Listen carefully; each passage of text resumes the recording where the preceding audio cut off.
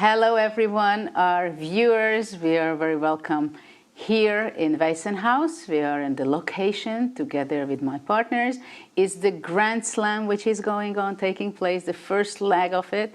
And we had the qualification portion yesterday and the day before yesterday, and now we are here at the quarterfinals. I'd like to welcome, and I'm extremely happy to be in the team together with a friend and grandmaster, fantastic player, Peter Leko. And I would like to address you the first question. After the qualification, where the players were playing 10 minutes each with 10 seconds, many games during the day, first day 5 games, the second day 4 games, what do you think, what has been changed in their mind that now they are going to be playing long game and it's only one game? Yes, very big welcome everyone, super happy to be here. And yeah, Judith, as you said, yeah, now we will slow down. I think the players are also very happy that they can play the classical time control in freestyle chess, because we have seen it, yeah, that the first couple of moves are so important, and taking your time, making sure that you get the strategy right, you try to understand what you are really going to do. I believe I have also heard all the players are really looking forward to it. It will be a completely different story. We have time to digest the moves, we have time to really analyze, go into depths, to try to understand the strategy of the players. I'm really looking forward to it. Well, our other team member at this studio, the Grandmaster Studio, is Nicholas Huschenberg. Thank you very much for being here, and you always give us great feedbacks, sides. So what do you think about Gukesh, the world champion? How is he going to be able to shift from not a very good form, and is it going to be important for him, the time control switch? I think so. Also from me, a very warm welcome to the first game of the knockout stage here, quarterfinals. And yes, Gukesh, he did not win a single game yesterday and the day before in the round robin.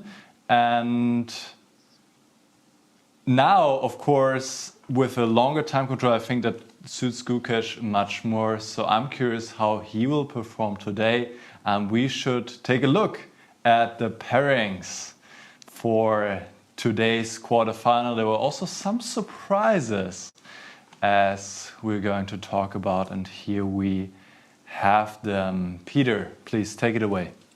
Well, Firouzja against Keymer, and we have to talk about this, yeah, because the players were picking each other. So Alireza winning the rapid portion, the round robin segment, by beating Sindarov in the last round, had the right to choose the opponent, and he chose Vincent Keymer. And then came the sensation, the second choice, the second place player Sindarov shocked everyone by picking Hikaru Nakamura. I was sitting with Hikaru at the table together, and Hikaru said, no, I will not even be part of this because it's clear that I will be picked by Magnus at the end. But no, Sindarov picked Nakamura. That was a shock of the evening. And then we have Gukesh against Caruana. Caruana already chose Gukesh, and then Magnus Carlsen had no one else left. Then Nodirbek Abdusattorov, the very dangerous Uzbek fighter. And of course, for place 9, we have Aronian against Fedoseev. Yeah, we are going to see some interesting fights. So let's see the brackets, because it's going to be a knockout system.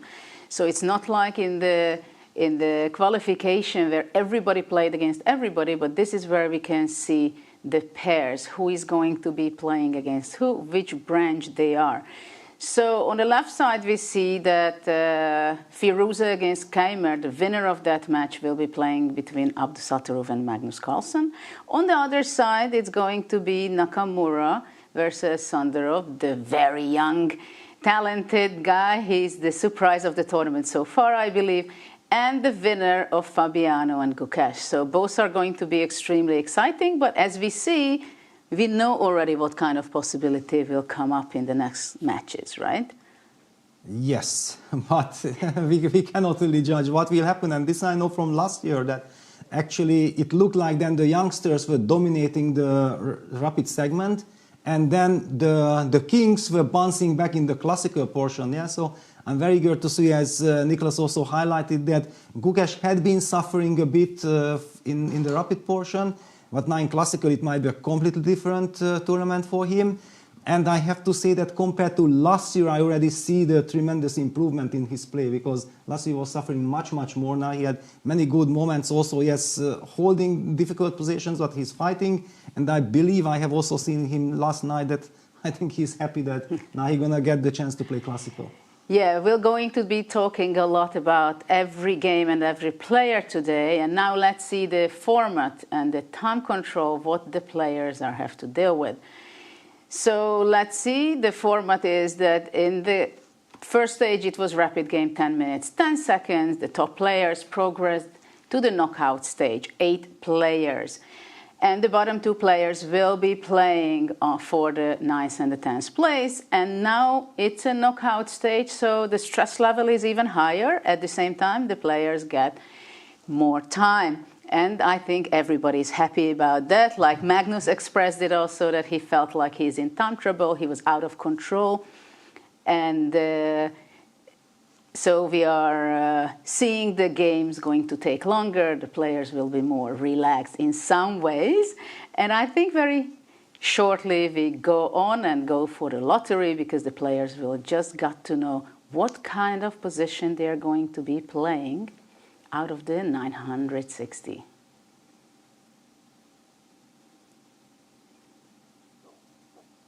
Tour in Weissenhaus. On the second day, the best chess players in the world are once again faced with a huge challenge. Only 8 players advance to the knockout round, while for 2, the tournament ends.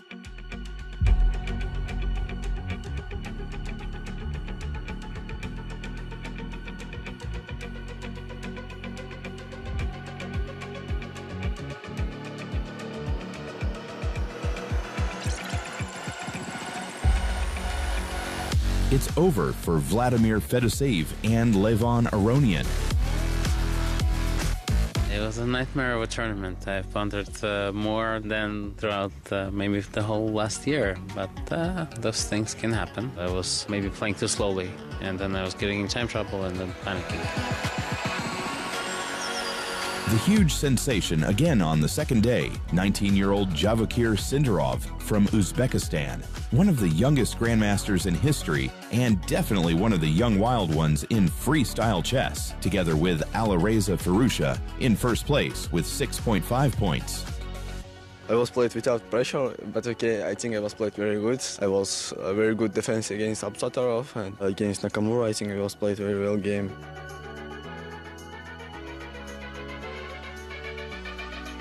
The game between Magnus Carlsen and Gukesh Dommaraju was also spectacular. The world champion against the #1 in the world. The king of chess, Magnus Carlsen, wins in an intense game. Yeah, I felt like I played all right. I just had like a couple of weak moments. At the end of the day, I didn't make any headway, but it's nice to win a couple of games. Everybody is now looking forward to the upcoming knockout stage. I look forward to a longer format a lot, so that's what I'm really here for. More creativity, more excitement, more chess. This is Freestyle Chess. Stay tuned. Wonderful.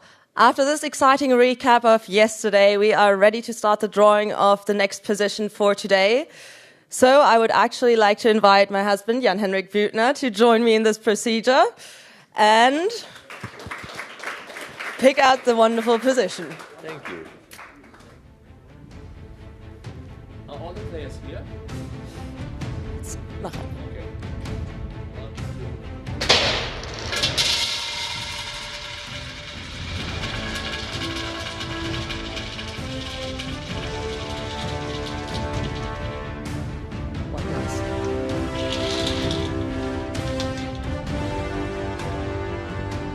Position 381.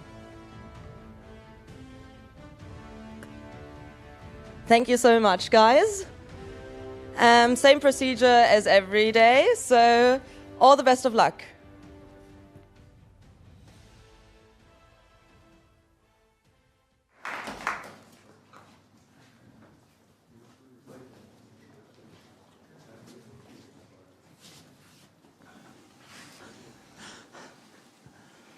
Well, we've just seen the drawing of lots in a very special way, very spectacular way. Which position out of the 659 will be played today? not in a rapid format, but already in a classical way. And we see now the players are gathering together, the players who play with the white pieces, and on the other end of the hall, the players who are going to be playing with the other side, because they make some strategies. So let's see if today, are they going to be really playing the strategies they work out? What do you think, Peter? How much is 10 minutes before a classical time control game to get familiar with one of the positions out of the many? I think it's basically just almost nothing. As Alireza has also revealed yesterday, that he feels like these 10 minutes analyses are more about emotions, sharing your very first impressions. But in a classical game, I think that you have to also then think over the board. And there we have the position. The reason why we are laughing with Nicolas, because the first moment that we have seen after the drawing of lots was Caruana and Sindarov teaming up together immediately. And we have seen that that team has worked to perfection in the qualification, in the knockout rapid stage. So yeah, they stick to it. I'm very happy to see that Vincent is also in the group. Yeah, so let's see how the preparation goes. Do you think it's already superstitious by Sindarov that it brought him luck, that he was there whenever Fabiano was showing ideas? Because you can see that Fabiano is one of the most active in this portion of the event. But let's see what they are saying. Lanes. Can we avoid it? Yeah, just like okay, we could also play on b6. But this bishop on d1. I mean, I prefer b6 to knight b6 kind of. Yeah, this knight I feel it's tricky. And we c4 instead. Okay, then we play f5. We have the same position, right? Yeah, that's only like maybe we don't avoid it unless we want to play f6 and. No, I mean, I want to avoid that. There's this bishop a7, bishop a2, which I'm not entirely sure we actually want to play. Okay. So we get some opposite color bishops, and our king is fixed. Tempo down. Could be dangerous as well. Some quick e4. Although this bishop is not like a very good attacking piece. No, some quick g3, e4, e4 after taking everything. So actually we see only few players there. Probably some of the other players think that the preparation time of 10 minutes, they can use it in a better way, focusing, concentrating. We know Gukesh, the world champion, that he is using those times also whenever he plays on tournament, getting into the zone and focusing, meditating to get ready for the opening phase of the game. And basically we can say it honestly that with the freestyle style of chess, it is already from move one, it's kind of a middle game. And we see here Gukesh, as we just mentioned, that he is meditating, goes inside and simply wants to exclude everything what can be disturbing for him to focus on the game. Yeah, actually we got fooled, yeah, because this information that I got was tricky, yeah, that Caruana was discussing with Sindarov when they were going together, but no, actually Sindarov plays with the white pieces and Fabiano plays with the black pieces, so it's a different group, and Sindarov is now there with Alireza and Levon together, so that's the team. Gukesh at the same time sitting alone at his board. I do feel like, as Vincent and Fabiano were discussing, that actually the move f4 is so tempting for white, because with white you can directly target that a7 pawn, that's a very vulnerable pawn, and if black reacts to it by defending by b6 or knight b6, then white might be able to get the center control much faster. Is this maybe one of the positions that actually is really nice to be white? Nicolas, can we ask for your opinion? What is computer telling us? Well, I'm already having a bit of a look, because there are unprotected pawns, or at least one unprotected pawn in the position a7 all the way to the left of the board, and if white opens up the f pawn, then this bishop can hit the pawn and hit the rook if it takes there, so it can get concrete, which usually is an indication that you cannot do the mirroring defense that well, just mirroring what your opponent does. And this is usually a good sign for white, which is also why, as we can see here, they are looking at this move f4 right away to open up the bishop and how they can defend against it. So now also Nakamura has joined the players. And I asked Hikaru today, how does he feel about analyzing before the games, and he said pretty much what Sindarov said, that Caruana understands the positions quite well, and it is definitely helpful to analyze together with Caruana. So that's what they're doing here. But my feeling, and also what I see with the computer already, is that this might be a position which is tricky for Black. Judith. Well, it's interesting. I'm always fascinated to see the players just a few minutes before the game to be so cheerful, laughing, discussing, sharing ideas. Because in the classical way and times, of course, I remember that players were hiding all their ideas. Not even the face expression was something that they allowed to themselves to show to the opponent or even to other players. And this gives them such a relief playing freestyle chess that they don't have to hide, they don't have to recall, they don't have to memorize all these possible opening alternatives, right? So there is nothing that they can hide or they would like to hide. Contrary, they are there and discussing together that somehow they can grasp a little idea from the other one just to try to understand as fast as possible the position itself, already starting move one. And it's interesting that what Nicholas was mentioning, that f4 can be something very powerful because it's already winning a tempo kind of move, because it has a winning strat already. So this makes it so special, this kind of freestyle chess, that starting from move one, you can have a huge advantage. And we've seen in the qualification period that in some games already move 6 or 7, but definitely under move 10, the game was practically over at this level. So it is extremely intense that the players are going through right now. Peter, you're looking also continuously on the screen, the position, and trying. I hear your brain working, ticking. So what do you think, what will be the first move? Do you think there is something that it is obvious, so everybody will play the same move, as we had in another game yesterday, that everybody played c4 because it was so obvious for them? Yes, exactly. We see the pawn moving to f4, yeah, hitting the a7 pawn. And I feel like the players with the black pieces, they are fighting for survival, and it's absolutely understandable that Hikaru also joined them.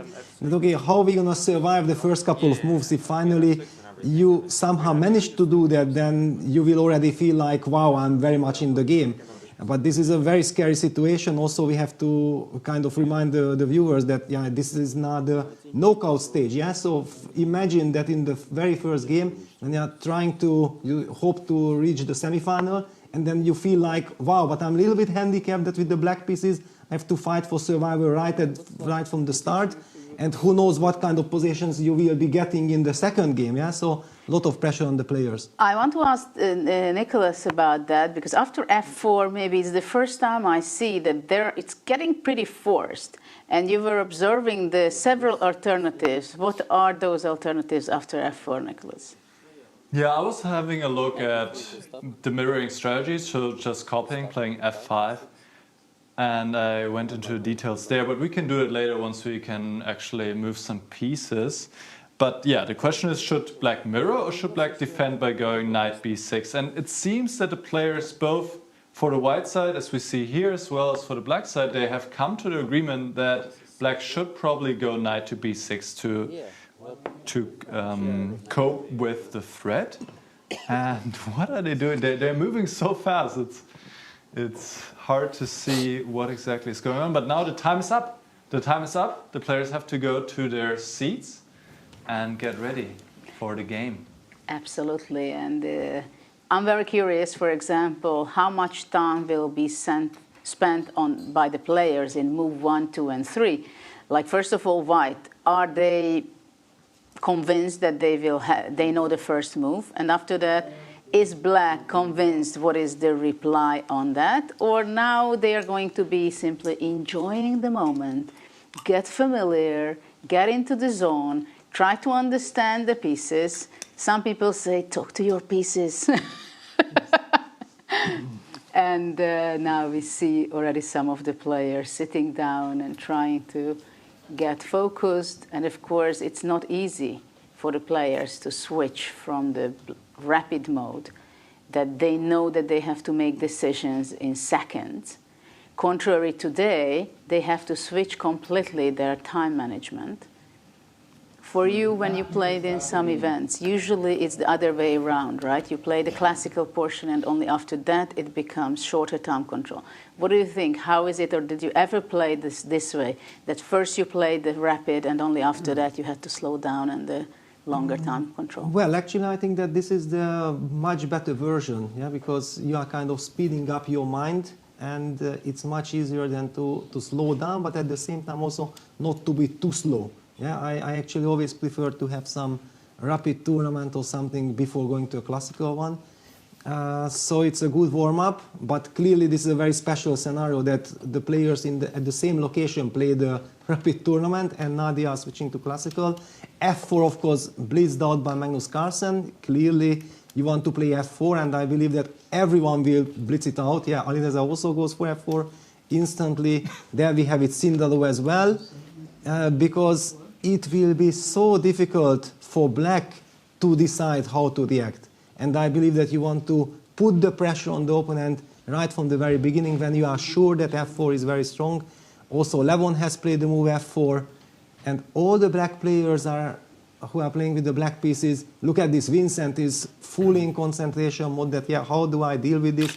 Hikaru is the first one answering it with knight b6, showing some confidence.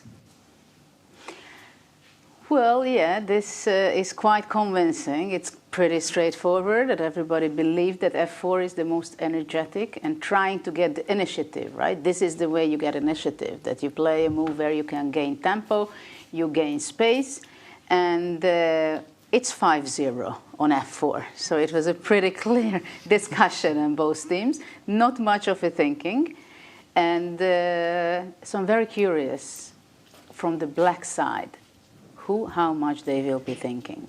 Because I think it's pretty critical that whether, as Nicholas pointed out, that it's possible to mirror it with F5, counterattack, right? White can capture the pawn on A7, black can capture it on the other side, and or to play B6. But I think B6, I've seen in the preparation that they were looking, but I think it's pretty obvious. You don't want to see that knight on A8 for so long. So knight B6 is kind of more logical, right, as a reaction. Yeah, and also B6 weakens all the light squares next to the king. I intuitively say, no, please don't. Yeah, just because I think Vincent was the player who actually kind of thought about B6.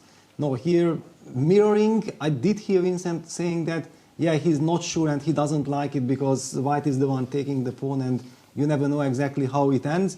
There was a funny moment that the move F4 was played on all boards, and then Gukesh was the player who played it the latest, yeah, and he was not in the team of the players, so he was thinking by himself. And however, probably because he wasn't encouraged by the players that of course F4 is the move, he was taking a little bit his time, but he also opted for F4. Fabiano reacted with knight b6. By the way, now already also Vincent has played knight b6, and Abdusattorov is the only player who played F4, F5. It will be so interesting to hear Nicholas afterwards to understand what's really going on after all this crazy madness after bishop takes a7, bishop takes a2. Yeah, and I'm glad we're getting a bit of a different positions and different tries and interpretations of the starting positions, so that not everybody goes along the same route. And Abdusattorov actually says, well, let's see where this leads if I just mirror what my opponent does, which is really a very viable strategy in freestyle chess. And actually we have the same position in Firouzja against Keymer, and in the game between Sindarov and Nakamura.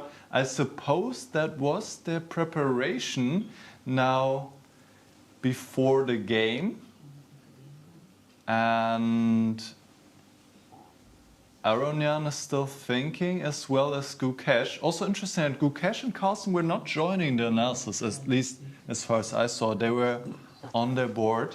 And Gukesh goes a different way. He goes knight b3, and Aronian does as well. It's quite interesting to see how the players are going into different paths already early on. And a little spoiler, knight b3 is a much better move than e4, in fact, which is already a slight inaccuracy in the second move. And this is freestyle chess, even in classical chess, slight inaccuracies can already happen on the second move.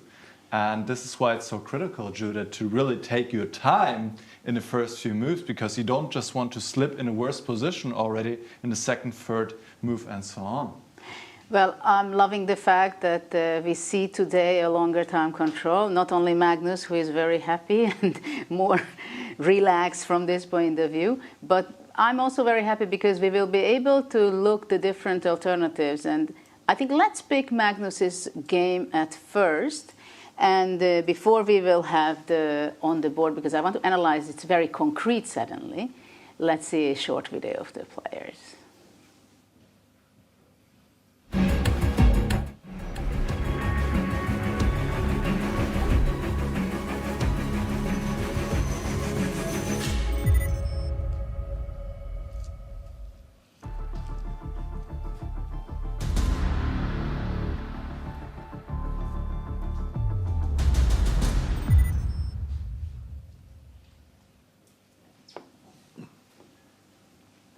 The players are professionals in every way. So this is the position, and I'm so excited that it's already moved 2, where we can go into the details already. Some things can be captured, and now Magnus is spending his time, right? So this is what he likes to do. He wants to invest his time, his understanding, what is really going on, and by investing this time, make the very strong foundation of his understanding.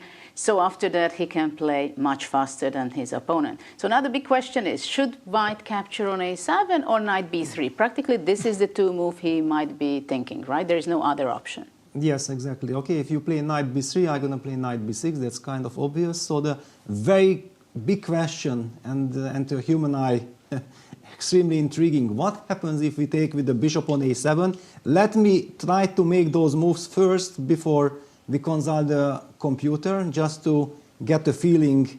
Let me get the game up. Yes, okay. So bishop takes a7. Bishop takes a2. Bishop takes a2. Bishop takes b8. And now it is very important that black can simply just take back on b8, because if we would be copying things with bishop takes b1, I believe that would not end well. White is the one first hitting on c7, and if we just keep on continuing this game, takes. Yeah, let's go. Yeah, it's what kind of game is this? Bishop takes c7, bishop takes c2, bishop takes f8, and here we kind of see. No, actually, bishop takes f8. You can just take back with the queen. No, but you can go to b2 before. Exactly. But I have a question. So after bishop e7, I'm not going to be mirroring anymore, but let's say I'm capturing back rook takes e7.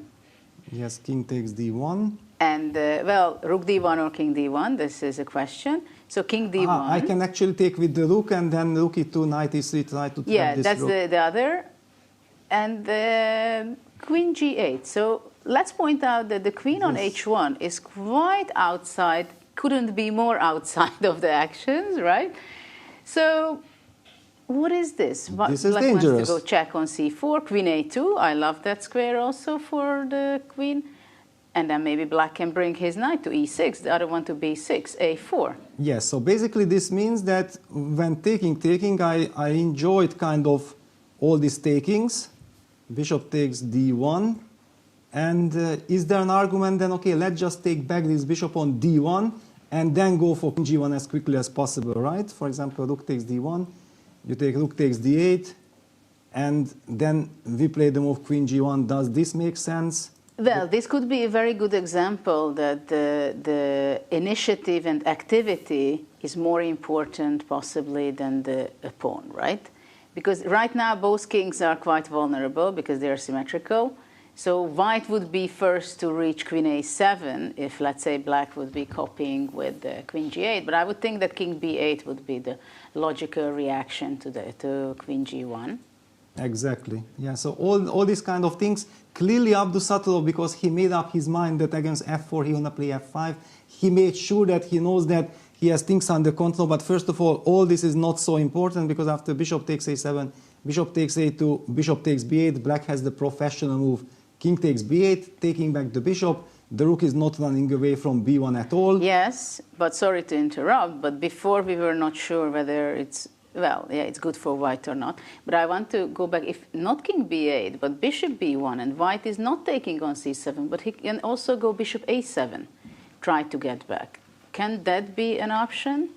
And after bishop a2 to play b3 to trap the bishop, and black also wants to trap the bishop by b6. But okay, we also have some intermezzos with g5. I have no idea how to evaluate this, but then you have c3.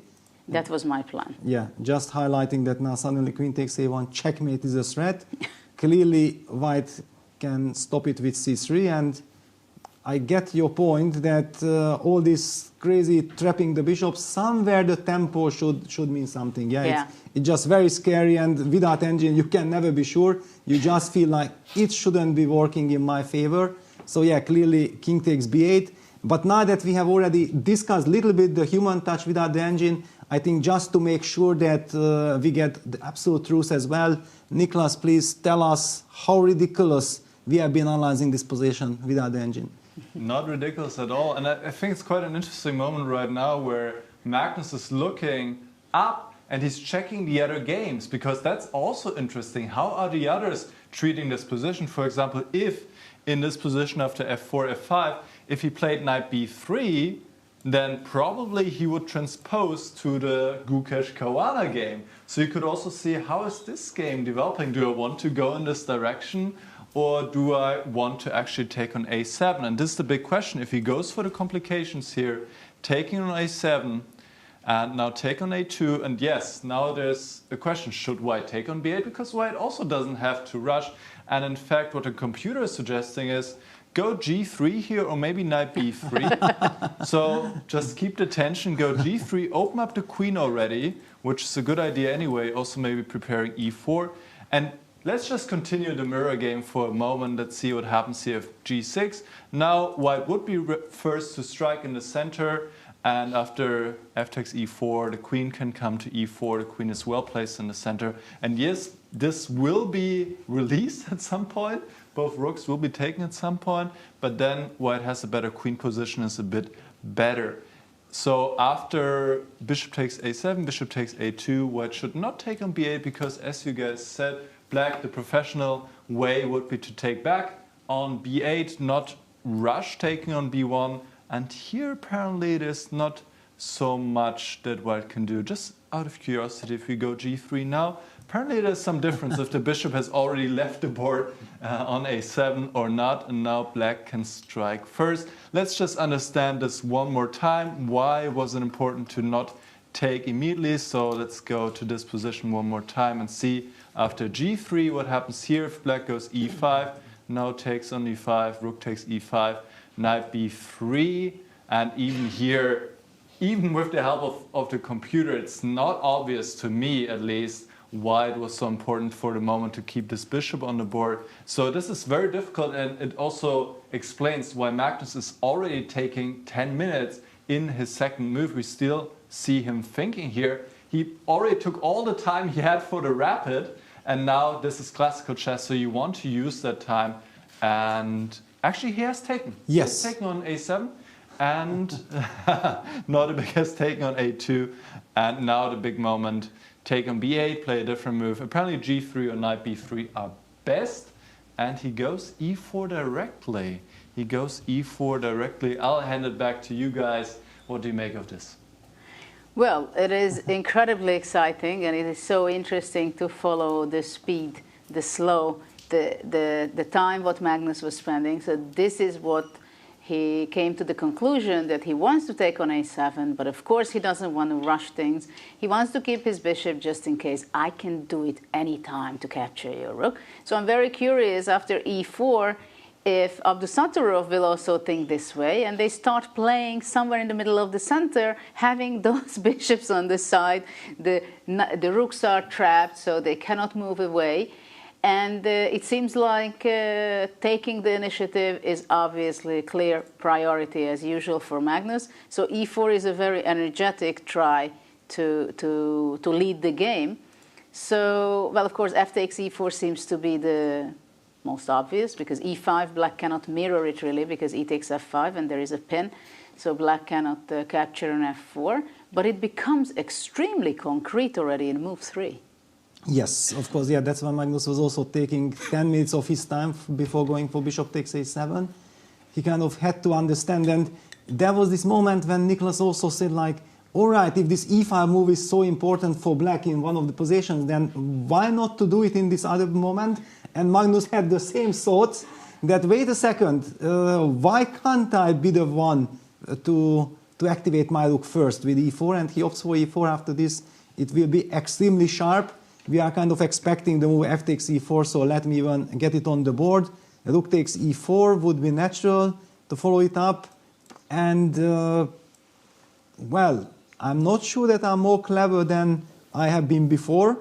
How do we treat these positions? One needs to think 10 minutes at least to try to understand how to deal with this. Computer was highlighting some knight b3 from the white's point of view. So I'm kind of expecting that maybe a move like knight b6 could be a move. But again, this knight b6 is such a strange and awkward move that unless the computer tells you, I'm not sure that it comes to mind. Judith, so how do you feel about this knight b6? Even allowing this structure with bishop b6, cb6, and suddenly the king can maybe be checked on the c file at some point, and who knows what's going to happen. I don't know. I have very big doubts that black could be thinking about this move. Well, yeah, it's kind of a tricky move, knight b6, I believe, because doubling the pawn would be not the biggest problem, I believe. But having the king on c8, it's kind of tricky, because bishop will have to move to c7, and the king seems to be pretty vulnerable, especially if the white knight could be brought to b3, d4, b5, let's say. But what I feel is that it is extremely sharp position. So every move has a huge at stake right now. So the next 4 or 5 moves will be extremely important for both sides. And from their body language, it's very clear that both of them understand this, that I have to make sure that I get into the middle game in the proper way, right? And immediately he has to make, Abdusattorov has to make very serious decisions. For example, now capture on e4, or should I go g6 and let the space advantage go to Magnus? He will play e5, and then things will be already much easier for white.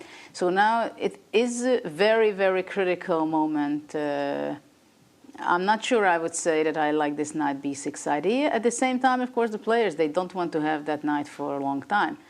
And to keep the tension, it's also very difficult, because in many games we've seen previously, generally, that it's always a cat and mouse game. Who takes first? What circumstances I'm going to be exchanging, right? For example, here after fe4, rook e4 already, the rook is very active.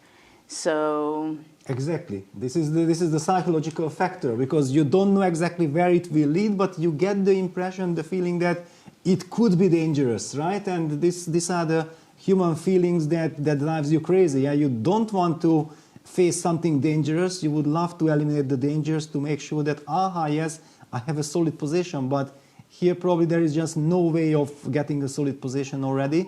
And the body language tells it all.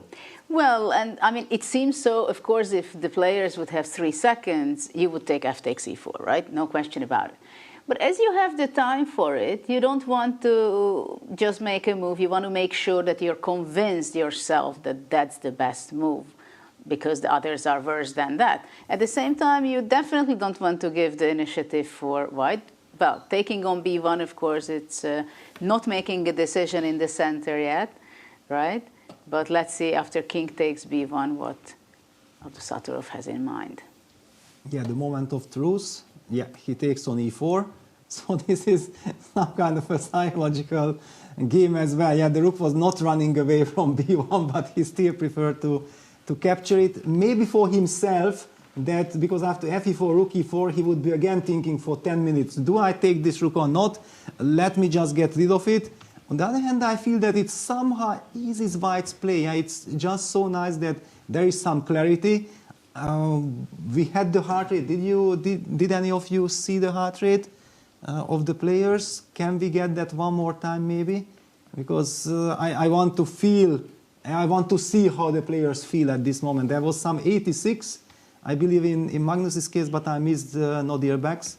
All right, if we will get it. Nicholas, what are your feelings and what is the truth? But I also would like, before you give us the computer lines, just tell us how you feel yourself here. I feel great. I'm happy. I'm happy that we are in a classical portion where you can really take the time to dive into the positions and understand them, because there's so much richness already in the first few moves. And it's also quite interesting to me how the games develop in different directions. Actually, a moment ago, there was the same position in all of the 3 other quarterfinals. We will get to this later.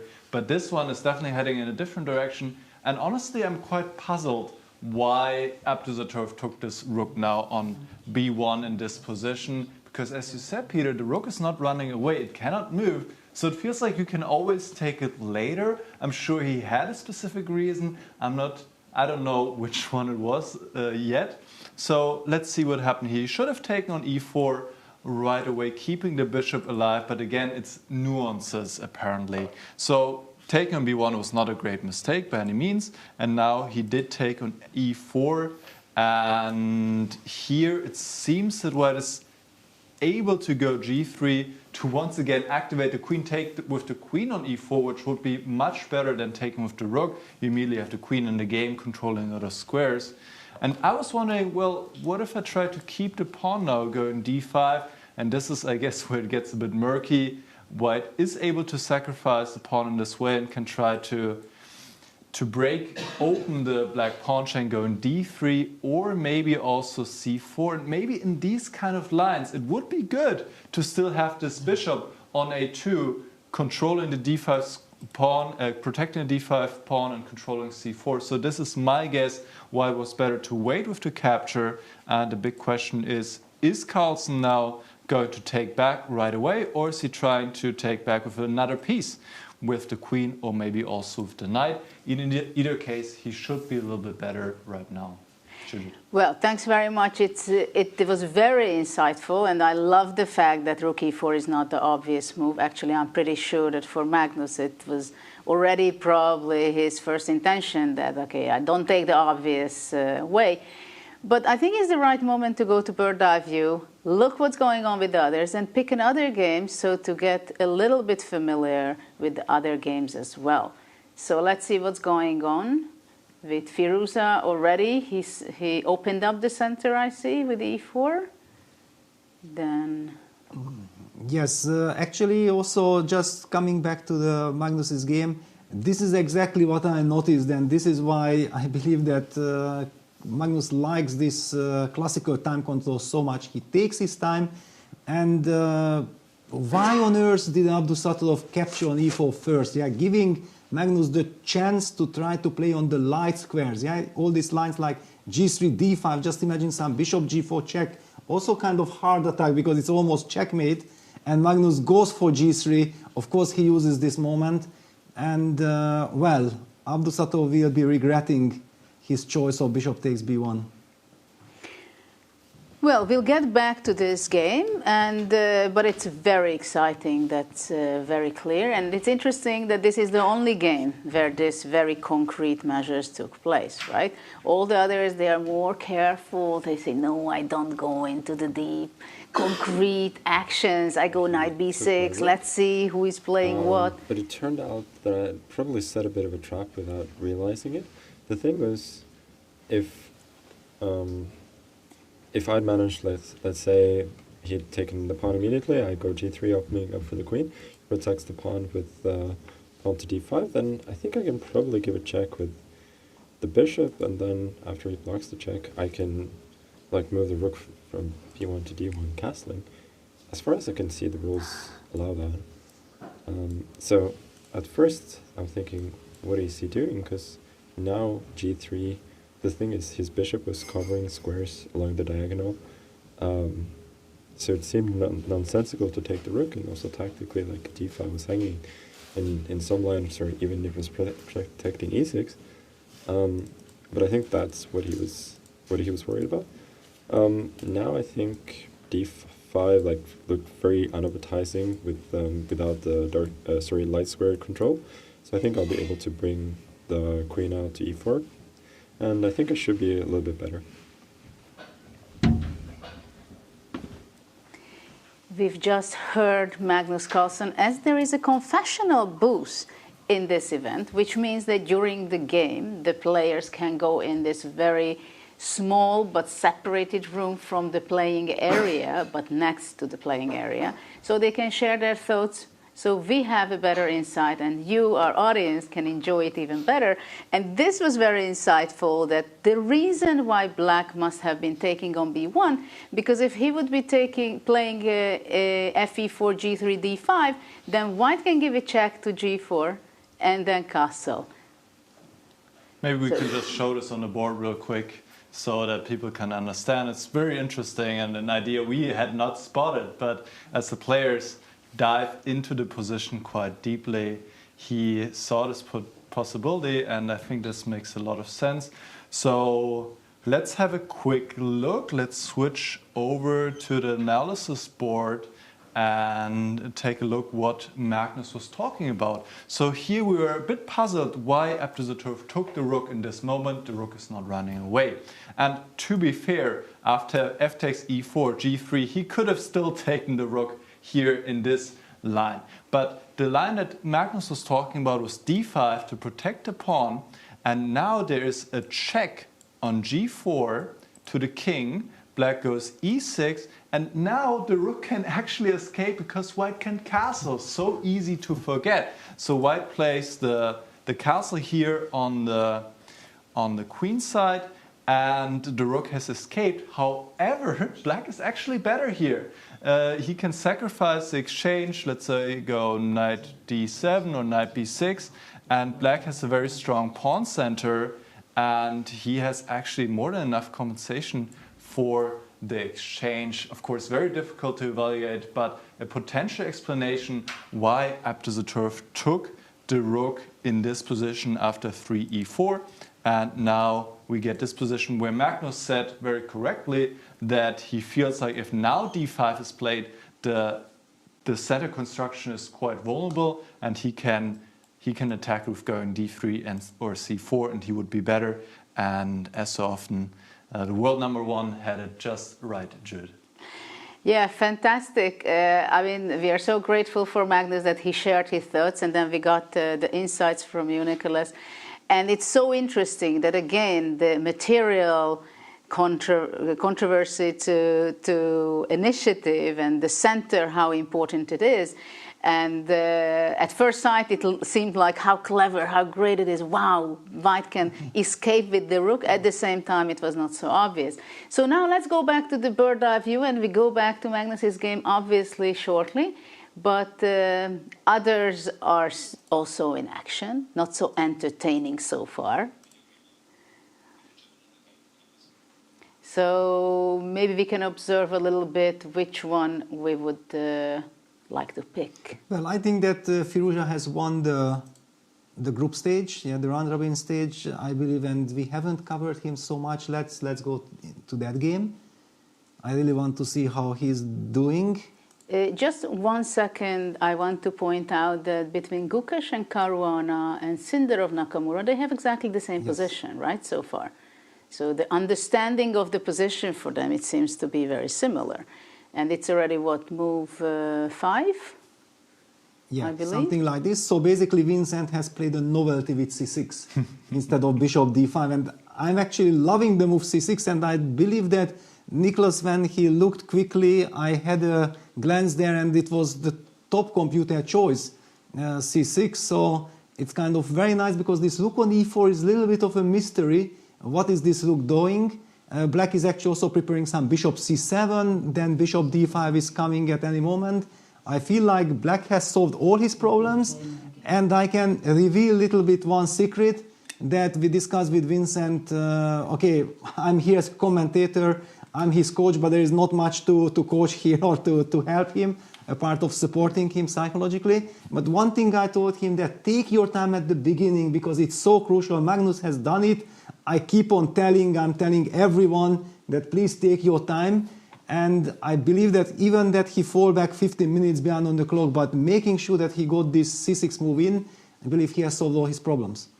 Well, let's pick then Firouzja's game versus Keymer, but before we take go to the board and analyze the actions, let's see a small short video of the players.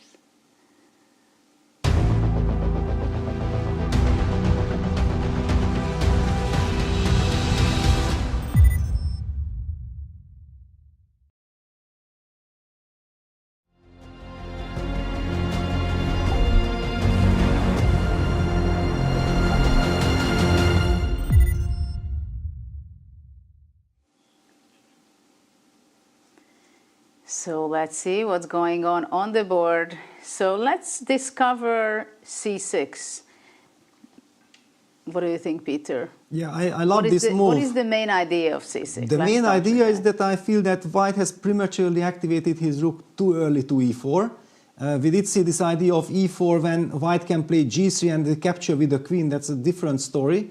But I somehow feel that this rook is vulnerable, and that's why I'm very happy not to target it immediately with bishop d5, because then the rook falls back like in the other games, and then White might be able to harass that bishop with a tempo move with knight e3, hitting the bishop. That's kind of my way of thinking. And I'm also now setting up this lovely little move bishop c7, and we already know that then the move long castle will be possible. It's basically a queenside castle. Black's rooks will be perfectly placed, and who knows, maybe some d5 e5 break will happen very quickly. I'm a little bit worried for White, to be honest, that why did he rush with all these decisions? What is he really achieving? Judith, what is your feeling? How do you think about it? I completely understand your feelings about having the rook on e4, and maybe bishop d5 is an early move to kick away the rook, because right now White cannot push the pawn, the g pawn, because then queen bishop d5 already wins with the pinning the rook.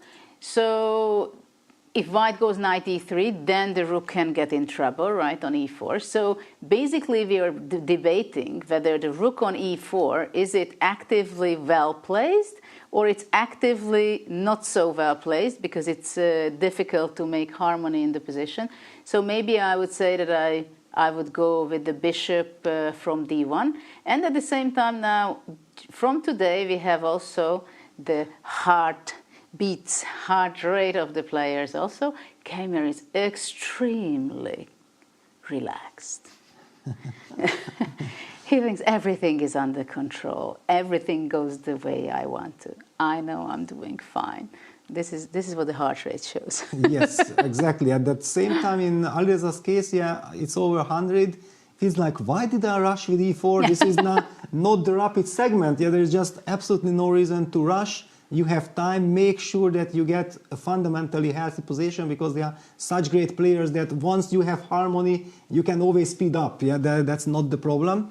Well, now he has to think, and he has to come up with some very clever way of dealing with this. I feel like White is in some kind of a problematic situation. I did talk about this, that I believed before the game start that Black was the one who was trying to fight for survival at the beginning. Yeah, it looked like very scary. White gets f4 in, and I think that was also the reason. Let's just very quickly go back to see how did all this happen. f4, knight b6, and here Alireza rushed with e4, and the same happened to Sindarov, and I believe that they kind of teamed up, they discussed this idea. But I encourage Vincent, don't carry all these emotions, because the players, when they are discussing, they have all this, excitement, childishness, happiness, that it's all fresh, I can use this tempo, I'm going forward. But actually, what are the consequences of these moves? And after e4, my first thought was, wow, e4 running into f5, that's kind of scary, because Black gets direct counterplay. Now the bishop hits the pawn on a2. Now it's clear that White cannot allow this, because White was not able to hit on a7, so White has to play the move knight b3, and all of a sudden, then we already trade an f-pawn for the e-pawn. Yes, if White gets active pieces like the queen takes back on e4, then it makes sense, but by taking back the pawn with the rook, and then Black going c6, I feel like black is very comfortable, but I'm also overreacting, being maybe biased that I'm happy that Vincent survived the opening stages. So let's ask Nicholas, what is the truth? How does this position is in reality? Yeah, let's have a look. I'm quite impressed with Vincent's c6 because also what you have to consider, the exact same position was on the board in the other two games as well, between Sindarov and Nakamura and between Gukesh and Caruana. And all the players see from even where they're sitting what is happening in the other games. There are monitors showing the games. So it would be so easy for Vincent to look over and see, all right, the number 2 in the world, the number 3 in the world, they have both played bishop d5, which is a decent move, but was not the best move in the position. The best move was indeed what, and I should go to the game first, I was still in another game, let me go there, here we are. The best move was indeed to go c6 here. And the reason is, as Peter has pointed out, the rook is just badly placed on e4 and there's no need to attack it right away. It will have to move at some point anyway. And after c6, now you're not able to get the queen into a game. You cannot play g3 or g4 because of the bishop d5. The rook is pinned and you lose material. And if you bring out the bishop too early, and this is actually what we're seeing in the game between Sindarov and Nakamura, where bishop d5 happened, rook e1, queen g8. Now this bishop in the middle of the board can immediately get hit by going knight e3. So bringing the bishop out is a bit premature, and instead c6 is a great move. And if we play like some natural moves now, for example, the rook retreats, rook e1, and now bishop c7, this is the advantage of going c6, that the bishop can be developed. And not only the bishop is developed, black is also preparing queenside castle. Now white goes g3, protecting a pawn on f4. Black can castle here. And we see it's a very harmonious position. For example, white goes bishop f3. Black can break in the center already, is better prepared for the center break, and is not having any worries. And I think Firouzja is realizing this more and more now, that the play for black is quite natural and easy, and that he just lost time taking on e4 with the rook, then having to come back. And black is maybe already slightly more comfortable. Judith, this is looking like a good start for Vincent so far. Wow, what a conclusion. Just few moves away of a little better position, taking initiative with black. It's a very calm choice to play c6 indeed. And it means that it's not by accident that the young player, your student, Peter, that he's in the top 20 in the world, right? Yes, well, I have to say that yesterday Vincent paid a heavy price for blitzing his move. And let me just tell you that Abdusattorov won the group stage last year with very convincing play. Vincent shared second place, I think, with Caruana. So we were very happy that, wow, Vincent is in fantastic shape. Freestyle chess suits him perfectly. And then he was faced with Levon, who was struggling in the group stage. Vincent got the better position in the first game where he had the white pieces. He was close to winning, but then Levon with incredible creativity fought back, and it was a crazy game, ended in a draw. And then they had the second game with the black pieces, and I remember that it was something like Levon went for d4, and Vincent almost instantly reacted with f5, and it turned out that it was a very unfortunate move. And Levon, with all his experience and his brilliance, never gave a chance for Vincent to come back, and he was knocked out. Yeah, and it was so painful that you were in good shape and just rushing in the classical portion. And then we discussed that no, don't do this ever again. Take your time, make sure that you get fundamentally correct position. And now we see, look at this. Alireza was up on the clock like 15 minutes, and now he's already behind the clock because he's in a state of shock. Like, what happened? And okay, now he has to deal with the consequences. Yes, indeed. Now Alireza is spending quite a lot of time, and we can see that Vincent is happy with his position. He's also going away, probably look around the other games, what's happening over there. And yeah, patience is very important in chess in different ways, right? It was important for him to have the patience to spend the time and think about the next move. But it was also very smart and important to have patience with his bishop to develop to d5, because he realized that actually the rook on e4 is very active, but maybe it's too active. So now let's see the other games. What do you think? How it is happening? For example, maybe we can look at the Gukesh Caruana game where bishop d5, not the best move, was played. What do you think about that one?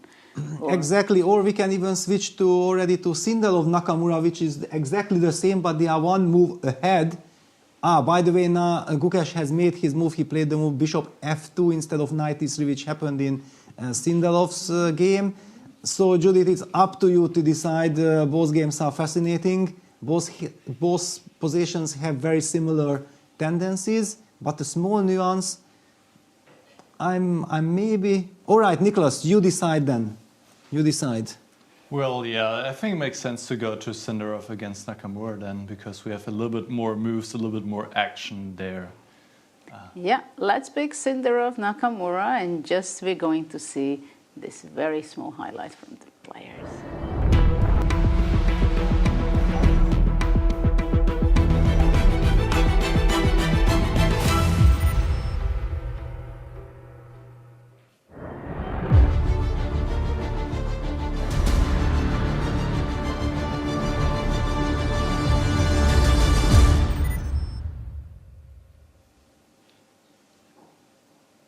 Well, we have the players, the youth, talented player from Uzbekistan versus the very experienced Nakamura, world number 3 right now. And let's see what's going on. There are developments, right? White went back with the rook to e1. Maybe we can go back a few moves since what happened after bishop d5? Yes, exactly. So everything was the same. f4, knight b6, e4, f5, knight b3, fe, rook e4. Now black played the move bishop d5. Also very tempting, of course, hitting that rook with a tempo, but the rook falls back to e1. And suddenly after queen g8, this is exactly the same position in the both Gukesh Caruana and Sindarov Nakamura game. Now Sindarov opted for knight e3. Gukesh played the move bishop f2. We will be discussing that later when we take a look at Gukesh's game. So knight e3, bishop f7 is the current position. Look at the clock situation also here. Hikaru, known to be a fantastic blitz player and so on, but this is now classical chess and he slows down. He already invested 23 minutes making sure that he gets things under control. I think this is very instructive. Very nice to see this, that it's a great example that the best players in the world like Magnus and Hikaru, they are slowing down, adjusting their play immediately according to the new challenge, the new time control. And how do we deal with this is something like, from white side, opening up the queen, for example, with g3, maybe one of the most natural things, just to activate the queen. Hikaru has already kind of activated his queen with queen g8. Or do you see any other priorities that catches your attention, Judith? Well, I'm continuously wondering at this very early phase of the games that how impatient the players are. Like, which are the pieces they really hate to see there? Like, it was a8 knight. That was not a big question because, of course, nobody plays b6, right? So knight b6, let's get out of the corner, defend the a7 pawn. Okay, that's a clear cut. But for example, how patient or impatient you can be with your queen on h1 or h8, that I just don't want to see that queen there. I want to get out of there through g8 or playing g3 or g6, occupy the long diagonal, right? So this is something I'm following very seriously, how impatient they are. And of course, the player want to activate their pieces, find the best spot. But for example, the f8 knight, I don't know what is the best spot for that. The square that it can be reaching that, like, of course, if you put it to f6, I think it's a good spot, or it would be on b4, or we can name a few. But how do you get to f6? It takes like 3 moves, 2-3 moves to have that position. So they really have to set up a priority. At the same time, of course, seeing that what the opponent wants to be doing. So, for example, I'm wondering whether knight e3, was it a good move to push away the bishop. And why is it good? Is it good that so I can play bishop f3 now and control the long diagonal, or play g4 and open up my queen? But at the same time, I don't want to see my knight on e3. Actually, I will have to regroup it either to knight g4, knight e5, or... So somehow there are a lot of pieces on the board that you want to replace it to somewhere else. And we see in this freestyle chess also, which is very typical, I believe, that you don't see so many pawns move in the first part of the game, even though it takes space advantage, but somehow the players are very much want to see their pieces coming out from their places. So now I think bishop f3, for example, something that I would consider. At the same time, maybe black is threatening with e5. So I should be stopping that with knight g4 or something. Yeah, it's a very big question. One of the other aspects that I think also very important to mention, I was surprised that you didn't prioritize it. What about the king's position? How quickly you want to castle? What about the rook on b1? And I feel that exactly for this reason, it's kind of tempting to somehow develop that bishop from d1, yeah, if it goes to f3, whatever, and then we would be able to castle to the queen side quickly, get rid of this question, what do we do with the king? But, of course, yeah, for example, black, on the other hand, stuck with the bishop on d8, and that's why we also discussed that in Vincent's position, this c6 and bishop c7 was such a clever idea, because he's also ready to castle along. So millions of questions. I also perfectly agree with you that the move knight e3 is primarily aimed at kicking that bishop away from d5, so that finally we can create some luft for our queen with g3. But the complexity of the position shows, and that's why Sindarov is also not blitzing out his move, because there are so many different factors to take into consideration. Maybe we can ask Nicholas about it. What does he think? His analysis shows whether e3 knight is standing well, e5 is a threat, or it doesn't. What do you think? Yeah, let's have a look together. So knight e3 was a good move indeed, because the bishop just was so well placed on d5, and it's pinning the pawn on g2, so the queen is not getting into a game right now, and playing knight e3 was a good move, the best move in the position. And here actually it was maybe a bit surprising that Nakamura retreated to f7. He could have kept this bishop on the diagonal, put it on c6, and still pinned the pawn on g2, so the white queen is not getting into the game. I guess there was something he did not like about this, maybe the idea to bring the knight to g4 and try to trade the bishop on c6, but here black could go knight g6, and if knight e5, then the bishop goes into a center, and still black keeps this very important piece on the board. So this should have been played instead of the knight e3. Nakamura retreated with the bishop to f7, and here, yes, as Peter immediately pointed out, g3 is such a natural and also good move, opening up the queen, and certainly e5 is a move that needs to be considered, but it seems that white is better prepared for the opening of the position.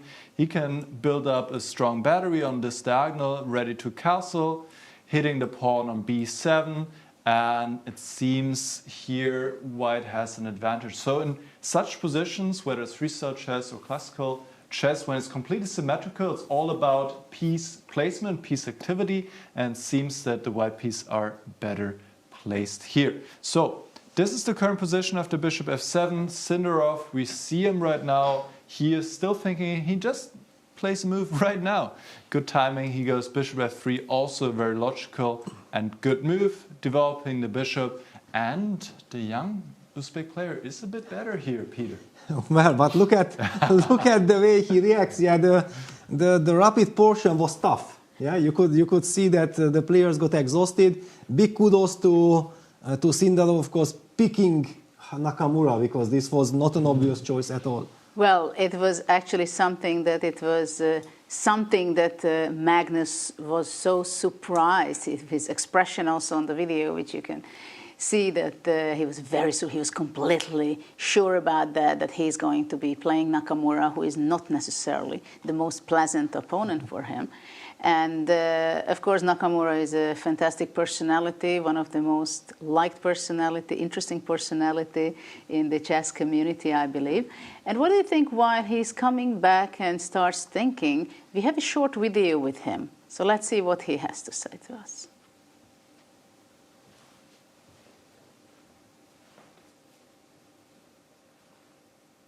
So I'm here with Hikaru Nakamura, who's just finished the second day of action here at Weissenhaus.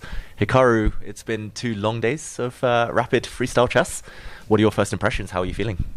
Yeah, I mean, I think yesterday I did not play particularly well. I was trying to get into the rhythm, but I think every game I played, at some point I was losing, maybe even winning at some point in every game as well. So it was very choppy. But I think today I really stabilized, and I just played simple chess for the most part, and good things seemed to happen.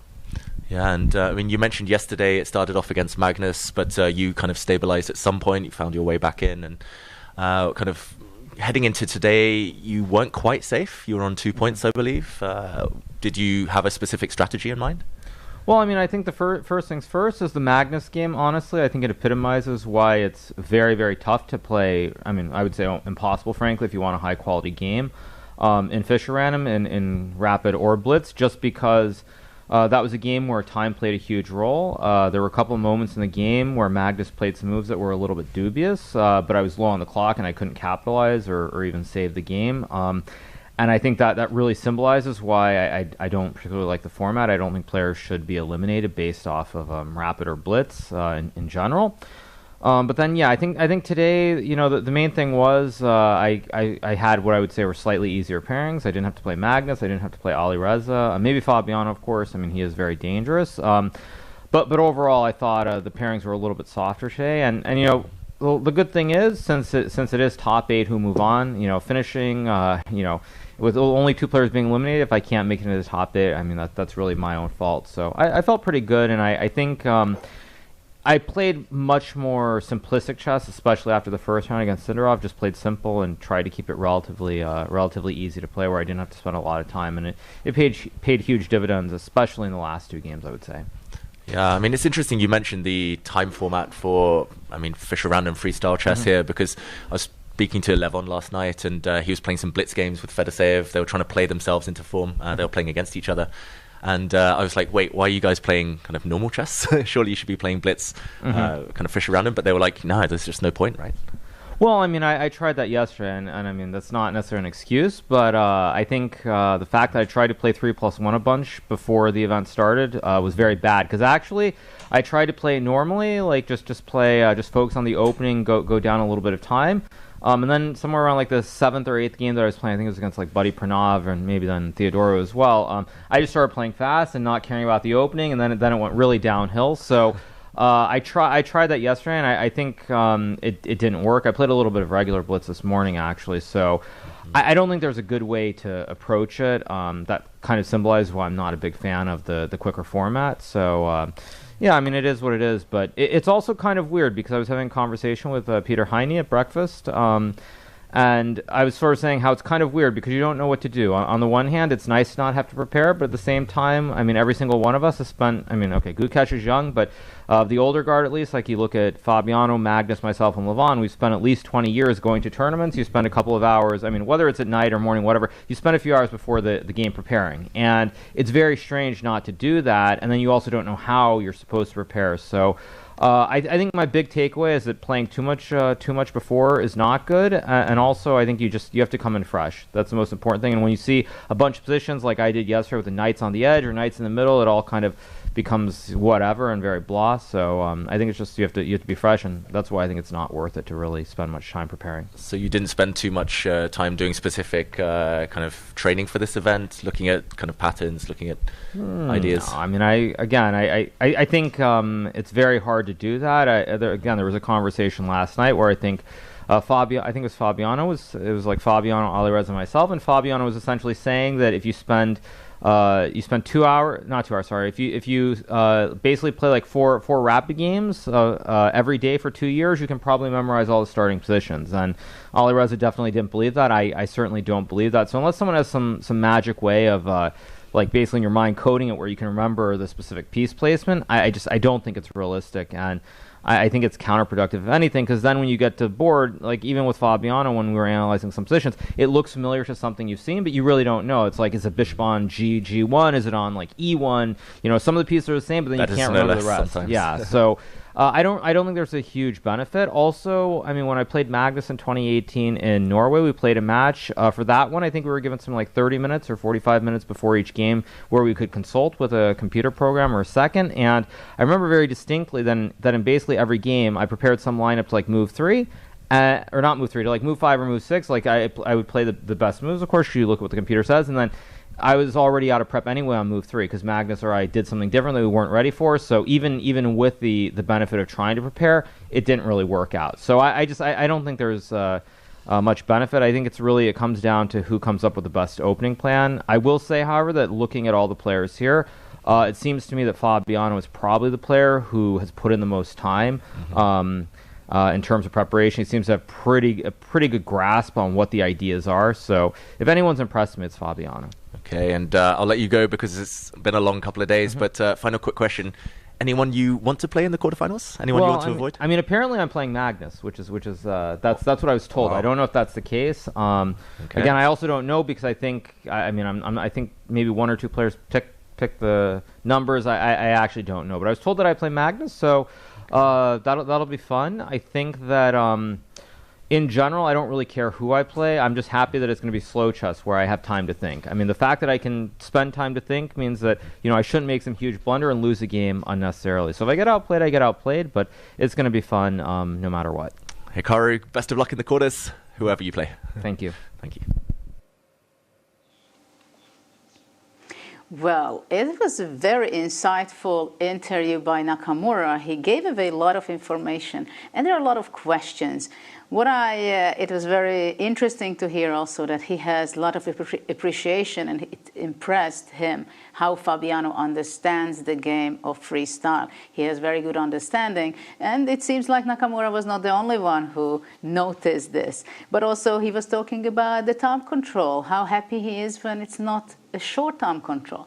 So there are a lot to be talking about that later also, that how Nakamura feels about freestyle and the big questions, how to prepare in a freestyle mode, because of course all the players are usually used to prepare 2-3 hours, as he said, either the day before and then they wake up and they go to play, or before the game. Of course, I did this when I was still a competitor. Of course, Peter can say that, but I'm sure Nicholas is also a grandmaster who had his preparations. So this is one of the biggest dilemma, it seems, for the players, that how to make your brain ready to be the most sharp for the game, whether it's a rapid game or a classical freestyle kind of game. So we've been looking at the game of Sindarov between Nakamura, and after bishop f3, it seems he went to play c6. Maybe it's a little late, and because Keymer played c6 in an earlier stage of the game, maybe it was wiser, but of course all game is completely open. So I think let's go to the bird eye view and pick another game from there, because there are a lot of more interesting stuff going on. Yes, certainly. There is a lot of action. Here also now Sindarov has slowed down after c6. c6 is fundamentally such a healthy, nice little move. We are closing down the diagonal, and it makes perfect sense. It also was kind of, I was really enjoying hearing Hikaru while he made his move c6, and Sindarov is thinking, and he has the time to give the interview to David. So what do you think about this c6? Is it something that it wants to block the bishop, or it's more important for black to go bishop c7 and, as we say, castle, whatever side or whatever we call it, to centralize the rook from b8 to d8 after bishop c7? Yes, I think that the good news for black is that c6 is a multi-purpose move. Yeah, you make sure that you block the diagonal. There is no more pressure. Basically, of course, we are talking about g3, and then the battery of the queen and the bishop on the long diagonal is now completely blocked thanks to this wonderful pawn chain. On the other hand, black with c6 also has the other nice possibility with developing the bishop to c7 and getting ready to castle. And normally, if you can make a move like this, you are really happy. Yeah, you are really enjoying. So now we got the bird's eye view, so we can have a great overview on all the games which are still going on. We have Aronian, Fedoseev. They are, of course, happy to play, but not so happy because they did not get the opportunity to qualify. It was not their best day of their career, the first 2 days, so they play for the 9th and the 10th place. And probably we will get there also, but I think first, maybe what do you think about looking Gukesh Caruana, Yes. or is there anything else which is more interesting and catching your eyes? Well, I think we should head to Gukesh against Caruana just also to compare the developments, yeah, because it looked like it's very similar, but by not including knight e3, bishop f7, actually we get a completely different kind of structure, and it could be very interesting to compare these things. So before we go to the insights and discover what's going on between Gukesh Caruana, let's see just a very short insight of the players in a form of a video.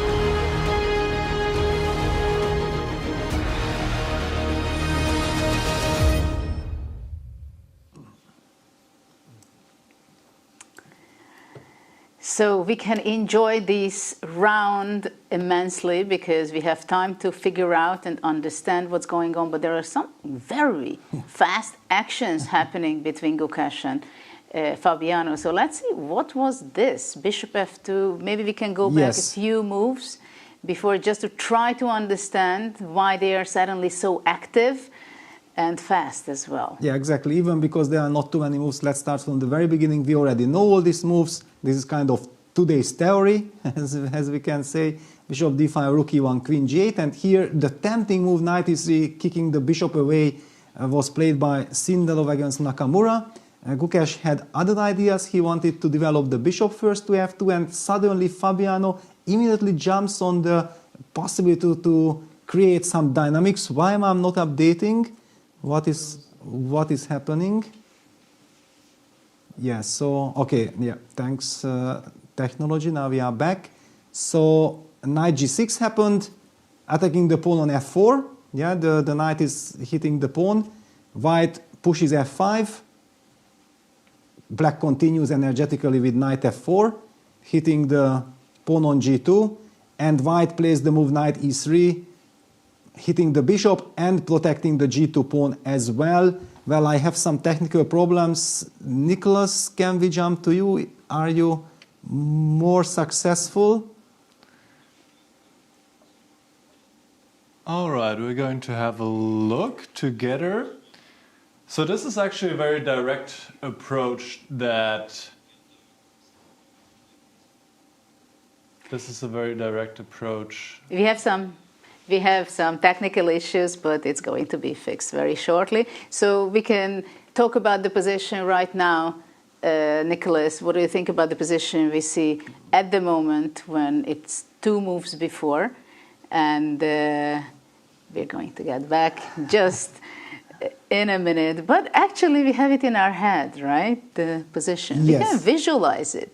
So maybe actually it also feels like there is so much tension in the position that the technology couldn't take it anymore, you know. Knight g6, f5, knight f4, knight e3, attack, counter-attack, defense, whatever, it's crazy action. What do you think actually if we have already this situation that, of course, chess players are always ready to analyze in their head without a board. And what about freestyle chess? Is it possible that they also get so much focus that they understand that it's in their brain, or it's not so easy?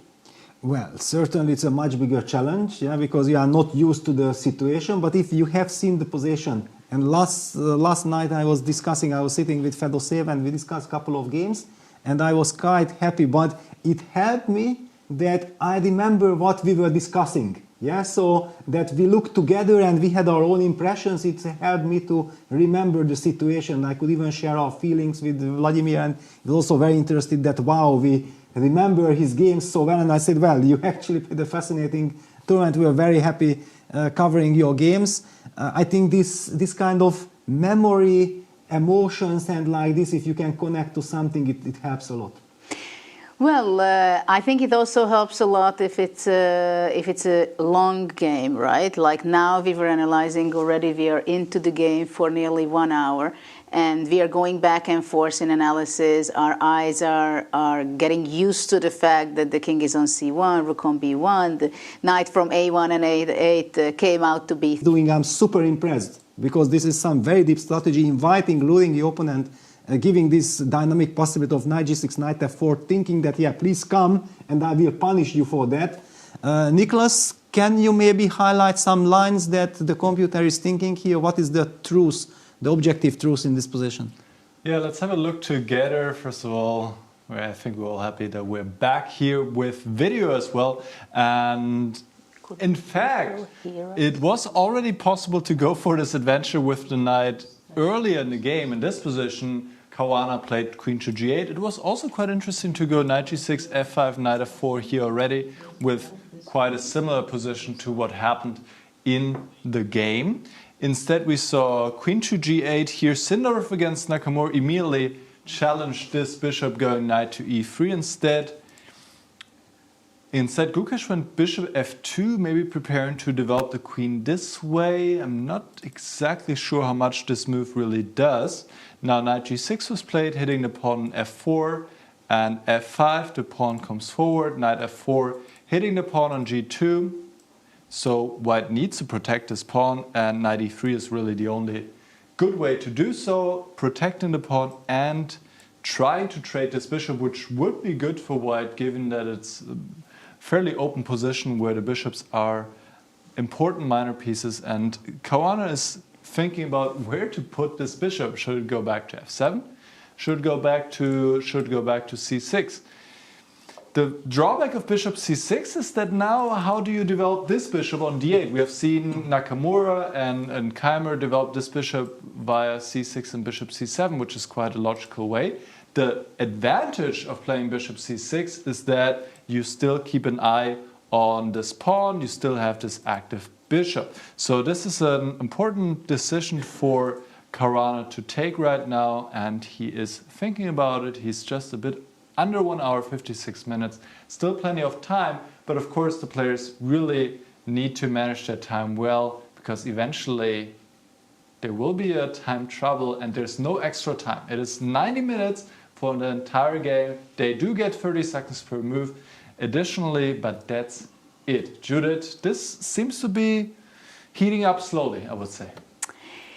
Yes, yeah, it's not like the Magnus game where action from move 1, basically. But I think this was a moment where it was a dilemma for Fabiano also, that the bishop in the center, normally it could be standing very well. At the same time, after knight e3, you just didn't know. Are you going to be wasting time moving away, as you mentioned, bishop c6 or bishop f7 or even bishop e4, which does not look like too promising? So Fabiano said, okay, you know what? I just don't want to move that bishop. Take it if you want it. I want to have a reasonable setup position. So I go e5. I want to bring out my bishop from d8, get rid of that position from there. On f6, on g5, wherever, I put my rook from b8 to d8. Something will happen with my bishop on d5. Either I move away later or you take it, and one day I'm going to play d5. And then life would be kind of okay for black. But is he able to reach that position, Peter? Yeah, that's a big question. Of course, the very first question that comes to mind is that what happens if white takes the bishop with knight takes d5? We talked about it, that this light square bishop is kind of the essence of black's position. I'm imagining that black wants to activate the queen, hitting with the queen on d5. Now the good news is that bishop f3 is probably answered with e4. Does this work? I do believe that it should work, but wait a second. This is a pin, G3. So you can play g3, exactly. So actually the main idea that I thought like, that's the idea of Fabi, does not work at all. Because now the e4 pawn is hanging, the rook on e1, bishop f3, queen h1 are all targeting this, and due to the pin, black is unable to capture on f3. So then what does he want? What does he intend to? Well, I cannot capture on f3, I cannot, but I do.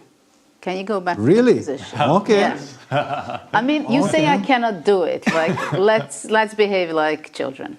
I cannot do it, I do it. You do it. So rook takes c8. Knight e2 check. You do knight e2 check. Actually, knight h3 is also quite tempting, to be honest. Yeah, but okay. Step by step. Yeah, Knight e2 check. So I'm going to play king d1. Can I play? If I'm very worried, of course, I have rook takes e2. I have in the pocket, but okay, for the moment, let's pretend I'm want to brave. chicken out immediately. No, not necessarily. Not necessarily. I just wanted to highlight that I'm not that afraid of because this after sacrifice. rook e2, f e2, the rook will not jump to d1. Yes, but c3, king c2, rook e1, I would slowly collect that pawn, but okay, yes, it's a long I king understand. d1. So now I can think of queen f5, but of course I want to enjoy myself, so maybe I go knight a4 or knight c4. Wow, yeah, this is... Let's go knight a4. Knight a4. This looks very dangerous for white. Yeah, well, but I can come back with the rook to e3 and then queen takes f3. Once I eliminate this f3 pawn, I will be happy, so let me do that. Yeah, rook e3, okay. Yeah, that's why maybe knight c4 was a better try. Yes, I was worried. Yeah, you mentioned both moves. My heart was... Yeah, just please choose knight a4, because as commentators, we just want to mention so let's go both. knight c4 instead. Yes, knight c4 is more unpleasant. Putting pressure on the d2 pawn, and also keeping the e3 square. Well, of course, the f3 pawn is essential for me, so I don't want to give up that one. Yes. Now a question, can I have the luxury of playing f6 so that you take g takes f6 and then at least I know that this bishop from d8 will not join the battle. It's anyway pinned at the moment, I understand, but yeah, we are humans, we are thinking about every single small detail. Maybe d3. Can I play d3? I'm blundering something. I don't think so. I will do d3. And I want to set up rook e4. I want to get to this f3 pawn. Do you have any threat, by the way? Well, rook e4, I already announced. Rook e4, sorry. Rook e4. Which is maybe a blunder. I don't know. Knight b2, knight c3 check, who knows? But okay, I'm setting up something. I'm not happy with the pin on the 8th rank, to tell you the truth. Yes. By the way, now I also have rook takes e2, fe2, king e2, and the c4 knight is hanging as well. Okay, so maybe I got over-optimistic, so let's go back. Okay. Okay, so takes, bishop f3, and yeah, e4, g3. I feel like, because I just blundered that I'm pinned, yeah, it felt so nice that queen takes d5, e4, and so on. And what happened? Yeah, I think Gukesh captured on d5, yes. So it will be very interesting to see how Fabi reacts to that. He will have to blitz out his move, I believe, because he spent quite a lot of time for e5. Actually, maybe he would be taking back with the f4 knight to d5, so g3 doesn't come with the tempo. And then knight f6, d5, exactly. Like this, yeah? Regrouping, yeah. But okay, then that's already a strategical... Even to play bishop g5 can be kind of nice. Yes, so... After g3, like, let's say knight fd5. Yes, you go... Okay, maybe bishop f3. Bishop f3, bishop g5. Bishop g5. You want like this, yeah? By the way, even somewhere some knight b4 is also... But yeah, let's put this bishop on g5 first. Developing, black is getting ready to castle. Computer hates this bishop g5, maybe some direct h4 and then the g pawn moves as well. The bishop can get trapped on h6, yeah? After h4, bishop h6, g4 suddenly comes. I thought I can come back to f4. Yeah, maybe, but yeah, somehow the evil bar does not agree with us. I also want to focus on Fabi, the body language, yeah, because he played the move e5, so clearly he had to have an idea. If he slows down, this is a very bad message. You don't want to encourage your opponent that, well, actually I'm not knowing what I'm doing, right? Yeah, because you give up the light square bishop. Nicholas was also not happy that normally white should be happy if he can capture it, so black should try to keep it. Fabi decided to give it up. What about playing queen takes d5 and after bishop f3, as you pointed out, e4 probably not a good move. But to go back with the queen to f7. f7, yeah. Actually, I could also go to c4. Queen c4? Queen c4 setting knight d3. Yeah, I mean, I would like to provoke your rook e4 because that's not the right place for the rook, I think. Wow, actually, queen c4 is a very tricky move. it puts some pressure. Let me just highlight that knight d3 is a big threat due to the pin. How do I deal with this? And you see how great to have the rook on b8. Yes, so bishop b7 exactly. is not there. Yeah, I was also like, can I have the pawn? But even then, the knight from b6 protects the c4 queen. So I know this bishop b7, queen b7 would also not be enough. But it's a fascinating position. White needs to have a very good move here. Otherwise, it looks promising for black. Now also the castle does not help because the rook on e1 remains there. And then knight the check is coming. Yeah, queen c4 can be very unpleasant. Very unpleasant, yeah. Humanly speaking. I see the Evel bar saying that white should be happy, so there is apparently a very strong move. But it's certainly something. Did maybe Fabi rely on queen c4 and now he realizes that white has some very special move against it? That could be an explanation. Is knight c5 a move? Is that possible?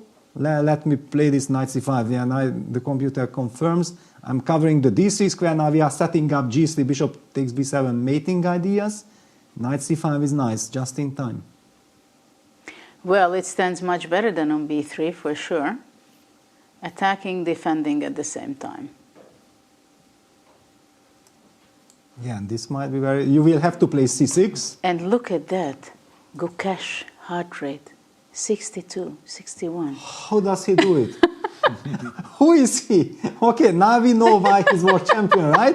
I mean, a part of his brilliant chess skills, if he can have such a heart rate in such a position, that's amazing. So it seems like both players are quite happy so far what's going on. That's my take on that. Well, I'm not sure if Fabi is so happy. He finally takes knight f4 to the d5. That's the professional move. Probably not the happy choice. It wasn't his main intention. And look at this. Yeah, normally you play knight f takes d5 and then you show like, yes, I'm comfortable, but his body language says like, yeah, I'm trying to figure it out, you know? Something went wrong. Wow. Okay, I'd like to ask Nicholas, what do you think about this position? Not looking the engine, just look at the position right now. Intuitively, would you pick white or black if you would have the choice? I would definitely pick white. Bishop pair fan. Yes, I'm a bishop pair fan, and I'm a bit worried for the light squares for black also later on. So that's why I was a bit surprised that Caruana played e5 because it allowed the straight. He could have retreated to f7, he could have gone to c6, and I really didn't like him parting with the bishop pair. I think he didn't like it either, but I guess he liked this better than the alternatives. And yes, black has potential to build up a strong pawn center, move the knight, play d5, but somehow like g4, bring the bishop out, long castle, it feels better for white. And yes, I also know the engine evaluation, but I think also without, I would prefer white here, Peter. Yes, absolutely understandable. I also liked very much how you said that you would like to go g4, yeah, because we are kind of imagining later kind of scenarios that black would love to get knight to f6 and then d5 occupy the center, but with g4, bishop g3, bishop f3, these pieces, let me just even put the arrows like this. For example, black goes for some knight f6 construction, then we are putting pressure on the e5 pawn, white castles and then goes quickly d4. There are all kinds of scenarios that we can imagine how white can get an overwhelming position. And yes, we are talking about too many moves. Black will also make some moves. In the meantime, Judith has already highlighted the resource for black by going bishop g5, which strategically speaking makes a lot of sense. However, computer, for some specific reason, probably because of h4, did not appreciate it so much. White should be better, but we also talked about it that this is a little bit of a slower game. And in the Magnus game against Abdusattorov, there might have been some more direct confrontation among the pieces. Is an option? Should we move there and then later we will be coming back with all the details to this game as well? I think let's take the bird's eye view. Let's see what's going on and observe. On the other boards, is there any action that is decisive already possibly? Because nearly 1.5 hours already passed from the start of the round. Let's see where there are action which we didn't see. Well, yet. based on evil bar, yeah, Magnus has an advantage, and it's a very interesting position. Levon has an advantage, but of course, I think everybody forgives us if we prioritize now the knockout stage, the quarterfinals. At the same time, sorry to oppose you, I would love to see the Aronian game just for the moment that we feel that it's a completely classical game, just to spend 2 minutes on that. Good. Okay, what do you think about? And okay, also we can show the video of the players who are not competing for the next stage, but let's see them and just talk a few minutes on that.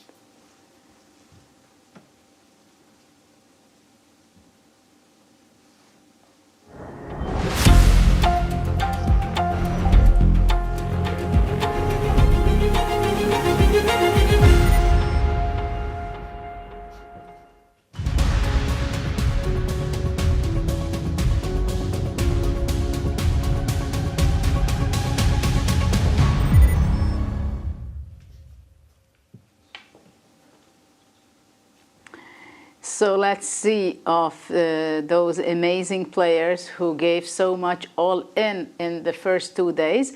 But I just wanted to see this, you know. So we have the contrast compared to the other games where we are discussing nonstop about where and how to recover the piece placement.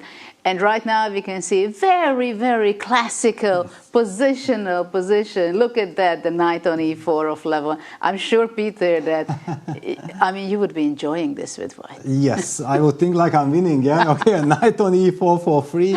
And attacking possibilities on the king side. Also this d3, c4 pawn structure basically covers all the squares here. Black is unable to activate the knight to d5. So the only counterplay I'm seeing for black is some knight a4, b5. Quick counterplay hitting the c4 pawn. Then the queen on f7 will stand good.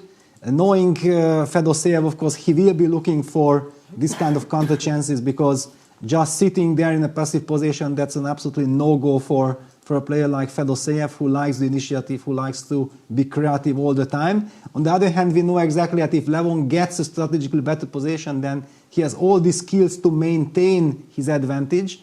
Judith, how do you feel? Is black in time to create some mess, or Levon can just enjoy? Well, I don't really think that we should go into the details so much. I think definitely it's a position where Fedoseev or whoever would be playing with the black pieces would not be so happy. Of course, Fedoseev is a very resourceful player, so he is going to play some very active way, knight a4, b5, looking for counter chances. At the same time, white is very much progressed on the king side with g4, h4, g5, and we can all visualize it, that it can be very unpleasant. And the pawn on c4 is not a tactical but a positional, prophylactical move at this stage, that knight d5 is not allowed. So I would suggest that we've been here, we've visited this position, and let's go back to the bird's eye view and let's see what the freestyle chess gives us and get into the middle game of those other games. So let's see what's going on. We visited all the 4 games already, right? Yeah, just one remark. If you look at Vincent's position, all the black pieces are almost on the back rank, but they have this potential. And look at the evil bar. Yeah? We don't have to go there. I think we should go next to the Magnus's game. I just wanted to highlight that what a tremendous force there is behind black's pieces, right? That because white exposed, the rook got active. White also spent time for h4, h5, queen h4. First, I think white even played queen h2 because he had to protect something. Alireza in a lot of problems. Very uncomfortable position. Black has also castled, harmonized, coordinated all his forces. But what about Magnus? Or does something else catches your attention? No, I think I would completely agree that we haven't visited Magnus's game for a long time. And actually, it is also something that looks like almost a classical middle game position, I must say. So let's get back into the Carlsen Abdusattorov game and let's see the insights. Maybe we can go a little bit back what has happened. I think that also Niklas had kept an eye on this game. He has analyzed, so probably he has some insights. So Niklas is the man to answer all our questions. Yes, let's take a look. And I want to point out one fact already. Right now, Magnus has an accuracy score of 98.3. That is very, very high, especially considering this is freestyle chess. And he had to think from move 1. Whereas Abdusattorov has a score of 91. And this maybe also explains why he is in a lot of trouble in this position. It is almost, you could say, almost a winning advantage for White already here with correct play. I think we last left it around here after g3. White was ready to take back with the queen on e4, and this is exactly what happened. And this is really the theme of the game, the difference in queen activity. The white queen playing an active role, also in the current position, attacking, posing threats, whereas the black queen is not so active. So queen takes e4, g6 was played, opening the black queen, knight to e3, bishop b6, now forcing white finally to take this rook on b8. Black has done so on b1 a long time ago.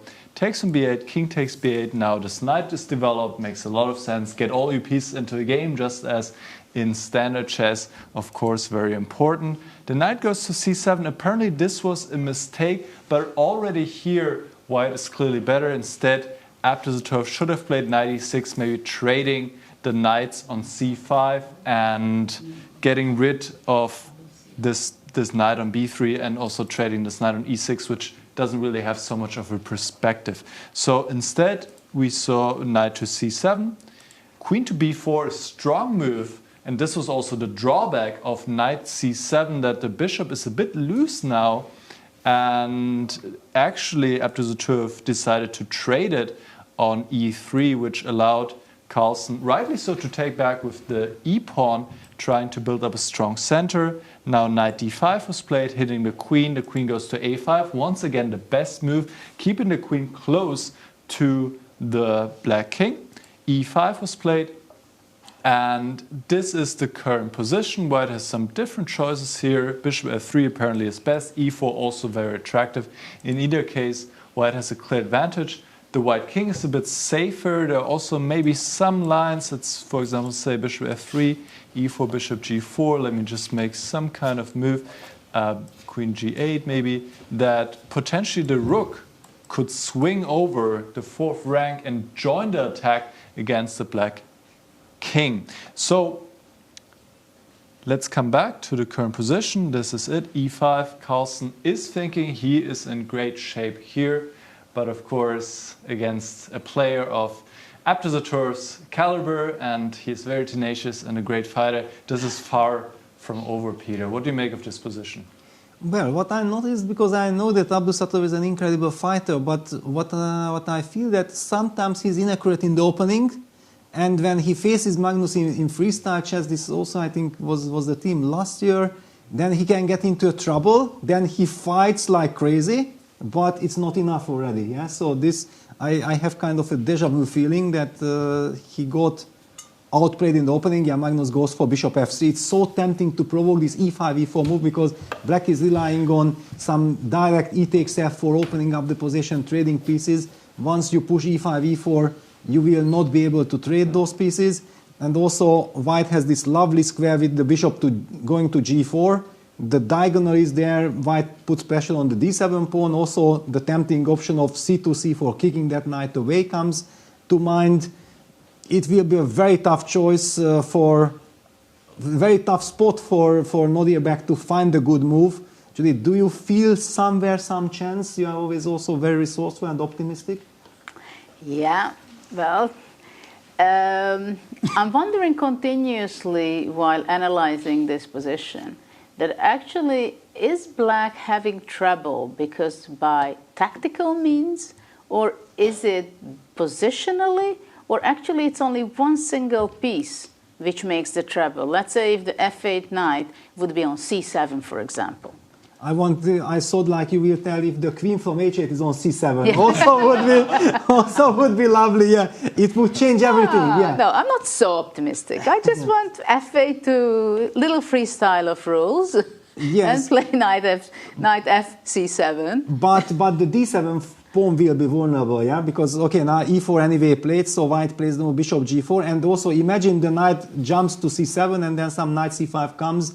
the d7 square is vulnerable. That's why if I'm a dreamer, I would love to be a full-time dreamer, with queen to c7, and then probably black is just perfectly fine. Then the center pawns could be important, but it's just too tough.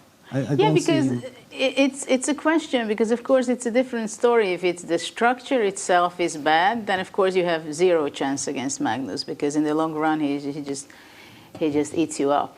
But if it's not positional, but it's just concrete means, then of course it's also not a good opponent to play against Magnus. Yes. But still, that's completely different. And I have the feeling that somehow things are bad in different and many ways for black, right? Because the h8 queen is far away, the d5 knight is there, but actually it's still defending the b6 square, attacking the e3, which doesn't have any real point. White can go c4, queen b6, knight c5. Exactly. Or what Nicholas was pointing out, rook d1, d4, a4, which seems a little slow, kind of, but white has lots of potential plans, right? And also after e4, knight c5, or just knight d2, capturing the pawn or attacking the pawn, it can also be a lot of danger for black's position. So I'm pretty sure that that Magnus is incredibly happy, while Abdusattorov is quite annoyed about... Yeah, he picks up a banana. He knows that all he needs is energy. The position is very good. Yeah, just let me not be hungry, and I will finish it off. The bishop on g2 is actually eyeing the e4 pawn. Yeah, so basically black is not really able to even activate the knight from f8 because 2e6. Then the pawn on e4 is hanging as well. I had the same echoes in my mind, that c4, queen b6, knight c5, delivering checkmate on b7. How does black defend against it? Well, you know, we have a small interview with Magnus. What do you think about, while Abdusattorov is thinking he's not having a fun position, he has plenty of time, but more to think of something. So I would suggest to see what Magnus had to say to us from yesterday. And then let's continue after that. I'm here with Magnus Carlsen, who's just finished day 2 here at Weissenhaus. Magnus, it's been a pretty intense couple of days. What are your first impressions? Yeah, of course, it's been tough. It's really difficult to play this format. I feel like I was in time trouble in a lot of games, and I was rarely in control at all. But it's of course it's nice to win a couple of games. I didn't feel like I played particularly better today than I did yesterday. I felt yesterday, you know, as we see the beautiful position on the board. Oh, sorry about that. No, that's all right. Sindarov outplayed me. Fabi outplayed me, but mainly was just one moment where he had seen obviously a lot deeper than I had. The thing my blunder against Fedoseev was inexcusable, but apart from that, I didn't feel that I was feeling all right, and I didn't feel like I played particularly badly. Of course, today there was one game where I was completely outplayed against Alireza, but you know, the other ones, I think I played all right. Yeah, and does it ever creep in, kind of that doubt after starting kind of not at your usual level? Yesterday, I mean, you did start with a win against Hikaru, but after that it was a bit shaky. And you were, I guess, just above the danger zone heading into today's play. Did that ever cross your mind that things might get a bit hairy there? No, of course I was hoping to be further ahead, but the thing about freestyle is like you cannot really game plan for these things because it's too hard simply. You literally have to freestyle. So you really just have to go out there and try and win. So I wasn't thrilled obviously, but I wasn't really worried per se that I was gonna get in trouble. Honestly, nothing really happened. Like the two guys who were in last place before today, they were eliminated. I was in 4th. I guess Hikaru was in 5th or 6th. You know, we're still there. Top 3 guys are still the same. So the scores got a lot tighter, but the placings really didn't. And I mean, you mentioned the two players who were eliminated, Levon Aronian, Vladimir Fedoseev. Are you surprised by that at all? Two players who I would say, I mean, pretty suited for this this format. Yeah, I'm a little bit surprised that Fedoseev didn't do better. Obviously, Levon had some very, very inspired moments last year as well. You know, he would certainly have hoped to do better, but it seemed that he was just not on his game at all, and you know, that's unfortunate for him, of course, but yeah, for him it was just never close. And I have to ask about the game with Gukesh. We were following it a lot. I think the whole chess world probably following it. First game since against him since he'd become world champion. Did you approach it differently? How do you feel it went? Were you surprised at all? Yeah, I was. I think the game was very decent for a long time. I was very happy to get in this counter strike in the center with e4, e5. I thought like my queen is controlling the diagonal. I always have these tricks with going rook e8 and then long castling, and it felt like his position was a bit shaky. Then I'd seen that he could play d4, but I was like, one, hoping maybe he wouldn't play it, two, hoping that I would find something. And I checked it briefly afterwards. Actually, there is something with queen e8 and knight b5. I mean, that's really, really difficult to find. So after that, I was a bit disappointed because then the position was just equal. And yeah, honestly, after that, I think it was just lack of experience on his part, because he just took too many chances, and then when it was time to be a little bit, he was really brave, and then when it was time to be brave again, he retreated. But by the time he retreated, it was very difficult to hold this position in practice, and at that point, I thought my winning chances were great. Yeah, I mean, some of your recaps on Take during the World Championship match, you mentioned like his clock handling.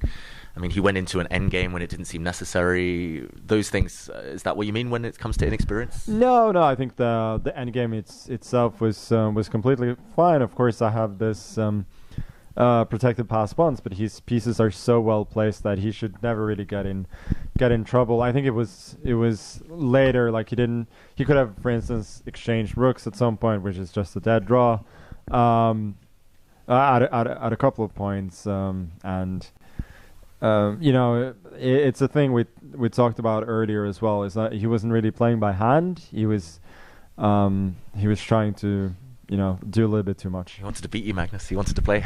No, I don't know. I think, honestly, there was not a single point in the game where it was realistic that he could play for a win. That hasn't stopped him from playing for a win in the past, but I think the practical chances were always with me, especially with the time. And what generally happens there is that when things start going downhill, they just collapse, because as soon as I get my pieces going, this pawn, if not blockaded, is just unstoppable. Yeah, it was a great game. Go check it out on the Take app. And Magnus, just before I let you go, quarterfinals you mentioned. I'm not sure the pairings have been done yet. Well, I mean, there's unless something crazy happens, the 4-5, myself and Hikaru are actually going to be the 4-5. I cannot imagine. I think the other choices are Abdusattorov, Gukesh, and Keymer. Like, I could see somebody choosing.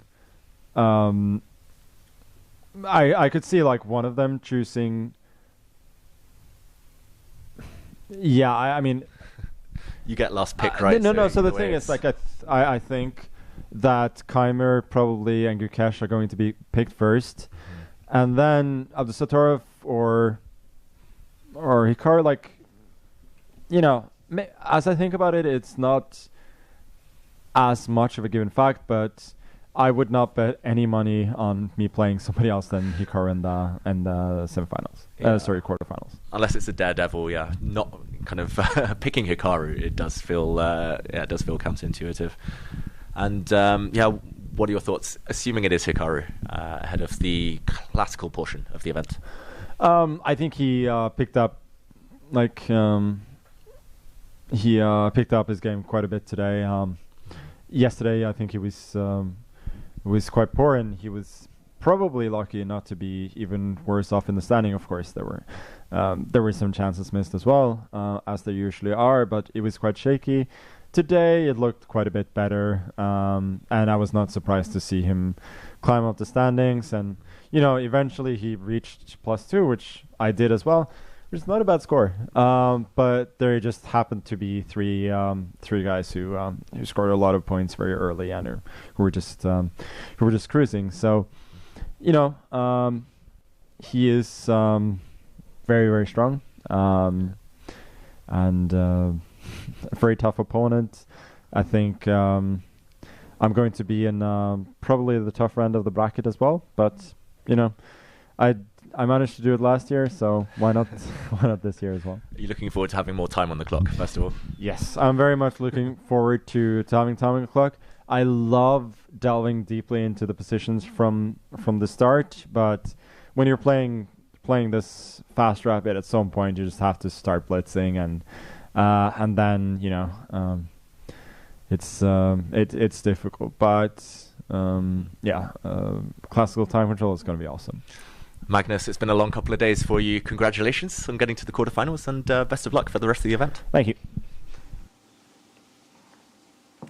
Well, it's always great to listen. The world #1, Magnus, very honestly, he talks about his feelings, his approach about the freestyle right now. And also, it's very clear that he was not expecting to play anybody else than Hikaru. So actually, he was very surprised when Sindarov, the rising star from Uzbekistan, chose to play against Nakamura. So let's see the position. Few moves happened since then. And Nicholas, what can you tell us about it? Whether C4 was something very good what Magnus played and improved his position, or it was not the best maybe to push away the knight? No, I think so far Magnus is really handling this game and this phase of the game really, really well. He is in a more or less winning position at this point. And we also see a lot of the ideas that we talked about being put into action. We talked about getting the rook into the game, into the potential attack via the 4th rank, but Magnus is doing it in a different way. I think it's just beautiful how he finds a harmonious way to combine different ideas. So let's just go through the last couple of moves. We saw it over here: bishop f3, e4, bishop g2, retreating, keeping an eye on the pawn on e4, but also keeping the options open for the bishop to go to f1 or h3. Now queen g7 was played, c4, hitting the knight, gaining space, pushing this knight back, the knight retreat to f6, and now you see really all of the black pieces are on this side of the board, the traditional king side you could say, whereas white has some attacking pieces.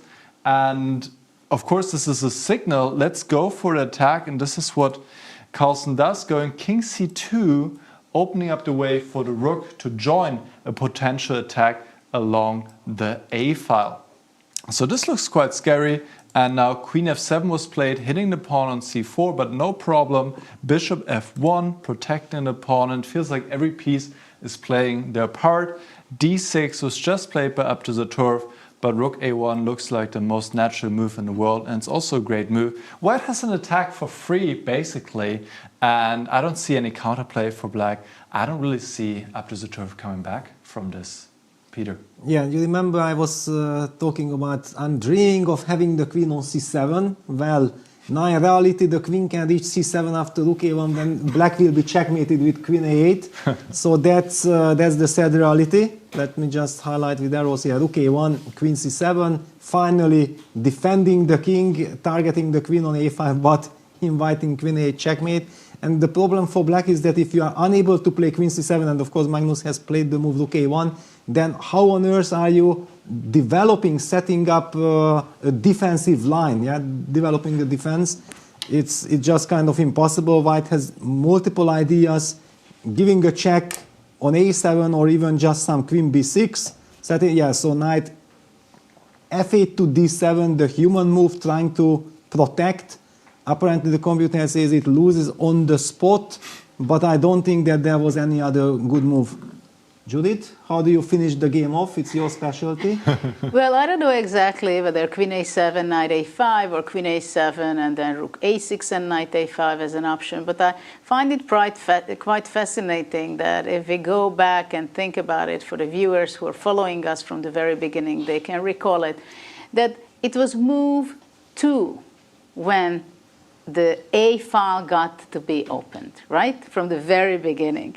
And for our new viewers, who are very welcomed here, it was move 2, that it opened. So nobody could understand and know that eventually the big problems will be caused for black on the A file. But also I think it's very interesting that bishop f1, Magnus plays it so naturally that, okay, it's the bishop's initial square in a classical chess game. And it's no problem, because sometimes pieces which are just defending from the back rows can be just as powerful. And even later on, if white can get to play c5, maybe bishop a6 will show up at one point. But for now, black has serious problems. And of course, the youngsters, Nodirbek is also extremely young player and by now pretty experienced also. And Olympic champion as well. So he has a lot of history already.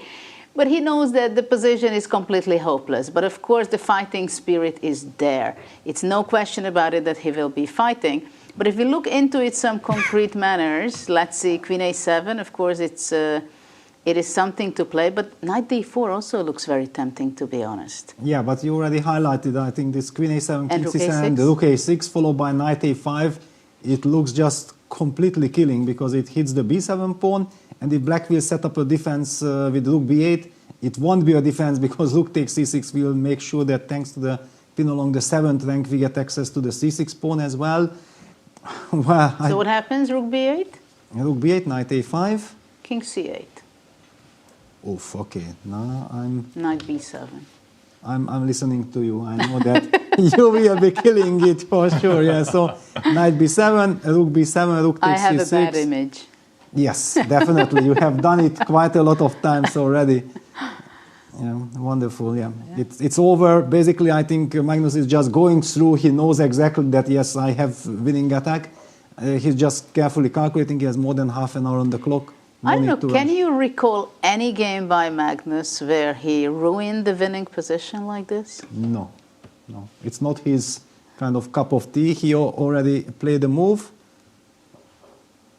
Wow. Knight d4. Knight d4, the positional, tranquilo. Yeah? Just to make sure, torture a little bit the opponent, just to make sure. Well, knight c6 is just coming on the spot, right? Threatening with mate in 4 or something. Well, exactly, then there is king b6. But yeah, okay, it's basically check and then just crushing attack. So... I thought the mate goes if you just make a move, rook f8 or something, just to show it. Knight c6. But even my hand cannot make that move. I want to at least, do something on that side. But okay, yes, just for illustration. But you cannot do anything. Yeah. Well, I mean, rook c8 at least. Yeah, just. But yeah, but okay, after rook c8, already queen a7 and rook a6 is even more painful. Of course, yeah. No, knight d4 is a very professional move. So just show me the mate. Which one? Well, if rook f8, let's say. Yes, just make a move. Then knight c6. Yes. bc6, queen a8. King c7, rook a7, king b6, queen b7, and let's say b4. And then stylish, yeah. b4, not exactly, rook a5. Not rook a5, yes, b4, yeah. Checkmate. Wonderful checkmate. There were multiple checkmates. I mean, look at that, Magnus walking around, looking at other games. He knows exactly that he's just few moves away from handshake. Yeah, and this is exactly also the reason why I feel like these youngsters, they rush. Yeah, I think for them it's so much more difficult to switch from the time control. Yeah, that they are still in this rapid segment. I'm doing good. I'm playing fast, Anyway, this is not like the absolutely classical, yeah, with 6-7 hours time control. It's 90 minutes for the game, plus the 30 seconds. And there is never any coming back against Magnus. Yeah, and Nicholas beautifully highlighted that this queen from h1, yeah, that white was the one who managed to activate his queen first, and that's why the a file got into white's hand and delivers all Can this. we highlight the journey from h1? Let's. What was the journey? h1, he went he to went e4, queen takes e4, then queen b4, hitting that knight on b6 a5. with a tempo, and then queen a5. Actually, it was just 3 moves, but a very effective 3 moves. And black never really recovered from it. And also the knight from a1 got to d4 in the center. In just 2 moves. Very effective. Basically, everything that Magnus had done in this game was extremely effective. And poor Abdusattorov, yeah, the queen from h8 was trying to reach to c7, but it was just 1 tempo short and pays a big price. Well, of course, in this position, if black could play king to g8. Yes. it could prolong the game for sure. Yeah, it would be worse for black, yeah, because white actually also has the strategic advantage. Yeah, then we would only say with white, yeah, let me jadub the bishop to e2, and you can get your king to g7, then queen c7. We are torturing, but yeah, now it's all about checkmate.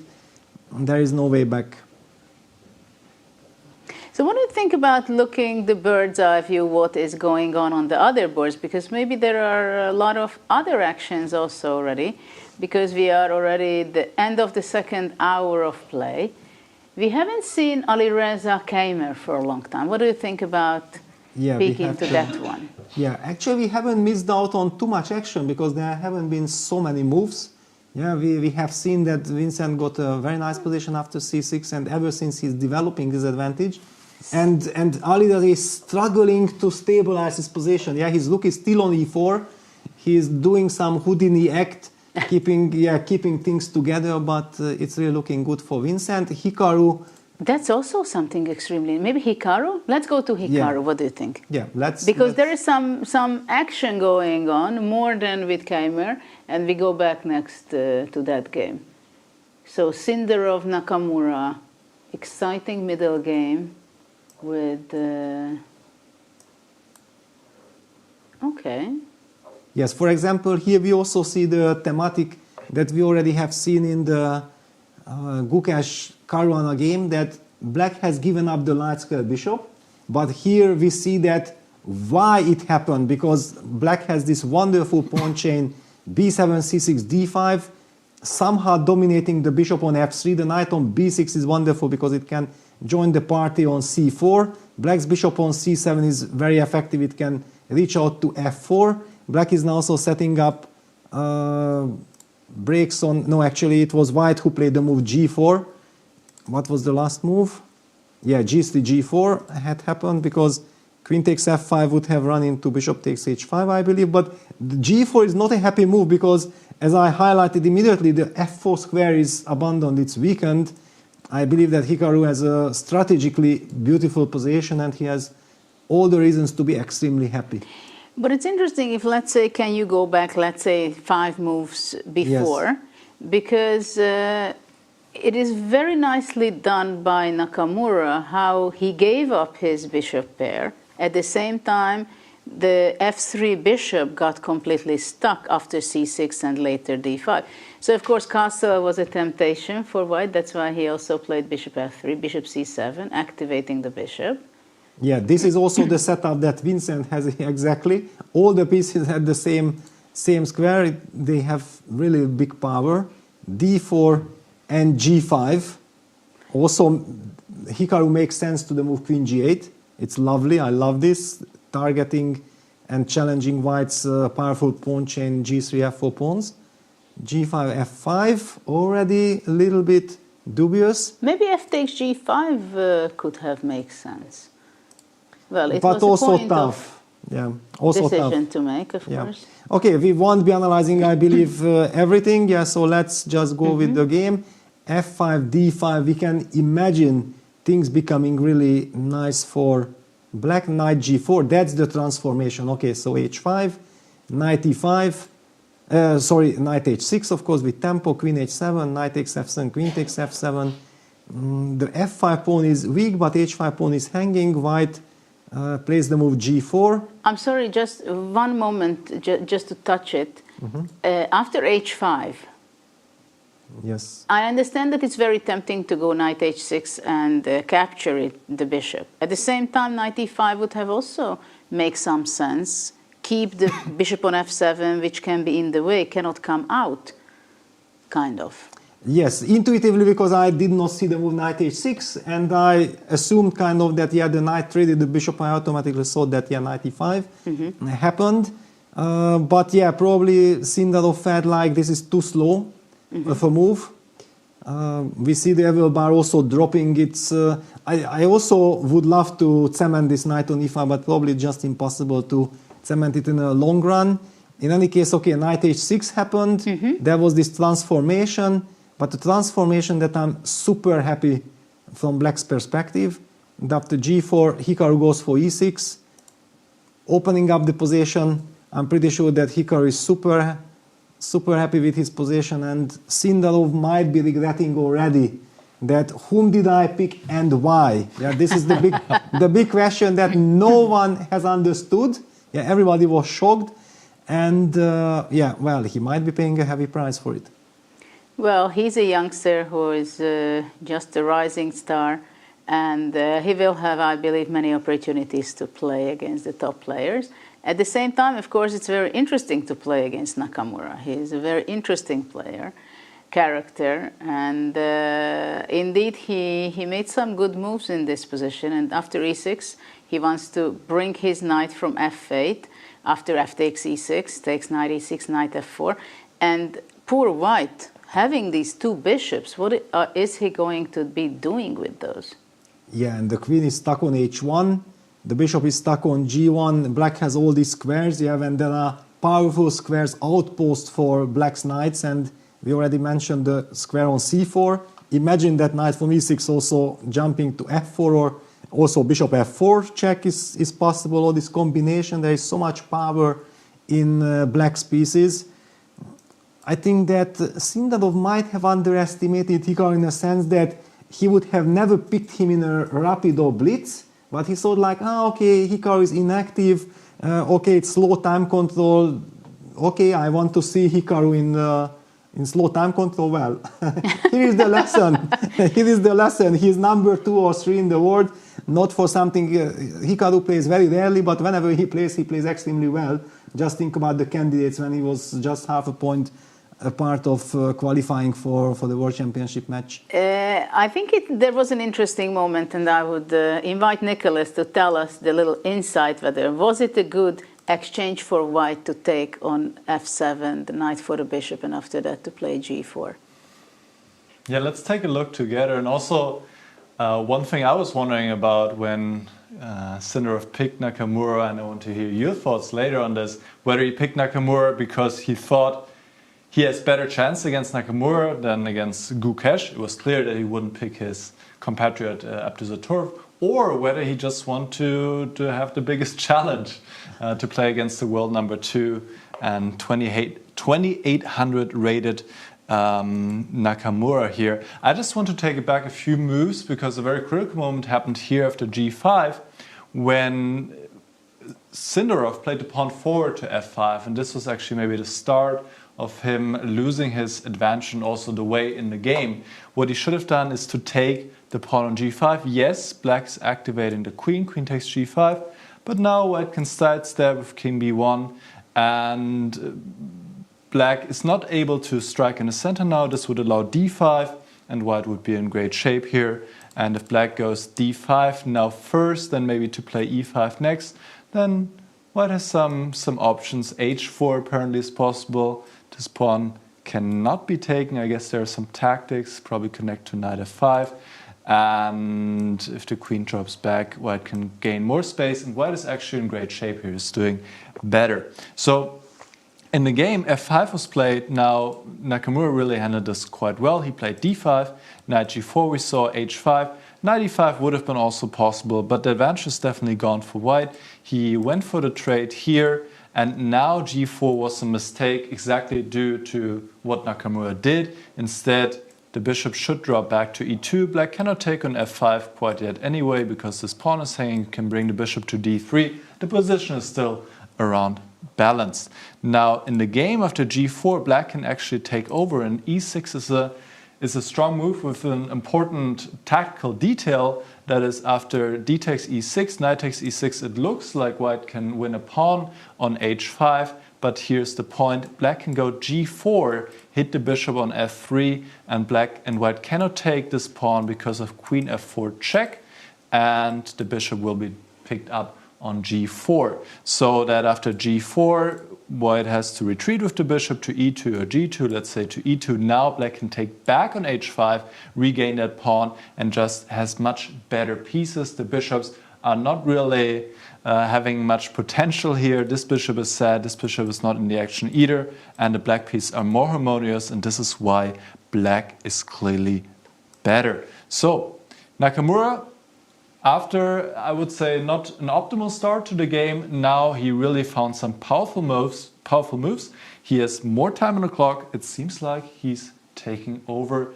Peter, is maybe Sindarov regretting his choice at this moment? Do you think he picked him as a challenge, or because he thought he has better chance against him than Gukesh?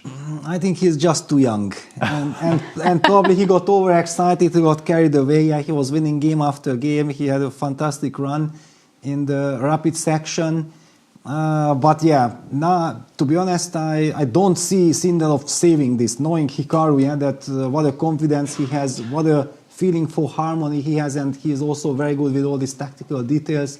So obviously he has spotted this f6, knight e6, g takes h5, g4 tactic that Nicholas highlighted. And if white's construction is falling apart, then Sindarov, to his horror, we realize that this is a horrible situation. Now we see the heart rates as well. 97 for Hikaru, because he senses the moment. He knows exactly that, wow, I got a golden opportunity to win this game. And he's looking around, he's walking around very happily, very confidently. Yeah, this is the way you walk when you know exactly you have things under control.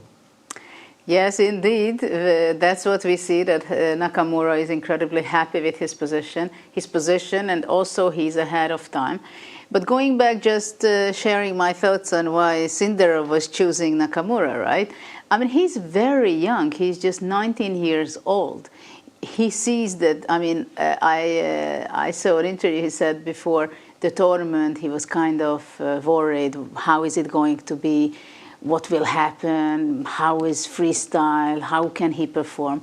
And then from round one, his family told him, don't worry, you're a great player, just play from round to round. And that's what he did. And we've seen some great performances. Actually, he outplayed Magnus Carlsen with the black pieces in the qualifying phase of the event. So he was definitely building up his self-confidence, and he saw that he can do it. And I think with the younger players, many times they think that I want the biggest challenge. I want to challenge myself. At the same time, I want to challenge my opponent. And probably curiosity was also something he thought, okay, with Gukesh, he's so young, I will be playing with him thousands of times. But Nakamura is talking about it well. He's already streamer. He calls himself an amateur player already. You don't know. So it's a great challenge to play with Nakamura. And I think the experience is huge for him, regardless what's going to happen in this game. And let's face it, this is game one. The format is that they are going to be playing 2 games today and tomorrow. And if he can equalize, or if it's going to be equal, 1-1, there is going to be a playoff. So the journey for him, I think, is going to be very exciting. And he will have so many opportunities later. Yes, but there is one more perspective, that why I felt like any other player wouldn't have done this. Simply knowing that how unpleasant it would have been for Magnus and for Hikaru facing each other. You know, for just for this sake, yeah, and it's a knockout event, one of them would have been knocked out, right? So I believe that, for example, Fabiano was very upset about it. I can imagine that all the experienced players, yeah, who are knowing that, wow, actually Hikaru and Magnus, they are one of the 2 favorites, if one of them will be eliminated, and probably they will also be burning incredible amount of mental energy on this game, it might go to tiebreak and like this, then they will also exhaust each other, and then whoever qualifies might be easier to face because they already lost so much energy. So from this perspective, just forget about your own challenge and I can feel Hikaru, just enjoy the show, that they play against each other. But I understand your point, but it was still shocking. Well, for us, we had the journey. We played many times with those fantastic, amazing character players, top players in the world. For Sindarov, the journey is just the beginning, and I really like the bravery what the young players have and the optimism they have, and that's how they can improve the best way, I believe. So they don't look at the others. I want to play. I want to win. Whoever is going to be the next opponent, I'm going to be challenged. And of course, the players who are very experienced, like Fabiano, Magnus, Nakamura, of course, they have so many experience already. They played so many times with each other, so they understand and they feel the nuances and they make their decision. What is the priority in this tournament? To play a game or to win, or calculating ahead how the branches can be unfolded in the tournament. For example, in the first 2 days, which was a qualification, I mean, generally speaking, I think, of course, Magnus also wanted to win the event or be on the highest possible ranking. But generally speaking, it was a warm-up phase of the event. I'm going to be one of the 8 players, and then I focus, I do the classical time control. That's what I really want to do. So priorities are different for different experienced players, I think. But now we have the bird's eye view, so we can have some great view over the other games as well. Yeah, I think that probably we'll have to head to Alireza against Vincent, I believe, because we haven't touched that game too much, and it's also heating up. At the same time, yeah, Magnus is winning, I believe. There is not much intrigue unless we want to catch the end of that game. Yeah, this is another strategy, but it's basically really about timing, or that when does this game end, because it's clear that it's objectively completely lost for Abdusattorov. But maybe before we go to Keymer, we asked Nicholas just to tell us why things are completely hopeless for Nodirbek. Yeah, let's have a look, and I think this game will end very soon. There's really not much that Black can do to defend his position anymore. Just to pick up where we left off, I believe it was around here of the knight d4, we saw it last. There was a deadly threat of sacrificing the knight, then invading with the heavy pieces and going for checkmate. So Nodirbek played knight to c5. This is coping with the threat for now. Or is it? Or at least, I mean, there must be some idea. Let me see what happens after knight c6. Yeah, actually, funnily enough, this doesn't work now because the king can step to b6 and the white queen is also attacked. So this would be fine for Black. It would be premature to sacrifice. But White has other options, and Carlsen once again finds the most forceful and powerful, going b4, hitting the knight. The knight goes to a6. And even here you could take on c6. But this wasn't enough for Carlsen. It would also win. Instead he goes for b5. Once again strongest. Now after c takes b5, a lot of winning moves. But again he plays the best move, queen to b6.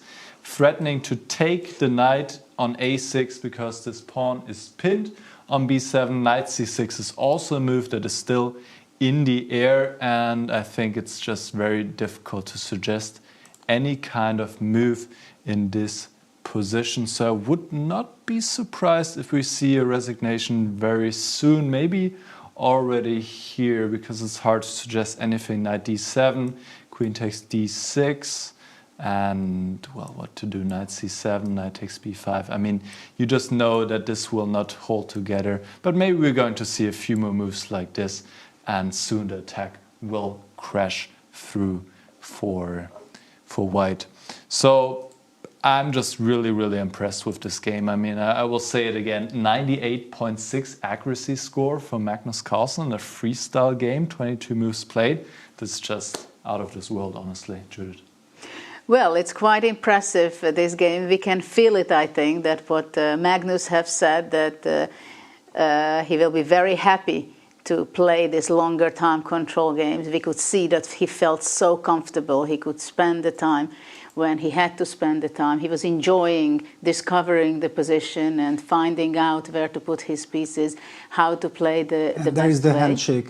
There is the handshake. Abdusattorov played knight b4 check, and after king d2 he designed there is nothing much to do.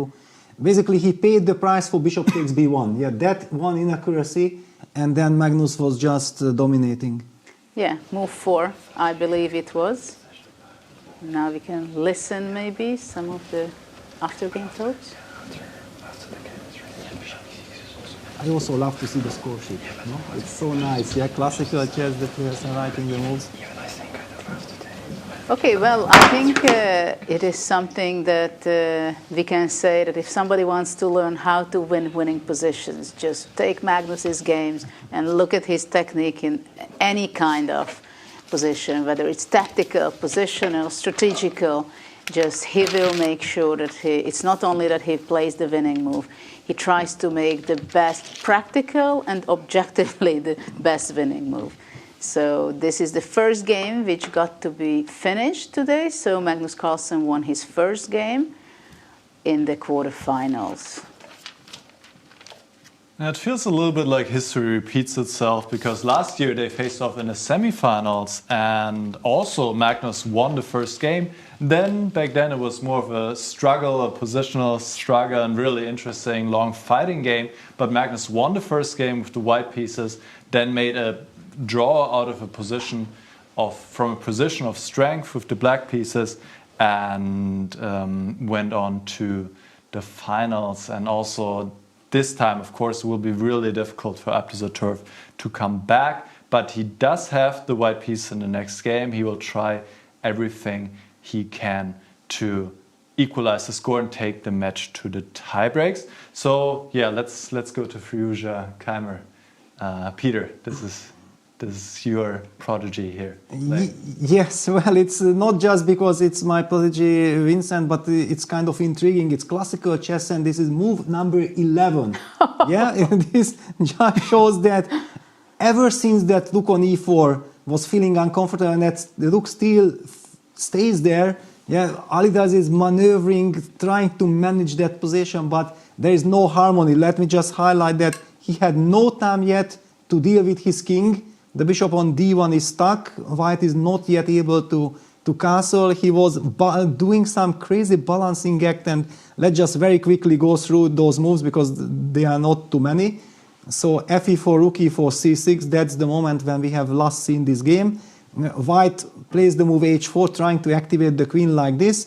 Bishop c7, we already know that the rook is going to be attacked. The pawn on f4 is about to fall, so White had to lose this horrible tempo for queen h2. It's a terrible move to play. You know that you are wasting time and it's not helping your position, but out of necessity he couldn't have played the move g3 because of bishop d5, as we already know, winning material. So queen h2 had to be played. Then Vincent just continues with the natural move long castles. h5, bishop f7, slowly improving the position. Queen h4, finally the queen reaches its destination on h4. And Vincent sidestep with queen g8, getting ready to push the g pawn at the right time. Knight e3, g6 played, bishop h2. So White is slowly coordinating forces, but what we highlighted that, yeah, White is still far away from castling. The move knight e6 was maybe not optimal according to computer, but it kind of provoked and forced Alireza to push f5, which was also disliked by the computer, and this is the current position. The heart rate 98 versus 86. Already Vincent is getting a little bit more nervous because he senses that there might be something to play, really play for. This is a golden opportunity. It's a knockout match after all. How do you feel, Judith? Yeah, g takes f5 is just played. Let me also update the position. Yeah, there we go. Yes, I think Keymer was thinking about how to make and how to choose what's the best decision, to play g takes f5, which he just played, or to push g5 and after that to play knight f4. Can the e4 rook be in trouble after that? So after making all his calculations, he chose to capture the pawn. I think it's also important to point out that he has a very big time advantage for the moment, and Alireza has only 16 minutes. The starting time was 90 minutes for each player, and after every move they receive 30 seconds. So the players will not receive extra time. So when Alireza goes down whatever time, he only will get 30 seconds per move until the very end of the game. So maybe it will be going on for hours. But that means that he has to live on the 30 seconds per move for himself. And for now, Vincent has much more time, which can be a significant advantage as well. But it seems like he has a nice position. But if we dive in a little bit on concrete measures, after knight f5, can black take on g2 simply? This is my question. And the other thing is, I think, what is very, very unpleasant for white, that his king position on c1 is good, but the rook on b1 stands awful, and the d1 bishop would have to make a move before the rook can stabilize itself, and kind of a castle situation, which seems to be white will have no time. It's like in regular game we would call it that the king is in the middle, right? And you have no time to put it into the safety. Here I cannot say that the king is not safe, but I can say that the pieces are not harmonious, and the b1 rook would deserve something more in the game to play. Let's say if it would be on f1, it would be a completely different story. Yes. So here also sometimes when one piece is wrongly placed, it can kill the whole position. Exactly. Now I think now if we are getting into some move per move analysis, then the best is to give the floor to Nicholas, because when you are following the game from the beginning, then we know the logic, we know exactly why things are happening. But now stepping into this position, now for example, Alireza is taking his time. Does he intend to include the intermezzo, bishop takes e7? Does he want to go knight takes f5 and then calculating very long lines? It's now very difficult to get the rhythm of the players, what goes on their minds. So Nicholas, tell us that. What do you feel like are the critical lines here? I feel, first of all, that it is surprising in a way that white is not just lost after all these weird opening moves. You have a rook on e4, you have your king still on c1, rook on b1, bishop on d1, whereas the black position is just, it feels much more harmonious. Just a knight on e6, as we have talked about so often, we don't like this knight so much in front of the pawns. But still, black is just so much more harmonious. However, the position is not as bad as I feel like it should be.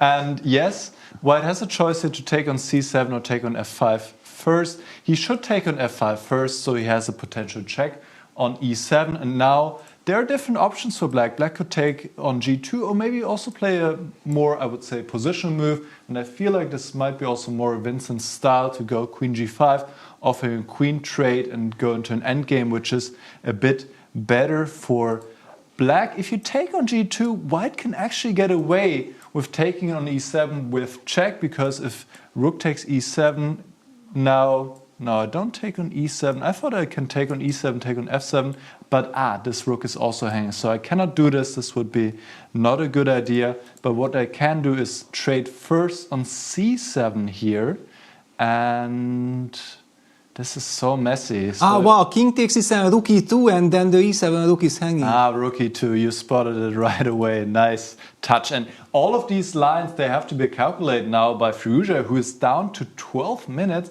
And let's not forget, this is all he has for the rest of the game. There's no extra time after move 40 like last year. All he has is 12 minutes and 30 seconds extra per move. Here after rook e2, black cannot defend this rook on e7, and white will be up in exchange. So here black will need to play something else like rook g8, but this already looks a bit messy.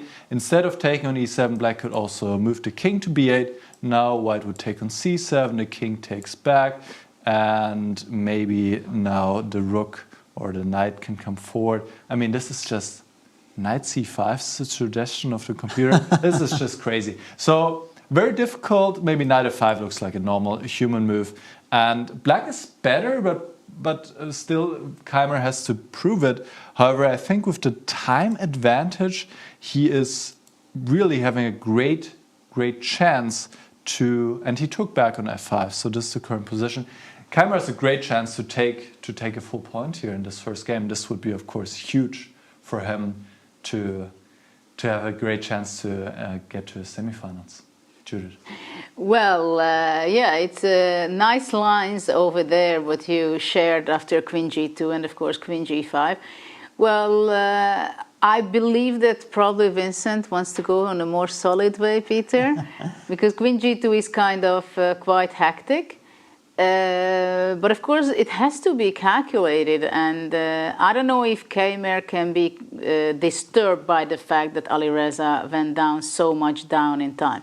What do you think? Is he calculating Queen G2, how the concrete lines go on, or he wants to go, if Queen G5 he sees just better, then he just goes for the solid way? Yeah, well, usually, as you highlighted also, yeah, Vincent is also from the generation who is extremely ambitious, yeah, so he wants always to get the maximum out of every position. But if he calculates and he understands that actually the lines are much more tricky and much more complex than he expected before, for example, then he might actually at the end of the day decide that, oh wow, and Alireza, he's very good in all this crazy tactical skirmish, then let me just get a nice advantage. I'm also up on the clock, not allowing any tactical possibilities. Look at Alireza's heart rate, 120. Yeah, it just shows that he's extremely nervous. But one thing Vincent has to pay attention, that he shouldn't be playing against Alireza's clock, because Alireza is such a master. Everybody knows, I think, who is following his career and also all his adventures on the internet, all this bullet and blitz and rapid and everything. If he just has 1 second on the clock and he knows that he has a bonus of 1 second or 2 seconds, he will always feel comfortable. And compared to that, here he has 30 seconds a move. So basically you should never fight against Alireza's clock. You have to play against his position, yeah, and make sure that he doesn't get a chance. It's a tough choice, yeah, because Vincent also, on the other hand, yeah, because it's a knockout, if you miss the chance because you are cautious, yeah, that you don't take the pawn and later on it turned out that you could have, you should have, and then the game ended a draw, then you will be kicking yourself that I missed the golden opportunity. If you take the pawn and then your opponent gets too much activity, why did you take the pawn? You should have just kept the nice advantage. Yeah, you can never be sure what's the right choice, and that's why we love this game so much. Yes, exactly. And of course, you have to have the patience and control, self-control, not to make moves too fast, right? Not to feel that, oh, this is my chance, I have to win, I have to play fast, my opponent has only 12 minutes, right? So these things, of course, we have when we are weaker and even younger. But indeed, it's also something that it happens. I don't know what about you, Peter, but in my career, especially when I was a teenager or even younger, I was very much playing the position considering what is the best move against my opponent, not necessarily only what is the best move in the position. But especially when my opponent was running out of time and in time trouble, I said, okay, if I go Queen G2, I calculate this. Is this better because I'm asking more questions and he has to calculate too much? So how much do you think actually it's worth playing against your opponent's exact situation, lone time, position, psychological matters, mindset, taking account your form, your ambition, your self-confidence? Yeah, it's a very good question and a very good point. I believe that once you already know your opponent quite well, you played a lot of games with your opponent, and you feel like how he thinks, what are the most unpleasant decisions, and then you can play on that. But between Alireza and Vincent, I don't really recall that they had so much games against each other, so I don't believe that they feel each other in this way. So it will be much more like how Vincent objectively thinks is the best move he will play, not think about Alireza. One thing I want to highlight also, that what Magnus told about Gukesh, that Gukesh yesterday in his game was a little bit more ambitious than he should have, in a position where actually it's drawish, equalish. Why is he playing for a win? I mean, okay, come on, I'm Magnus Carlsen. You really want to outplay me in this endgame and this kind of things? And what Magnus was telling there, I was reflecting like so many times I have seen in Vincent's play as well, that why are you playing here for a win? No, you could have played for a win before, but you can play for a win tomorrow, no problem. But already now, exactly against this opponent, it makes no sense, because if you are basically psychologically putting yourself under this pressure that I have to try to play for a win, the position where the position doesn't let you play for a win already, then actually you much more often lose the game.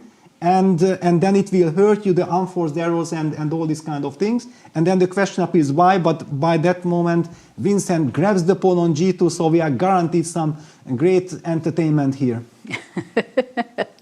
What the look there was, I took your pawn, show me what you have in exchange. Yeah, now if they will show the heart rate, I think Vincent's would be also around 100. Yeah, because you took the pawn and you are waiting that, am I missing something? Yeah, there is all this tension. Finally, he made up his mind, and Alireza is not blitzing yet out his move. But actually it doesn't seem to be a very risky move. I mean, you're not blundering a queen, it's not going to be trapped. So after knight e7, Nicholas showed us king b8 is possible. I mean, the only question is how good your position is, right?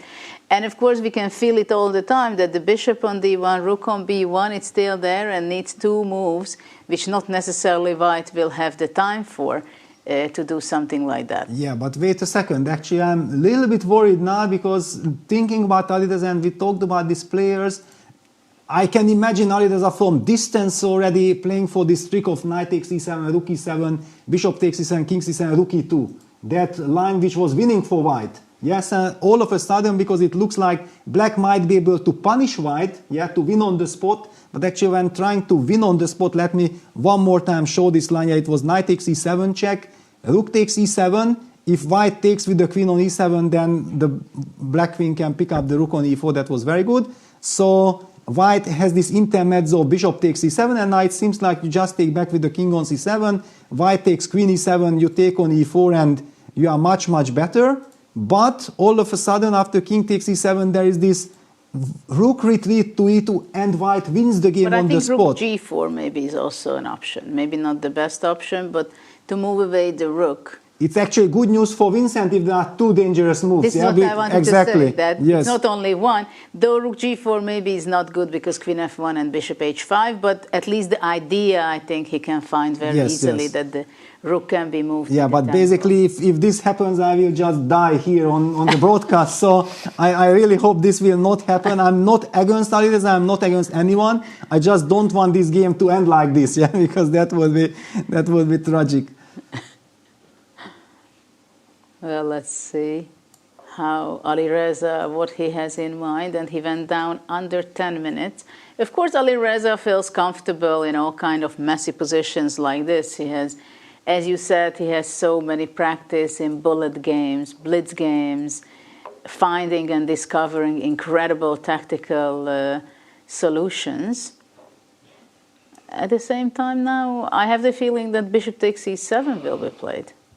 Bishop takes e7 That's first, also possible, maybe? Yeah, it's possible, but okay, it also helps black a little bit, yeah, because then whenever you take on e7, it won't be with a check, then you cannot collect back the pawn. Yeah, for example, bishop c7, I'm taking king c7. How will you continue then? Well, of course, the question is that, is it good for white to capture the e7 and king b8 and only after that to capture? Or white feels that on f5 I have an active knight, maybe I'm going to play knight h6 just to keep the tension. He takes on e7, I believe. He's teasing us. Yeah, he's touching towards the pawn. I mean, reaching out, and yes, there we go. Of course, yeah. Alireza will take knight takes e7 check. He will go for the most complex. So now I think we should measure your heart. Yeah, okay. Don't measure mine. Yeah, I think the machine will not be able to measure it at all. Yeah, let me just take a breather. I hope Vincent plays king b8 and life can go on. Yeah, whatever happens after, but yeah, just not to run into this rook e2 trap, which I have noticed already 10 minutes ago. But king b8 is also very natural. It's natural. Well, yes. There is not much of other options, yeah. So that's why we know exactly what he's thinking of. And that's why I'm worried. Yeah, exactly. Because otherwise, if you think like you only have one move, you blitz out the move king b8. But he's taking his time, which means that he considers rook takes e7 as a serious candidate. Don't worry, Peter. King b8 will be on the board. Oh, okay, I need water. He has plenty of time. If he plays King b8 immediately, then later on maybe he would get a lesson from you. That you have to think, you have to know exactly what's going on. He doesn't have the engine next to him. He has to calculate. He has to make sure that rook e7 is not winning. I'm not saying a single word as long as King b8 is not played, yes. Oh. So Judith, Nicholas, please go ahead. Well, no problem. Rook takes e7 doesn't lose. Only after bishop takes c7 you cannot take back. With you have to king. go rook g8 then. Yeah, but okay. This is definitely not what black is intending, yeah, of giving up the dark squares, yeah, like this. Yes, no. It's impossible. Well, generally King b8 is the safe continuation at this point. Yeah, basically the best thing that can happen to Vincent, by accident he touches the king and he has to move with the king and we are happy. The world is in peace, everything is fine. No, but he's under control. He has plenty of time. And also in such a cases, I think, it's a big question whether all players are thinking about this exact position to play King b8 or Rook e7. Or some players, I think, they know they are going to be playing King b8, but King b8. But they are thinking that what white wants to do, so they are ready to play very fast the next few moves also, while the opponent is thinking, like Alireza, like, okay, rook e7, hypnotizing. Okay, I feel you are very kind, Judith. You are trying to calm me down, yeah? That why there are reasons, thank you very much. I appreciate it, yeah? But you are lovely. Left out of this brainstorming, yeah? Yeah, I'm just looking at the posture, the way how Vincent is thinking, and he's somehow very deep into his thoughts. He's calculating crazy amount of lines, and sometimes when you are over-calculating something, you can miss out on something very trivial. And no, of course, I'm really hoping that it cannot happen. But actually, is it after rook e7, bishop c7, king c7? Is it lost after rook e2? Yes, I think it's lost. Yeah, you just lose an exchange for nothing. But why? I go queen g1 or queen f1, queen e7, bishop h5. Okay, yeah. Why are you feel my way? I'm just unable. And this is the way how I felt in Vaikan Z, but there was 15 minutes delay. And then I was kicking myself that why am I go crazy? Why am I almost dying? It already passed, in the reality it passed this time already. Yeah, it's not easy life of a second trainer. And basically Vincent is for me like a family member. Yeah, we are together for 7 years already. Well, in other games, you were always guessing. Like, I know Nakamura, he will play this. I know Aronian, he is going to do this. So. Good. Okay, good. Now, whatever happens, I don't mind. I just did not want this game end in a dubious blunder. I mean, unnecessary blunder. I'm not against it. I'm such a big fan of Alireza, really fantastic player, everything. So at this point, after having no heart attack for Peter, let's go to the bird's eye view, what's going on the other boards. What do you think? And then we'll get back to this if things are going to speed up in time trouble and so on. Because just let's take a look what's going on the other games. Well, Levon is winning. Yeah, it seems if we can believe the Evil Bar, and we knew that he was so much better before, so well, he it's has logical. An exchange up and completely winning. Exactly, so no intrigue there. Levon is cruising. What's going on between Gukesh and Caruana? Do you think?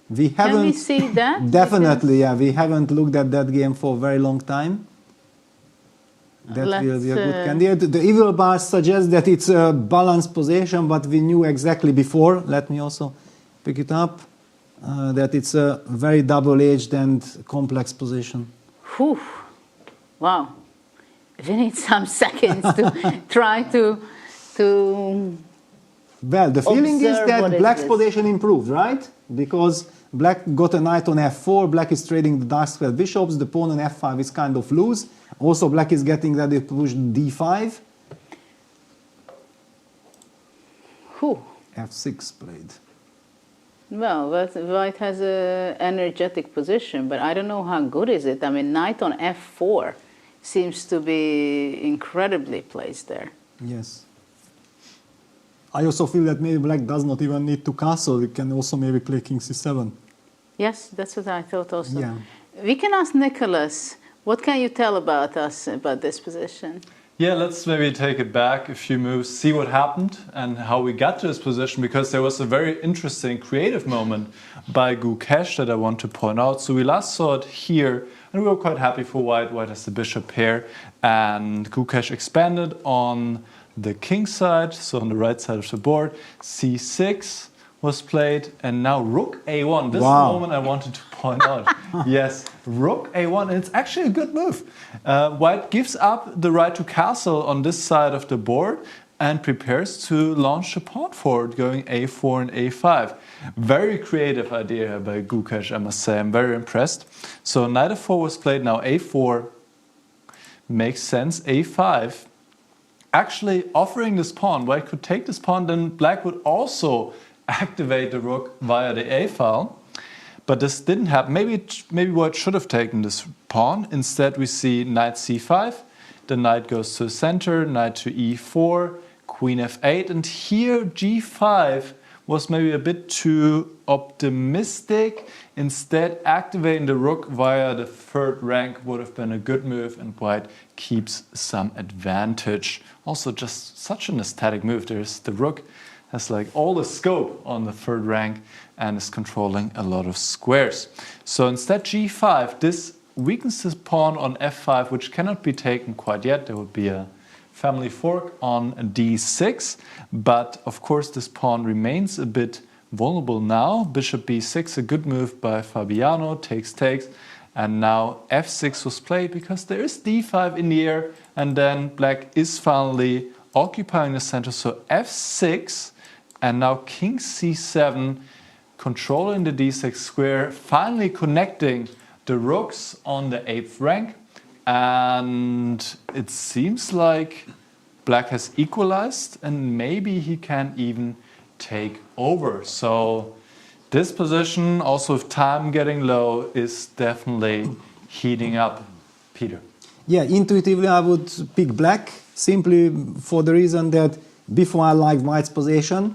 Queen g1 was played by Gukesh. Look at the clock situation. We haven't talked about it because we are fresh. This position, Gukesh down to 14 minutes against 22. I feel that this is also kind of a very important situation right now, because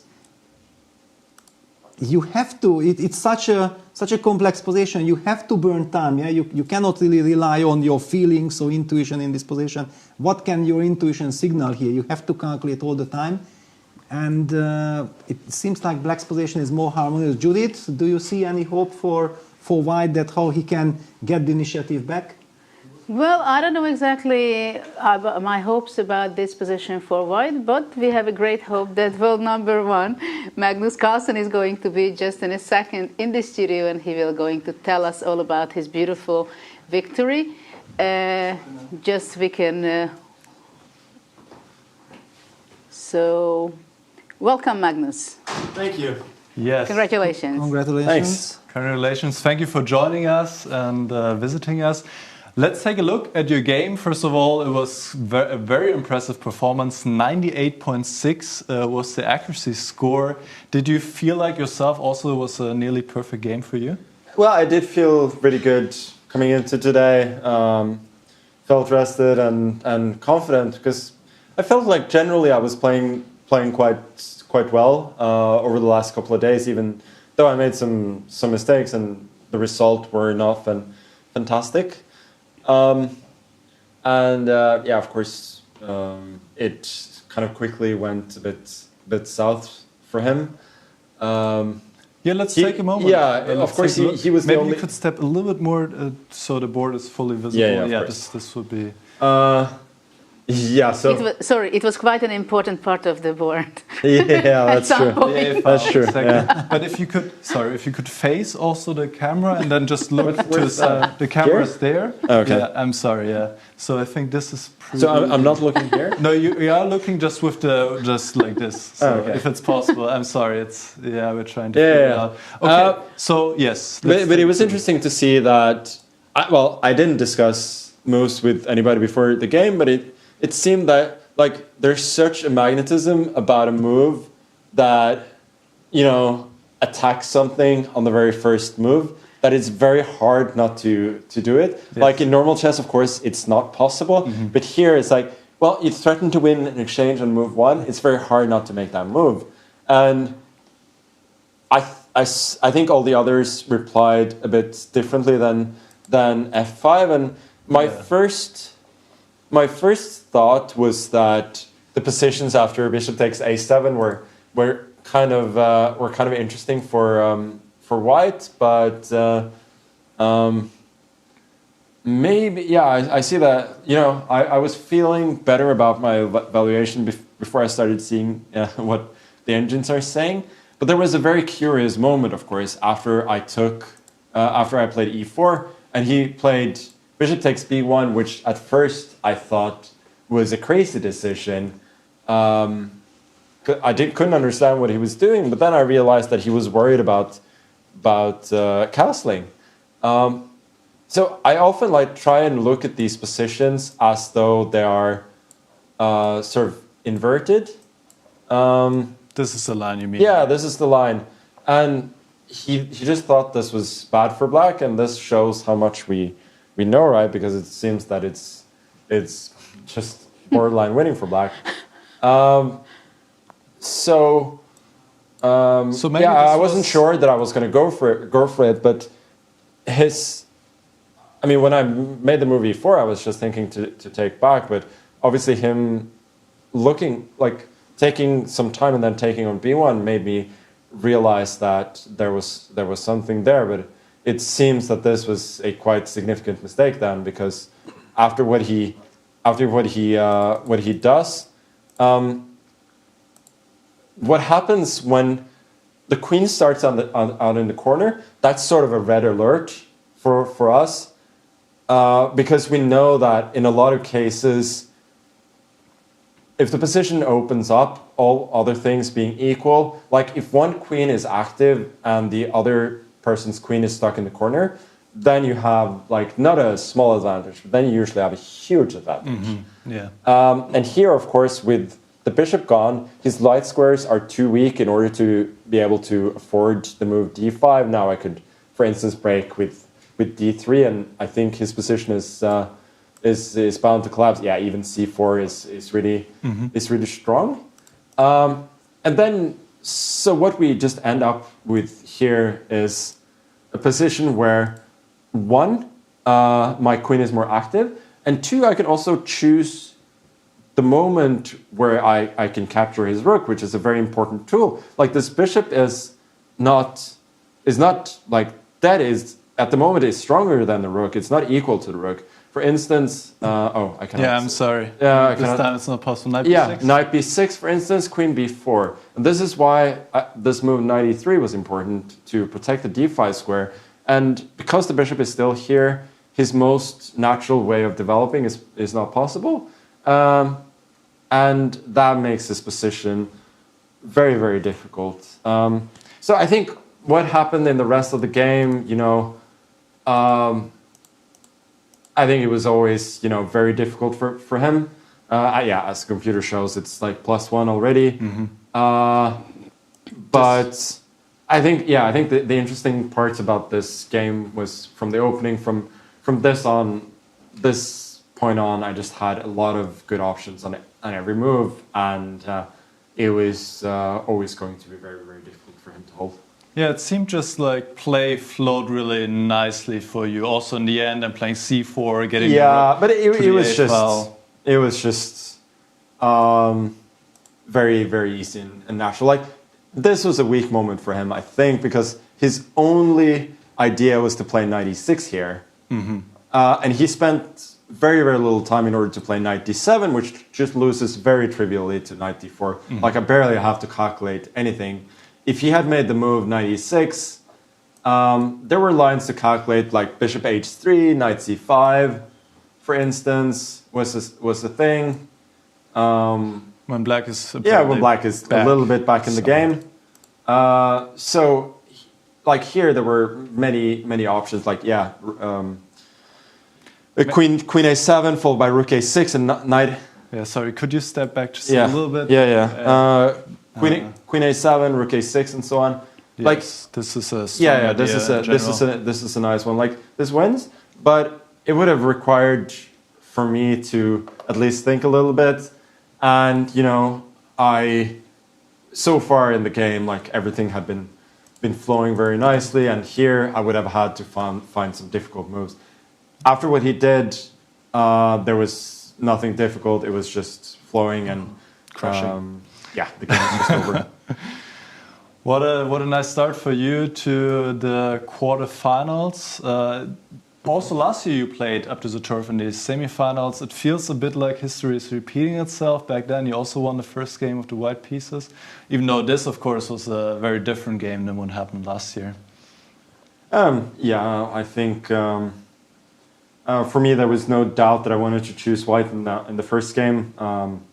Abdusattorov, he's very strong, but he's not the most solid. Like he usually gives you chances. He gets a lot of chances as well, but he's not somebody who's gonna shut you down. So I felt very good about my chances of putting pressure on him with the white pieces.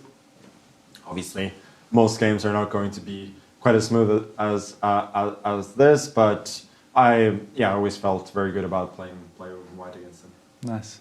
All right, questions to Magnus? Yeah. Maybe you can also take a look at the other games. No, I just wanted to ask you, Magnus, that you're the initiator, the dreamer of this Grand Slam and freestyle chess. What do you like most about it, apart from the fact that you don't have to prepare in the opening? And what are the biggest challenges for you in freestyle? Honestly, I just love the general idea of sitting down at the board and having some time to think. And of course, it feels even better that when I'm thinking from the first move, it's a new position, it's a fresh position. Like there are tactics from the get-go. You're basically thrown into the middle game, which I think, well, it's always been my favorite part of the game, really. I mean, I'm good at the end games, but like the middle game is where things really happen. So. Yeah, I just wanted a way to play classical chess and for every game to be a new one and an interesting one. And I'm really happy that players and fans are enjoying it as well. At the same time, I want to have one more question. You're famously a player who likes harmony within his pieces and looking for that and nuances. When you would see the starting position and you have 10 minutes to think about it with the other players or alone, what comes to mind at first? What do you observe first? Is it your king, your opportunity for the queen, or castling? Yeah, I all of these things really, but I mostly look at the king and the queen. Is my king relatively safe? Is it going to come under attack? And do I need to... I think a lot of chess players go back to basics when they play freestyle. Is that can I attack something? How can I get my queen out? Can I play actively? And so on. So those are the kind of the first thoughts that I have. And as you said, am I going to castle? I kind of like it when the king is on the side. Like the rooks are fairly close. A lot of times in these cases, like Gukesh even went rook a1 and a4, which I loved. None of this castling nonsense. As long as your king is safe and the pieces can be activated, that's easy enough. I will say though that the position often looks a lot more attractive when you're playing with the white pieces. I think it's happened twice this year and last year that I've had a position with black where I'm just thinking, oh, this is quite safe. It was against Gukesh yesterday, and then the final game against Fabi last year, where I thought this is going to be a closed, nice position where I'm not going to be in danger. A lot of the other times it's feels like a fight just to get a decent position out of the opening. So. How did you feel about this one? This one I felt was quite decent. Like it didn't feel very dangerous. Like there are no really weak points around the king. Of course, like a2, a7 can be attacked, but it can also quite easily be protected. Like the queen is far away from the action. It felt like it generally should be a pretty slow position, even if it didn't turn out that way for me. And can you reveal us that how did you feel in the preparation that you go f4 and then suddenly, because in the preparation you might think like nobody will play f5 because it's too risky, and then your opponent goes f5, you might be thinking that he spent 10 minutes calculating these lines, and then you anyway believed yourself and went for it. Well, Nodirbek is kind of a macho guy. Like, I think if he feels that f4, f5 is kind of the principled approach, right? So, if he feels that way, he's going to go f5. So I thought there was a significant possibility that this is what he would do. Honestly, I hadn't really gone further after knight b6 than thinking. That I had options like either e4, knight b3, maybe even some b3, a4, but I wasn't convinced about that. I was even thinking about moves like playing an early d4, and then f5, knight b3, and so on. I wasn't sure, but I thought the most likely scenario was that he would play one f5. Okay, thank you very much, Magnus. It was great to have you here. Maybe we can just get Magnus' opinion on the remaining games real quick. Yeah, sure. So this is the position between Firouzja and Keymer. Wow, down to 43 seconds. Yeah. What can I say? I think we can probably agree that h4, h5 was an attempt of biting off a little more than he can chew. I think it was just a bit too much, and I generally think this is a position from the get-go which should suit Vincent. Like it's relatively positional maneuvering stuff where he generally feels quite good, and it seems that he's done everything quite well so far. Now, I believe in Alireza's ability to hustle in general, but I think he's got his work cut out for him. My gut feeling is that Alireza is going to hold, that it's going to be a draw, but for him to win this position, a lot would have to go wrong for Vincent. Yeah, definitely. This looks very difficult to play and then also low on time. Let's see the other games. This is the game between Sindarov and Nakamura. Nakamura's up a pawn. How are his winning chances here? I mean, on first glance, I would say they're quite slim. Sindarov's pieces are really active. He's got two good bishops. Of course, he's got an issue at the moment with his king, but move like b3 maybe, and unless there's something concrete happening with knight f6, rook h1, and so on. But I don't really. Maybe there's something, but I at first, my first impression was that this was very drawish. Maybe it's not as straightforward as I thought, but I would still think, a draw is most likely. But of course, so far, it has not been. It has been a brave, but not. Oh, maybe he's concretely holding rook f1, knight f6, and then bishop to d1 maybe. And the point is rook h4. Then he has rook f4. Yeah, let's show this as an important tactical detail. Takes bishop h2, and white regains the pawn and draws. No, I mean, it's a draw, but in this case, like... Okay, you will play. Of course. Magnus will play for a long time. But he can go... Hikaru can go like a rook rook h1, bishop f3, rook back to... No, after knight f6. Ah, okay. After knight f6. Knight f6, bishop d1, rook h1 here. Rook h1, like king c1 maybe. And... Some move. Yeah, knight c4, knight c4, bishop f3, rook goes back. Like, it's still... He hangs on to the pawn. Yeah, rook h4. It's yeah. No, I changed my mind. It's probably quite unpleasant for Sindarov. All right, and finally... And sorry, talking about Sindarov, can you reveal us what were your thoughts when you heard this crazy news, yeah, that Sindarov picks Hikaru? I think Sindarov is... he's one of the younger guys. He maybe doesn't have the respect for the older guys as much as the others. But I just think generally Hikaru at a classical time control is very, very solid, very hard to beat.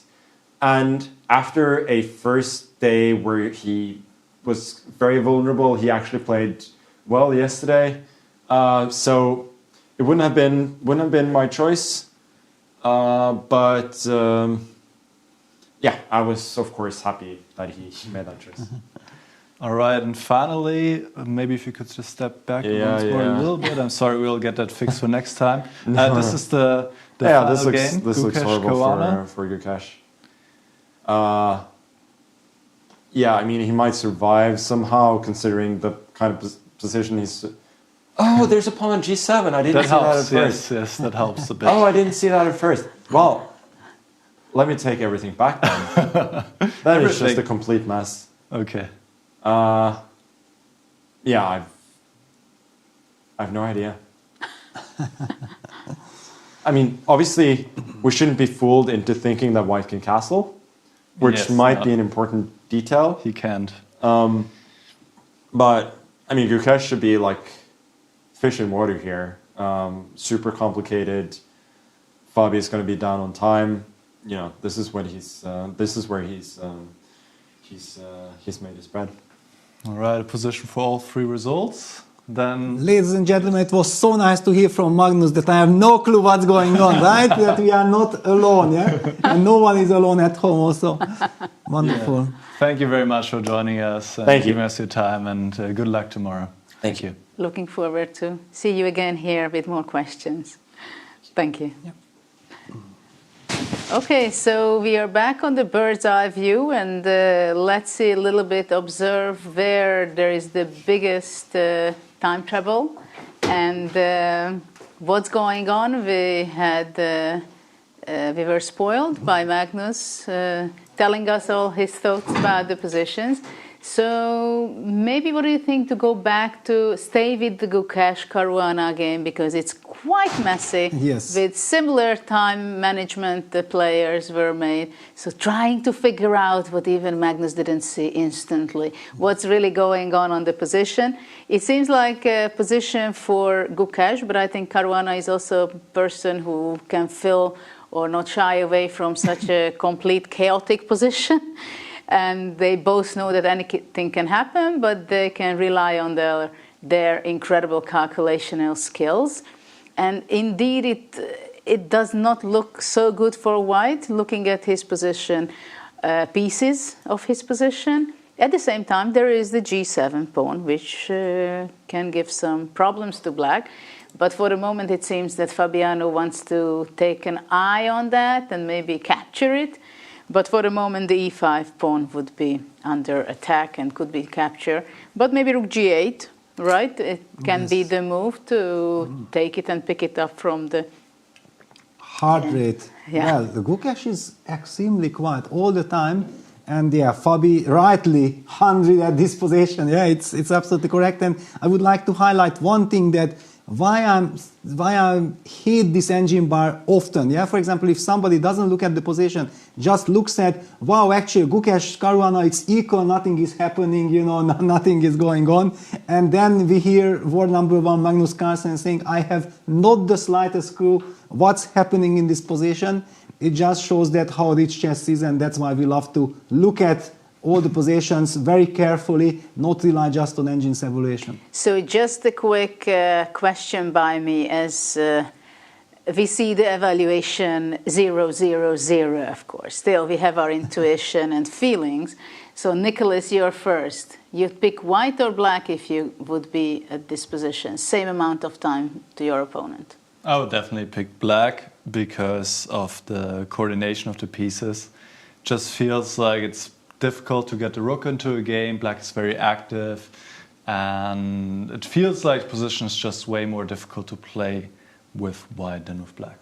What about Peter, you? I perfectly agree. However, I also agree with Magnus that Gukesh is the right person to be white here, yeah, because he is so good in calculation. He is, for example, I can get lost in all these complications. Yeah, I like my harmony, want everything to be nice. But we have also seen him doing this incredible miracle saves in hopeless positions, and this one is a normal position according to computer. So who knows, maybe in a couple of moves he will be already better, but yeah, intuitively I would also say that I would prefer to be black.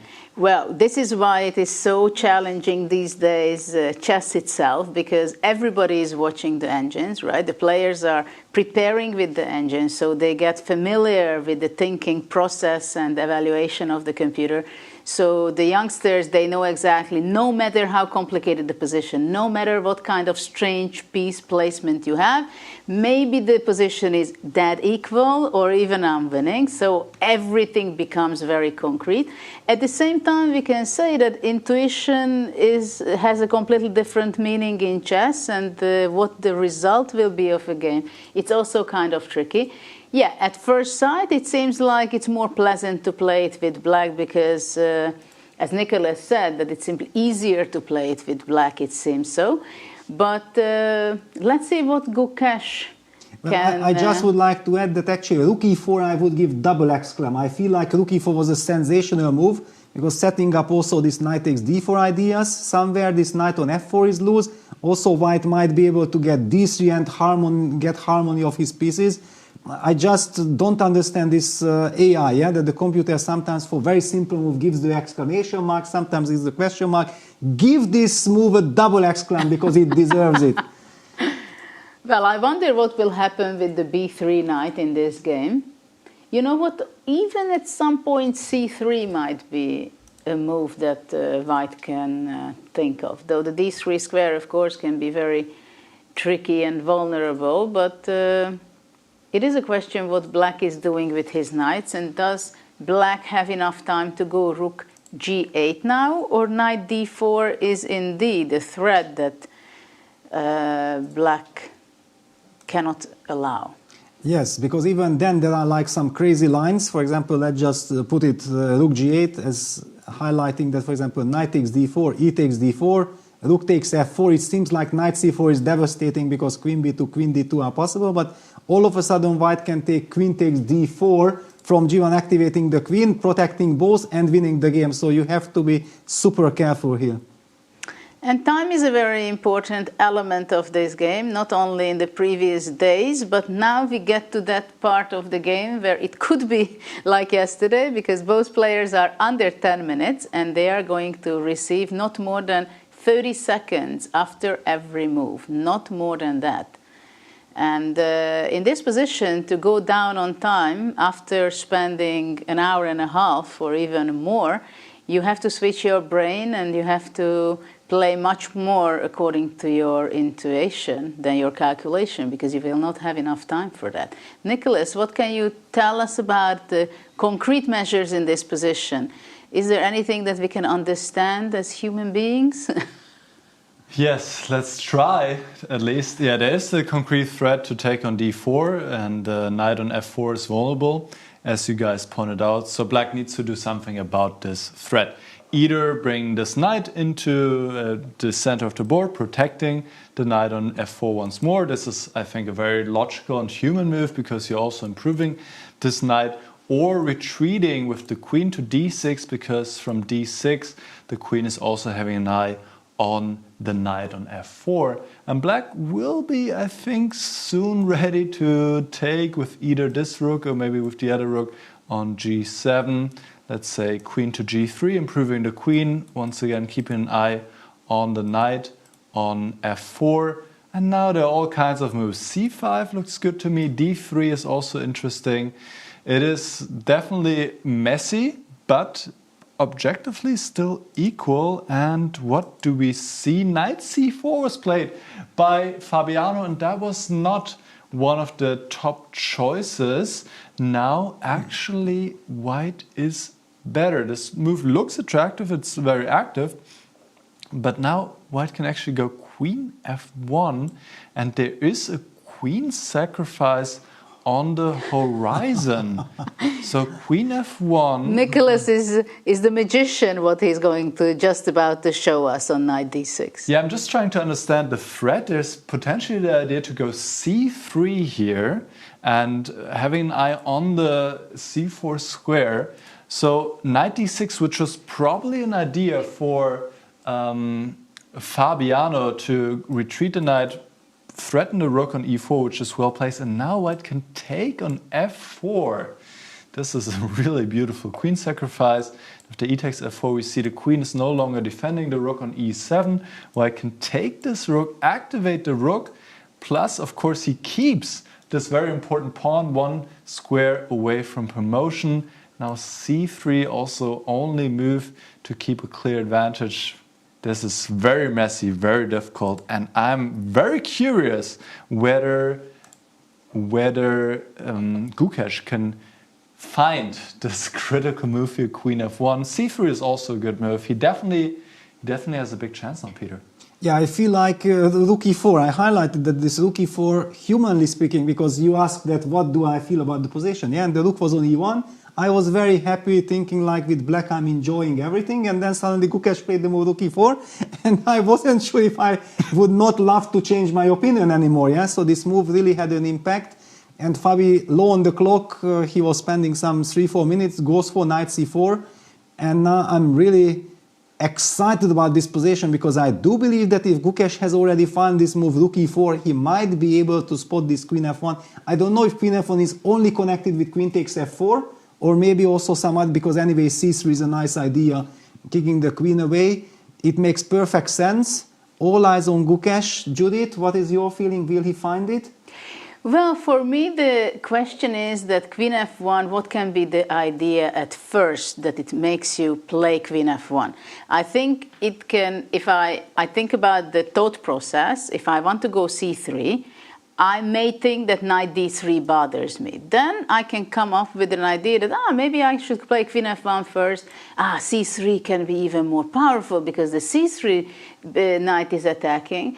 Oh, but knight d6. But knight d6, then the e7 rook is unprotected. So maybe queen f4. And then I would say queen f4 takes rook e7, king b6. I have nothing. c3, what is c3?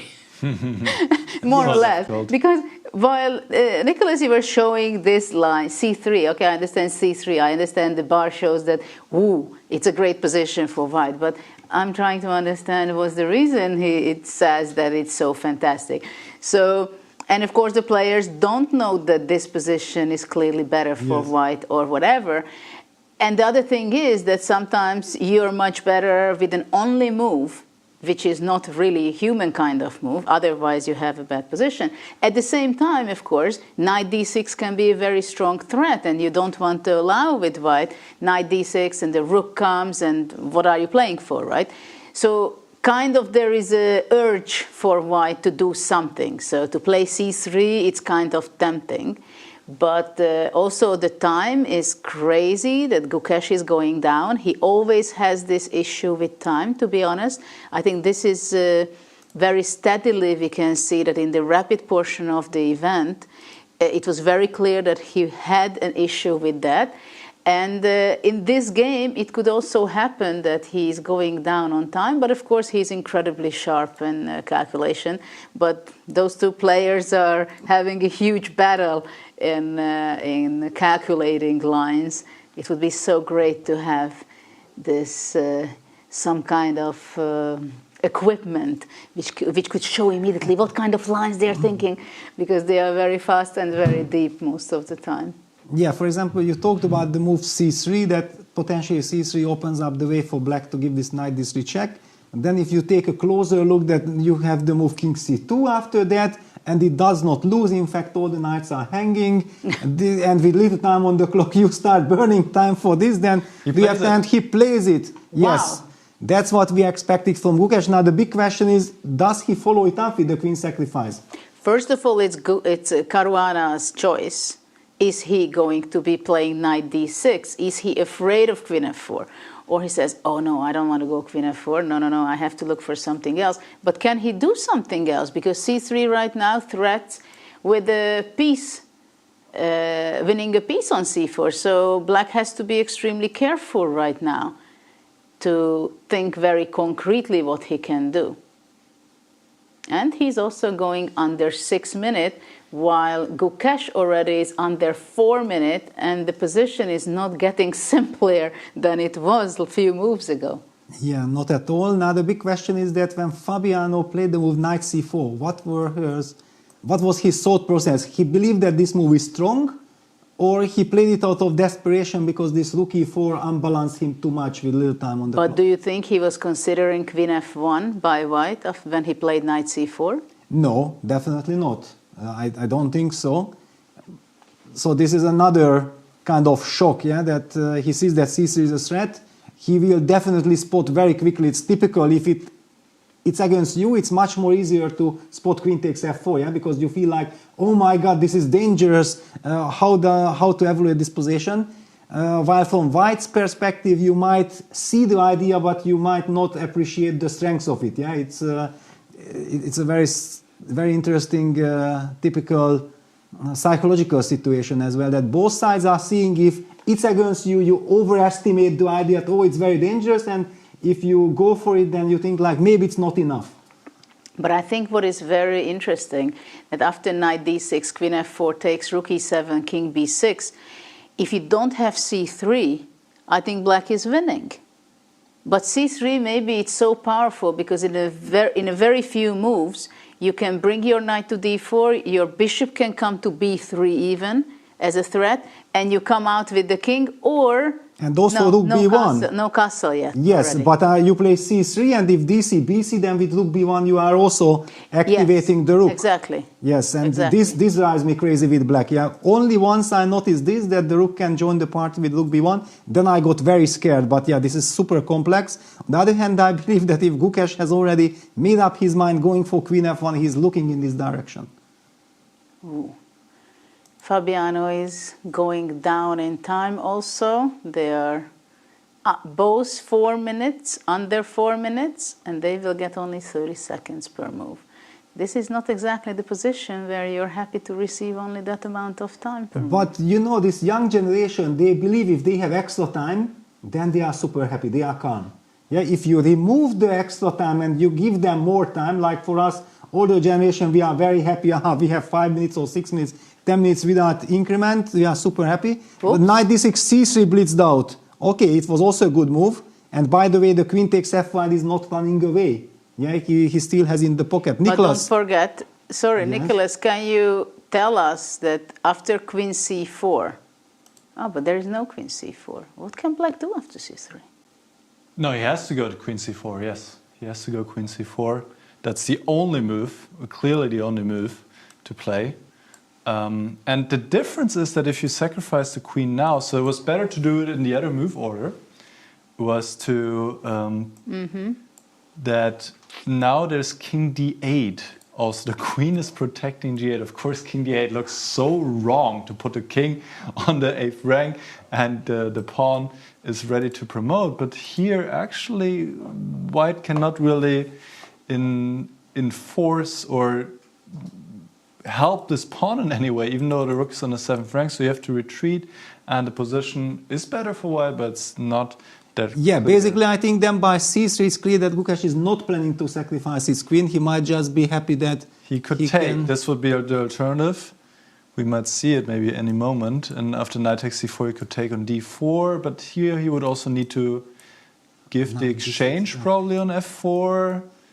This would be definitely good for Fabi, or at least maybe let's go to the players. Yeah, let's see the body language. Yeah, let's see. This is a very huge moment now. Does he sacrifice the queen on f4 or not?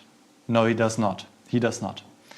He trades queens, and now he is a bit worse again, and the danger has definitely passed for Caruana. Well, the heart rate finally, Gukesh reaching 90. Yeah? For everyone else, it's a normal. For him, this is already quite a big step forward. Yes, but c3 continuation instead of queen f4, it was a very human kind of decision. Yes. Exactly. Basically, before hearing what the engine was saying about this queen f1, queen takes f4, we were speculating we want to take black, and so on, which means that probably the players also felt like black is under control. So getting a safe position, thinking like this endgame is manageable, it's perfectly understandable. By the way, also this boom, boom, boom, like c takes d4, and then what are the consequences? The pawn on g7 is still alive. Yeah. It's not obvious with little time on the clock. But now white can take knight d4, knight d6, rook e3, or then knight d5. Then knight That's d5. the problem. That's the problem, yeah. This is a super important line, yeah. Let me very quickly show this. So knight d6, if white falls back with the rook to e3, then there is knight d5 hitting the rook and protecting the rook on e7, so the knight on d4 is hanging. And there was no good square to retreat because rook e1 runs into knight d3 fork. So this is the problem. So then white has to sacrifice on f4. Will Gukesh go for this, or will he not play knight takes d4 at all? That's the very big question. Well, that's a big question because c takes d4 does not seem like a nice move. Yes. It's like, yeah, knight d4 on the board. Okay. So he's ready to play rook takes f4, giving the exchange. Yeah, because you have harmony. Yeah, you have harmony, and the knight can land on f3 as well. You're beautifully blockading that pawn, and then finally getting out with his pieces. Well, of course, the time is extremely tricky. Gukesh has 3 minutes, and Fabiano will go to 3 minutes very shortly. Yeah, Fabi is evaluating now this action sacrifice line, knight d6, rook f4, e f4. Well, good luck evaluating it, but certainly it feels like black is out of danger, right? Yeah, that's how it seems. Can we go to bird's eye view just to see the others also, because probably it's a time trouble elsewhere as well. And if we could see the other games, what's going on with the Keymer, they still have the queens on the board. It seems like Keymer has a fantastic position, right? Yes, Keymer and Nakamura are both completely winning at this point. Maybe we can go there. Also, Peter will be probably happy to see it. Well, Nakamura is completely winning, yeah, that's for sure. He's up a pawn, and look at those pawns and this knight combination. You cannot survive this. Yeah, and queen f1, very nice move now by Vincent, when the queen cannot be chased anymore. If we can go there... Let's pick the game Firouzja Keymer. They are also already at the time troubles phase of the game, and maybe some result will be happening shortly. Firouzja has only 42 seconds. Ah, wow. Rook f3 runs into queen takes d1, bishop takes h5, your favorite tactics? The other way around, even stronger. Ah, bishop h5 on the winning on the spot. Okay, yeah, that's... Wow. And that's a key point because Firouzja was chasing the black queen the entire time, but now With checkmate. It is not possible to chase it any longer. Let me just put this on the board. Yeah, can we show it because it's really brilliant. Yes, bishop takes h5, and now if the rook takes f1, rook takes f1. And there's so many pieces there. You cannot even defend against this checkmate on d1. Because the queen and the knight, they're both blocking the way for the pawn. So what did Firouzja do? What did he play? He had, with 3 seconds on the clock, he played queen to d3, but now if the bishop takes h5, it's all over. This is it. Wow. Peter, Vincent he played it, and he played this resigns. We have to see the players, Yes, and there is the handshake. Very big win for Vincent. Because Alireza will be kicking himself for making this e4 move so quickly at on move 2. Okay, great victory for the youngster, and of course tomorrow Alireza will Look at the heart give rates. everything. 117, 127. Fantastic performance by Vincent. So let's go back for the games which are still running. I think we can maybe take a glance on, maybe we can go to Nakamura just to see what's going on, and then, of course, the longest game will be, I believe, Gukesh Caruana. Yes, exactly. By the way, Levon has already won his game against Fedoseev. So big win for Levon, fighting for 9th place. And so let's go to Sindarov, Nakamura. For a short time, let's see if there is any chance to save the game for the young rising talent who picked Nakamura when he could choose some other players who seemed to be an easier choice, but he went for maybe the most difficult one. Yeah, certainly. This is crazy. It's insanity. But okay, he's learning his lesson. 110, 120. Yeah, Hikaru is also very nervous. He still has 12 minutes on the clock. However, I would say that looking from the distance, when we had this first glance from the bird's eye view, it looked like the pawn d4 is knight f4. This is almost designable territory. And seeing that Devil Bar actually says that yes, black is winning, but it's not so trivial and it's not completely winning, it shows that maybe there are some practical difficulties, because surprisingly enough, the 2 pawns and the knight against this bishop-king combination does not seem to win on the spot by its own force, and otherwise white has this beautiful pawn chain with pawn c5, b4, will be pushing b5 against king c7, clearly lying on the c-pawn. Is this so trivial? Yeah, it probably is not as trivial as it seems at first, right? To have the knight on f4, to have these 2 connected passed pawns, because the bishop on f3 is essential there, actually.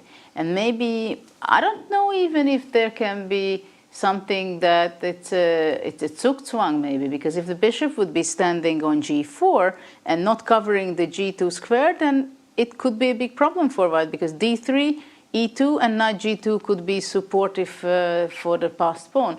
So the f3 bishop is somehow very important over there. And that's why probably for Nakamura it's also kind of strange that how is it possible that it does not win by itself? I have to put extra effort here. Maybe the knight can regroup itself to e5, maybe to optimize the knight, I'm not sure. Well, knight g6, knight e5. Knight like g6, this, knight e5, that's an idea. Basically to push away the bishop. Well, it's a nice idea. The question is, what can you do?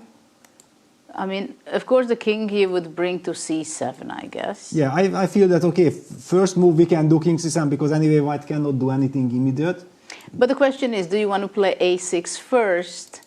Or, so those pawns, is it a benefit for black to have them on the board, or no? Yeah, white will push b5, I guess. Yeah, can we play b5? I'm guessing that b5 should be the move. No, but after b5, maybe the easiest thing would be e2, e1, knight d3, knight c5, yeah. And then bring the king, right? Thank you very much. So some kind of simplification may be the easiest. For example, now also, maybe e2, king d2, e1, knight d3, knight takes b4. Would that simplify the winning method, or? But okay, you are not getting so easily to the c5 pawn. Yeah, and the king is kind of stuck. It should be winning, but yeah, probably Hikaru is... Accurate calculation is needed. Absolutely. Okay, there is no way Hikaru will not win this game. It's just... But let's say if we just go, let's go e2, king d2, e1, king e1, knight d3, king d2, knight b4. Is there any chance for white? Okay, if it would be black to move, then knight a6 and wins 2 pawns, right? But if white goes a5, you have then knight c6. Knight c6, yeah, exactly. This wins, because king d3 is met by knight e5 check. It should be winning. I have some a6 move. I take it. Yeah, you take it. Okay, you take it, right? I take it. Yeah, no, okay, it should be winning, but yeah, okay, there are so many possibilities. Hikaru will definitely find the way. He just has to do the job. Yes. And he has the time, and he knows that he's winning, and that's not the only way of winning, of course. And he has done it already many times in his life, yeah. Okay, so maybe we can go back to the Gukesh, or... Yeah, I also feel that there is that's more dramatic. because there are a lot of action and nothing is simple in that position. Because basically I can say that I believe that the game is going for 3 results. Anybody can make a mistake. Yeah, with little time on the clock, so a little bit more than 2 minutes for the players. As long as I have a blockade on the f3 square, yeah, and thanks to this powerful knight on d4, I feel like I believe that white has chances. Yeah, I don't worry that much. Yeah, if I lose this control, then I kind of feel like white is losing. But as long as I have it, I have faith.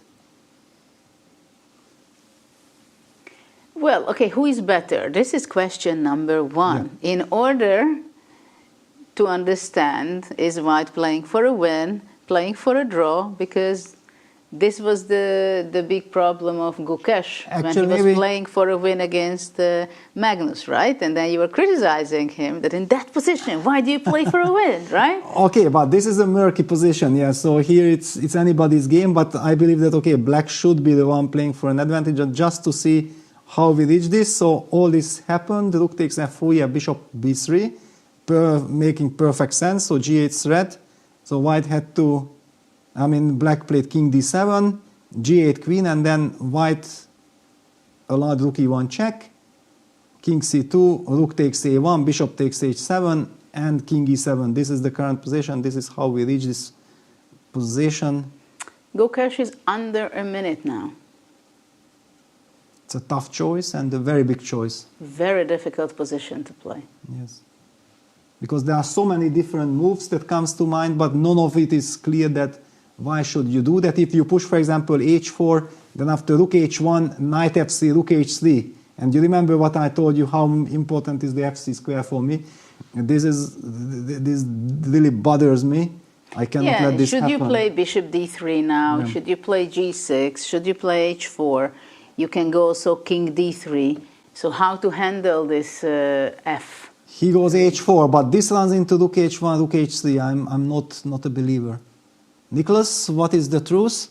Yes, you're absolutely right. As so often, Peter, h4 was a big mistake. Instead, like Judith pointed out, white should have retreated with the bishop controlling the f1 square, and then if rook h1, you can go knight f3, and suddenly you have everything under control. Black cannot get to your pieces. The bishop is well placed, controlling the knight, and the knight protects the pawn, and this is actually an equal position. So bishop d3 was the right choice. Black could take with a pawn on a4, but this also feels very risky to spend time taking this pawn when maybe these pawns can get rolling. So this was the way forward. After h4 now, rook h1 should be played, and I think Caruana has a great chance to win this game and take an important step towards the semifinals, Judith. Well, maybe after rook h1, knight f3. Rook h3? And rook h3, knight e5. Okay, well, I have f3, I have rook. Yeah, I wanted f3. Yes, no, I did not even see that the pawn is hanging only afterwards. No, f3, of course. Yeah, that was the idea. f3, bishop d3, f2, right? Yeah, okay, let me show with arrows, what we are talking about. Yeah, rook, knight e5. So, of course, rook takes h4 would be a horrible blunder because of knight g6, but black can simply push. Knight f3 is on the board. On the board, yeah. So, what rook h3? Rook h3, knight what e5. Happens? Knight e5, f3. g6. King f6. Yeah, if the bishop on h7 stuck, nothing can help me anymore. Yes. And with little time on the clock, how do you orientate with white? Yeah, rook h3 on the board. 35 seconds. Oof. Maybe we can zoom in on the players as they're so low on time now. Exactly. 95 played, and yes, indeed, black is winning now. With f3. And it's also so natural, you just push the pawn. Maybe after f3, king d3. Yeah, only chance, king d3.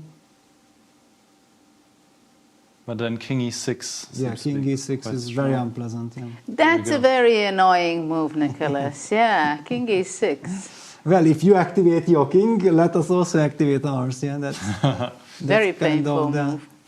the fair play.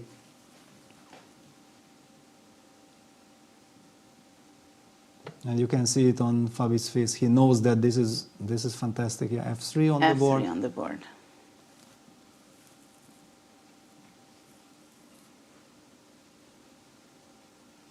Yeah, Gukesh has 38 seconds.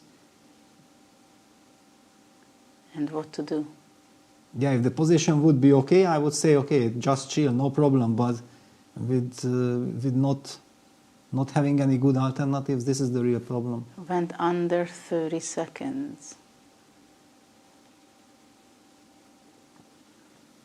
Focusing, calculating, but it's not enough. King d3 on the board. Had to be played. But king e6 is so powerful. And it is the only clear way forward to get a winning position, actually. Yeah, because nothing else moves, and you are also stepping out of this knight g6 cheapo. But it makes so much sense. Exactly.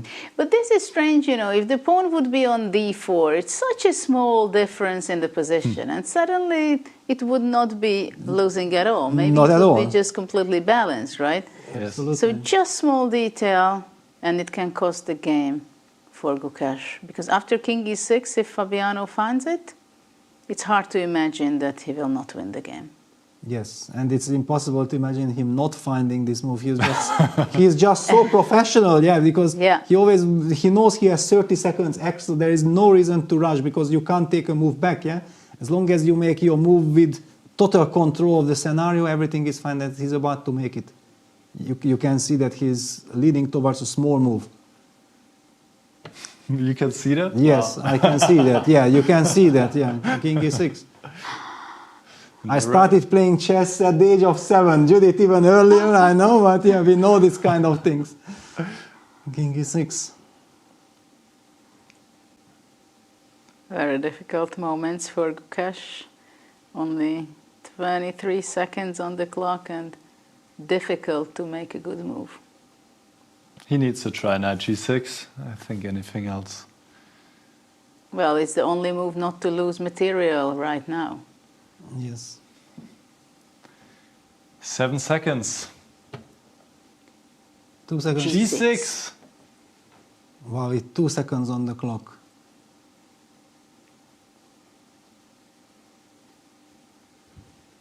Rook g3? It's a nervous move, yeah, because It's rook g3? well, everything looks good, yeah.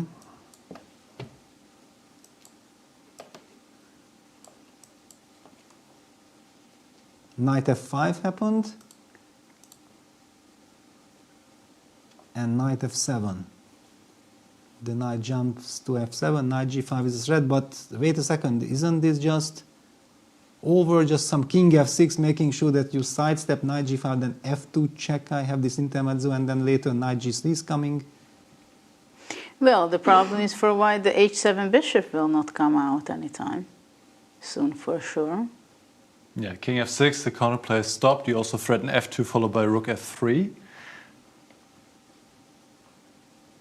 And the knight on f5 protects the g7 square, so actually the knight on g5 will be hanging once I take rook takes h4. Yeah, so just with arrows, let me highlight what we are talking. Yeah, king f6 on the board. Yeah, Fabi is very strong in converting winning positions as well.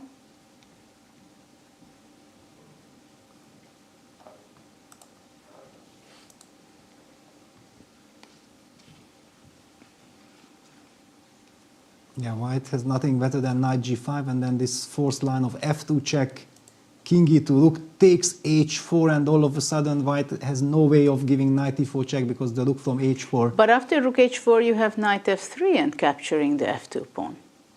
But you mean that rook f4, knight h4, but even then the bishop is stuck on h7, I will just collect the whole queen side. You are spoiling the pie. But you are fighting. You are fighting as always. Eh? 10 seconds. 5, 4, 3, And G7. It's of course a very sad move, giving up the pawn, but opens up the bishop. So F2 Well, check followed by rook Rook F3 F3. would win. But it's so tempting just to take knight takes G7, yeah, eliminate this But it's very opponent. tempting to go F2 and Rook F6. Okay, with all the tension, really? With also all the tension. Yeah. It's very with 3 concrete. seconds on your clock. It's very concrete. As commentators, I understand the thrill of it, Peter, but you were sitting next to me in so many chess Olympiads go. as a team. You know that I would go F2 and Rook of F3. course, and Fabi does the same, yeah. You guys have good nerves. And that's it. This is resigns.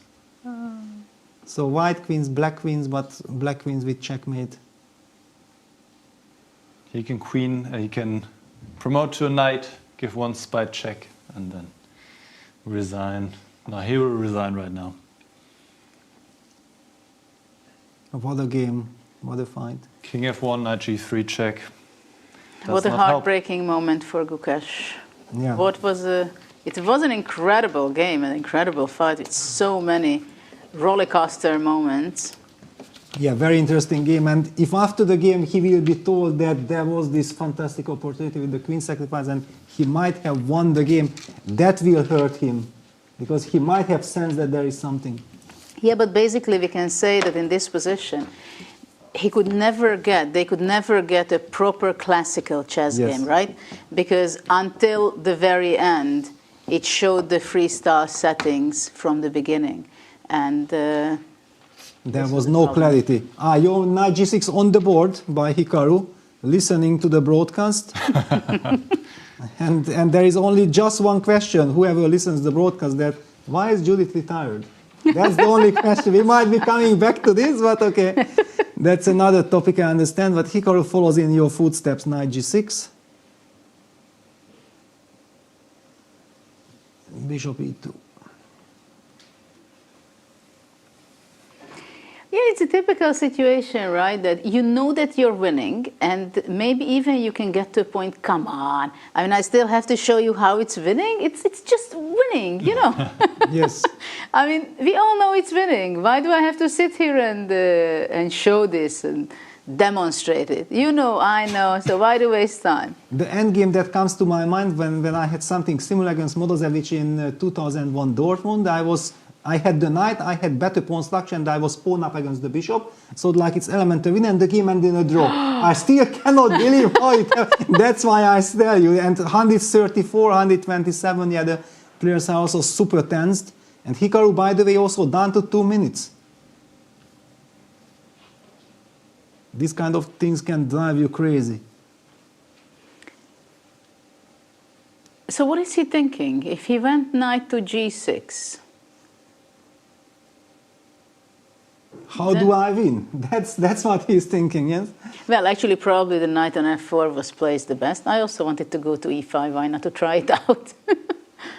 Of course, yeah. Because, okay, he has this technical possibility, yeah, going back to F4 and then your idea E to E1, knight this, knight takes B4, and then just enjoy. Yeah, I mean, there is endless wins, probably. So, okay, let's say he goes knight E5. You go bishop F1, right? Yes, yes. Knight C6. I have to pass. Then king B3. King B3. You want DC E2? No, but that's tricky. But that's That's tricky. tricky. Exactly. Then I go B5, here I start trading pawns. No, that I don't want. Yes. Knight E5, what did you say? Bishop F1, knight C6, king B3. Yeah, just keeping the structure. Not allowing knight B4 check. No. Never. Never. No, but actually maybe that's the simplest what we talked before. Yes. To play but the knight problem is F4. that it's not easy to give up, yeah? That you think like I might be able to win more easily. You don't want to go into technical position. Knight E5, bishop F1 on the board. A6.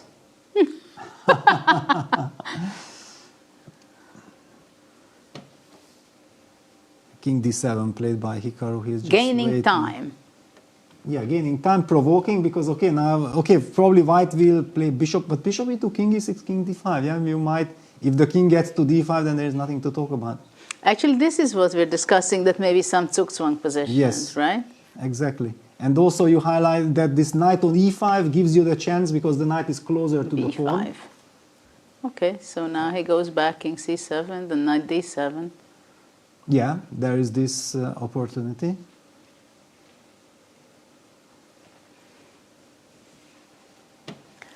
Well, it's not over until it's over. Yeah, what king e6, yeah. Hikaru. And after bishop g2, he wants to go e2, knight d3. And then pawn endgame, yeah. Pawn endgame. What? Look at that. Watch out. If king d5, c6, bc, b6. A6, yeah. Be careful, yeah, who is winning and why. King d7, only winning move now. Wow. Nakamura. All eyes on Hikaru. Is done to 1 minute 25. He's going crazy. That why is this not elementary winning?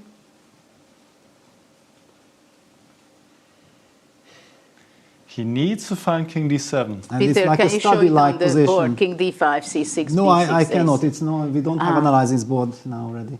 It's there. Yes, I can, yes? Okay. Yeah. So yeah, king d5, c6, b takes c6, b6, a takes b6, a6. It's a classical. When I was 6 years old, that's when I learned this kind of pattern. Breaks, King yes. d7. He finds it. King d7. No, you said king e7. No, d7. King king d7. d7. He needs to come okay. back. Yes, because I was like, if king e7, that's No. that's a study. Yeah, king d7, bishop e2. You still have to win it. And what next? Exactly. The computer knight says d7. king c8. Of Yes. course, the human way of doing things. Yes. And Hikaru But of shaking course, king his head. c7 is also... No, look at it. He's shaking his head. He cannot believe that. What on earth is this? I'm playing chess for 30 years, and what is this? Never seen something like this. Under a minute. What's Shaking going his on? head. Under a minute.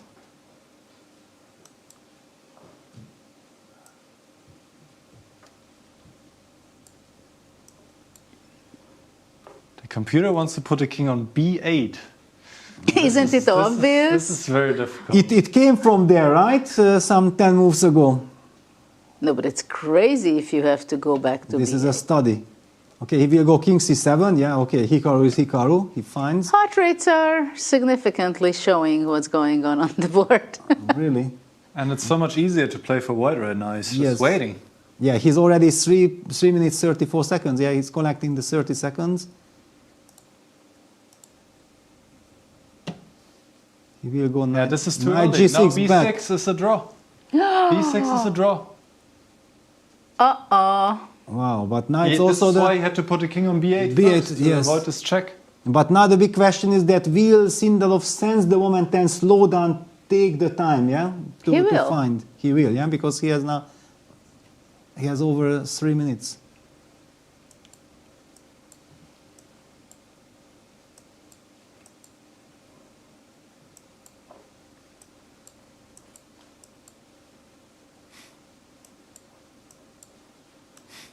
Wow, there are some incredible lines Nicholas is looking at. If the players are calculating this, definitely they are. But and look at this, yeah, I think Hikaru. he spotted it. He spotted definitely it. Look yes, at him.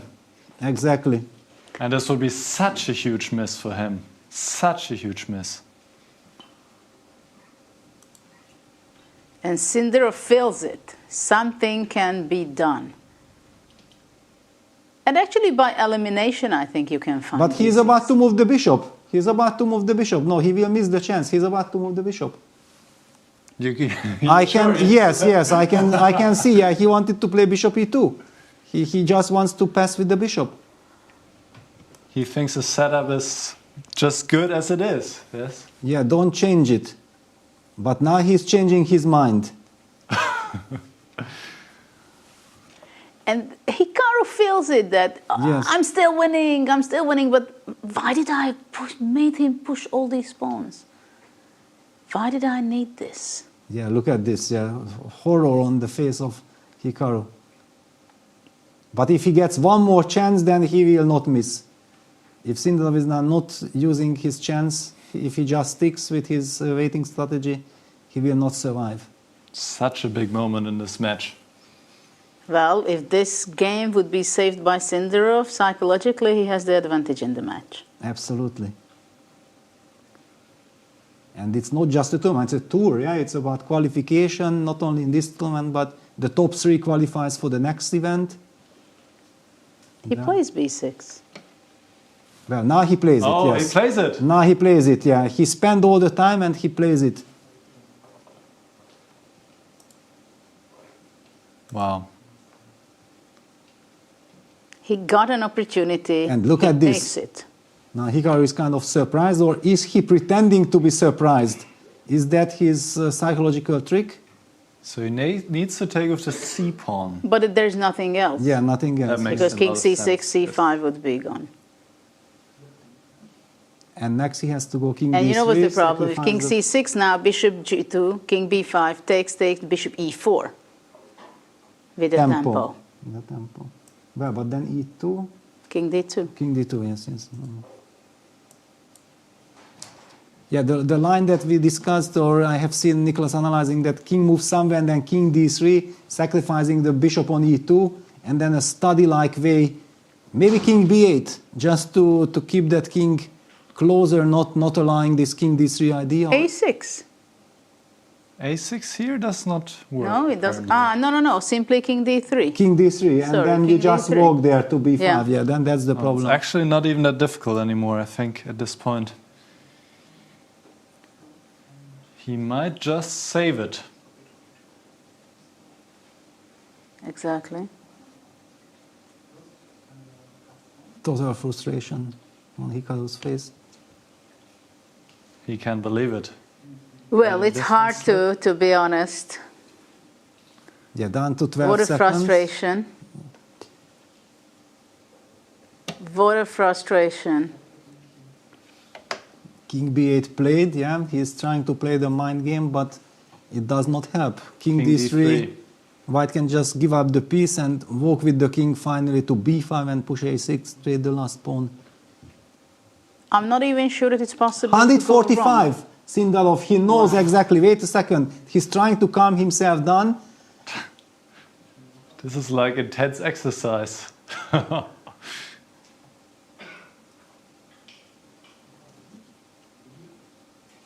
I think it's really great to have this inside of the heart rate monitors. Look, wow. Nakamura So watching his intense. opponent. Yes, he knows that, and Look, he's like if he would be winning, right? Yes, exactly. I know that I have it in the bag. Yes. Look at that. Yes. Yeah. This. Take. And I'm winning. What? No. Yes. Wow. What a show. Sindarov should not believe Hikaru. That's the. Just trust his calculation.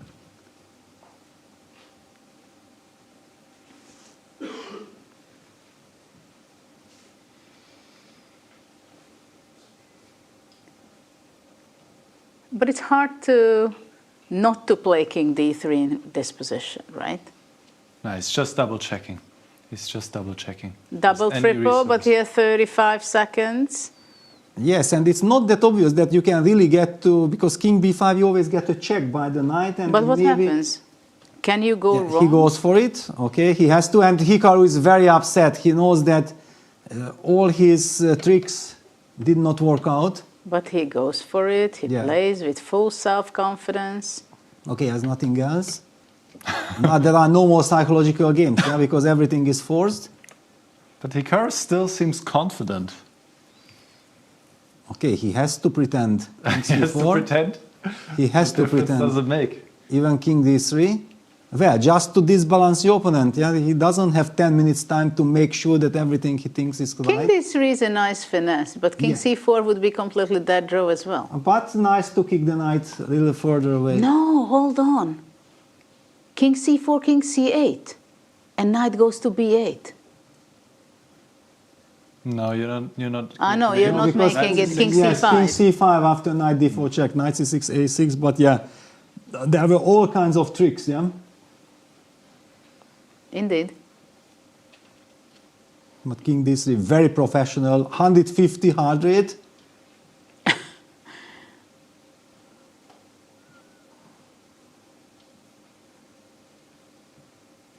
Sindarov, the brave rising star. And he cannot calm himself down, of course not. Even the game finishes, he will still be shaking, yeah, because this is such a moment saving this game.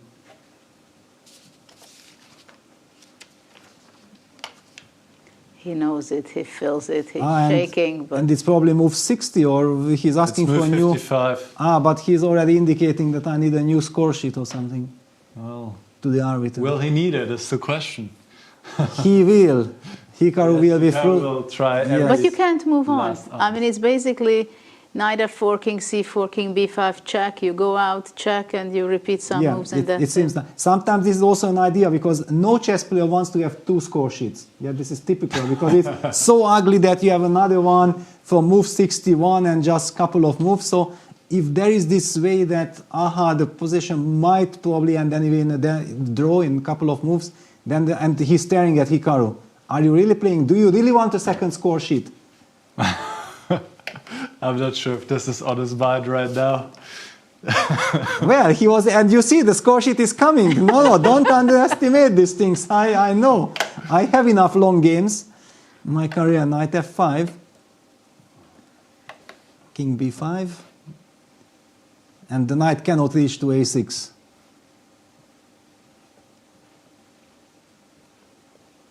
Yeah, Hikaru will be furious to let this one slip for sure. well, it's a very painful, misplayed endgame. Yes.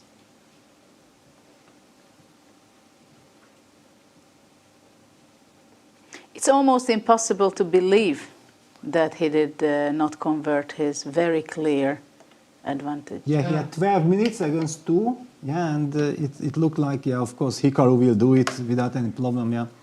Now we might be seeing a repetition, or it's a little bit different.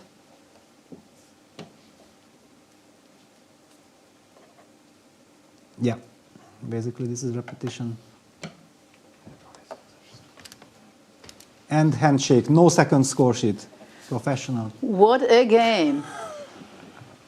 Wow. Yeah, and Hikaru is so upset. He's showing all the winning lines that he has calculated. Yeah, basically Nakamura played a very good game. Yes. Outplayed Sindarov clearly, nicely. And after that, when he got the completely winning endgame, then he had to win it, which... Yeah, he's disgusted, yeah, that with himself, that how I did not win it, yeah, it's crazy.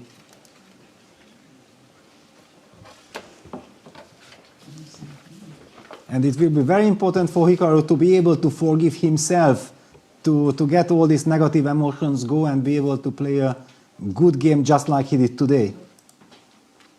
Absolutely. And we are going to have a guest, a winner, and a very special winner who made probably the best opening preparation or play. So we'd like to welcome Vincent Keymer. Congratulations for your victory. Thank you. Nicholas. Yes, Vincent. Great game, winning with the black pieces here against Alireza, who had a great round-robin start. Yeah, we felt like it went a bit wrong for Firouzja already early on. What were your feelings? Yeah, actually, I was kind of surprised by the second move, e4, but it was very tricky because he has all these threats of bishop h5, which are coming up after knight b3 and take. That's why I spent some time before playing c6, because I had to make sure that I'm not just losing immediately. So just in this position, yeah. c6, this bishop h5? I have to go bishop d5, I think. It's bishop the only d5. move. Oh, yeah. wow, we did not consider this. Yeah, because I have no other move. Important.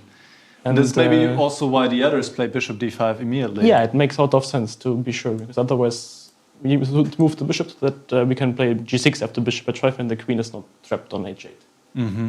Yes. So I was quite happy with that, and I think already then for him it's kind of annoying to make a move, because he doesn't want to retreat the rook himself. Other than that, of course, knight e3 would be a nice developing move, but you can't really trap the rook on e4. So, yeah, I think he was in kind of trouble to find a decent move and spending a lot of time, which also is, of course, extremely helpful for me. And all he did with h4, queen h2, of course, can't have been strange, great. Yeah, I mean, I was already feeling that my position should be better, also in the sense that I was very solid and stable here, so not that much could happen to me.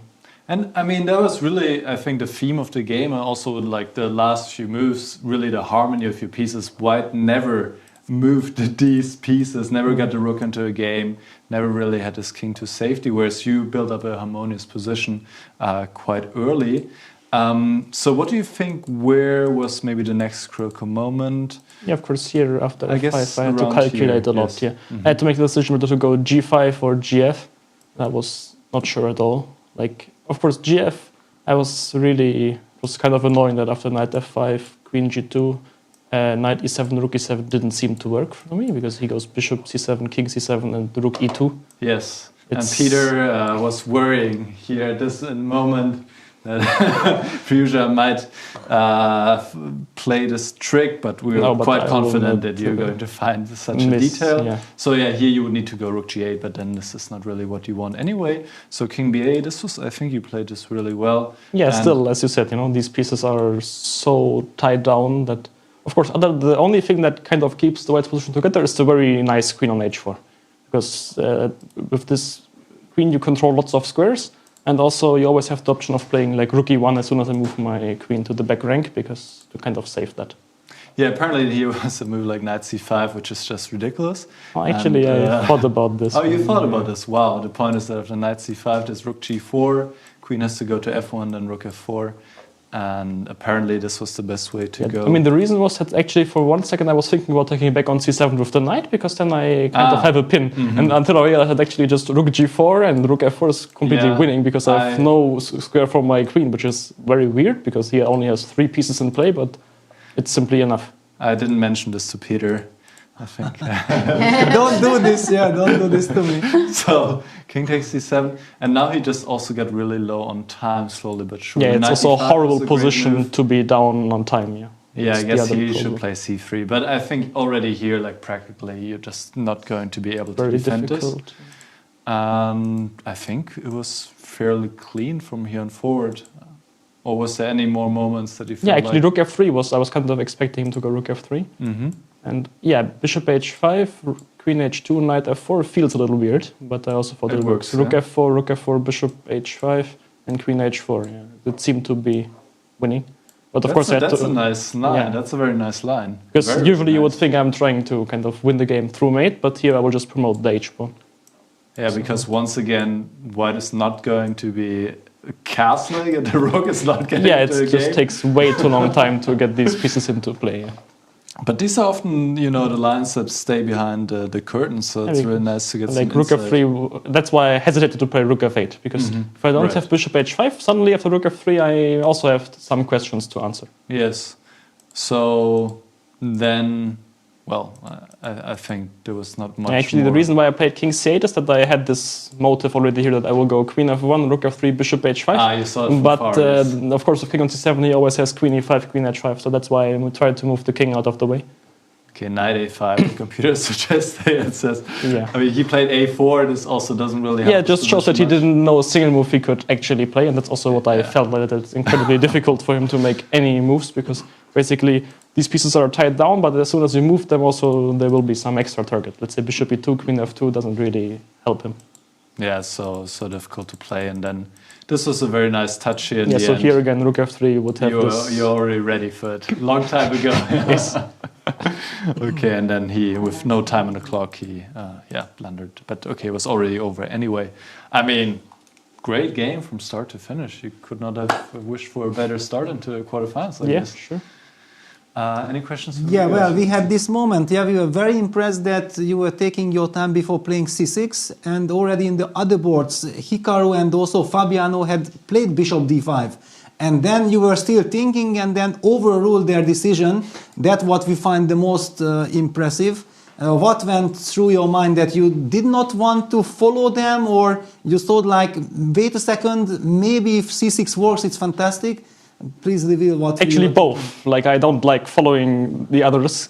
Like, I had the situation once last year when against Ding, I kind of was forced to follow the game, I think, between Gukesh and Alireza for, 5 or 10 moves, because there was no real choice. So, and also it seemed nice, also from a practical point of view, to leave this rook on e4 and ask some questions, which worked out very nicely. And in general, somehow today the opening was really nice also.